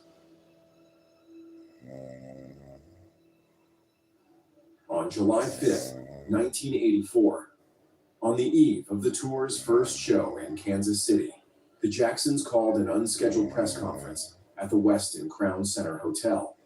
In a sea of reporters, photographers, and camera crews, the superstar emerged wearing one of his signature sparkling jackets, dark sunglasses, and a single white glove, followed by the rest of the Jackson brothers. This time, instead of taking a back seat, Michael approached the podium himself and addressed the hundreds of raucous reporters and screaming fans gathered outside. Reading softly from a prepared statement, the Billie Jean singer asserted, quote, "A lot of people are having trouble getting tickets. I've asked our promoter to end the mail order ticket system as soon as possible so that no one will pay money unless they get a ticket." He then spoke of the letters he had received, including one from LaDonna Jones. Quote, "Finally, and most importantly, I want you to know that I have decided to donate all my money from the performances to charity." The room fell silent. Even the press, who had come expecting a polished publicity gesture, were stunned. When reporters pressed for details, essentially asking why Michael had decided to donate his share of the profits, Frank DeLeo stepped in. Quote, "Because he's a nice guy." Michael did not say which charities or how much his share might be worth. With the concert tour set to begin here at Arrowhead Stadium tomorrow night, the events of today were aimed at changing the tour's image from that of a money-making machine maximizing profits to a musical venture accessible to more of its fans. Stone Phillips, ABC News, Kansas City. The announcement instantly reshaped public opinion. The Los Angeles Times called it an attempt, quote, "to rescue his victory tour from national criticism." The bold move effectively ended the media narrative that Jackson had been corrupted by corporate greed and was out of touch with the millions of fans who had made him a star. Instead of the tour being perceived as an exercise in cashing in on his unparalleled popularity, Michael's decision to dedicate 6 months of his life performing across the country, while giving his profits away, was seen as a generous gift to humanity. The onslaught of articles criticizing the Jacksons' ticket gouging and questionable business practices was swiftly replaced by stories praising Michael's charitable nature. Thanks to Frank DeLeo, reports of him donating tickets to deprived children in hospitals and orphanages flooded the media instead. Even skeptical editorials acknowledged his generosity. USA Today declared, "Michael Jackson has shown the world that he is indeed a class act." It was the first major instance of Michael Jackson's humanitarian image being used to counter negative press, a strategy that would become a defining aspect of his public persona in the years that followed. As a result of his decisive action, ticket sales surged across the country. Lines outside post offices doubled, and in several cities, including Dallas and Philadelphia, additional shows were added. Kansas City sold out all 3 performances, drawing a total of 135,000 fans over the tour's first weekend. The New York Times called it, quote, "a moral turnaround, from boycott to celebration." Chuck Sullivan later admitted that the controversy had nearly ruined him. Quote, "We needed a miracle," he said. "When Michael made that charity announcement, I thought, there's the miracle."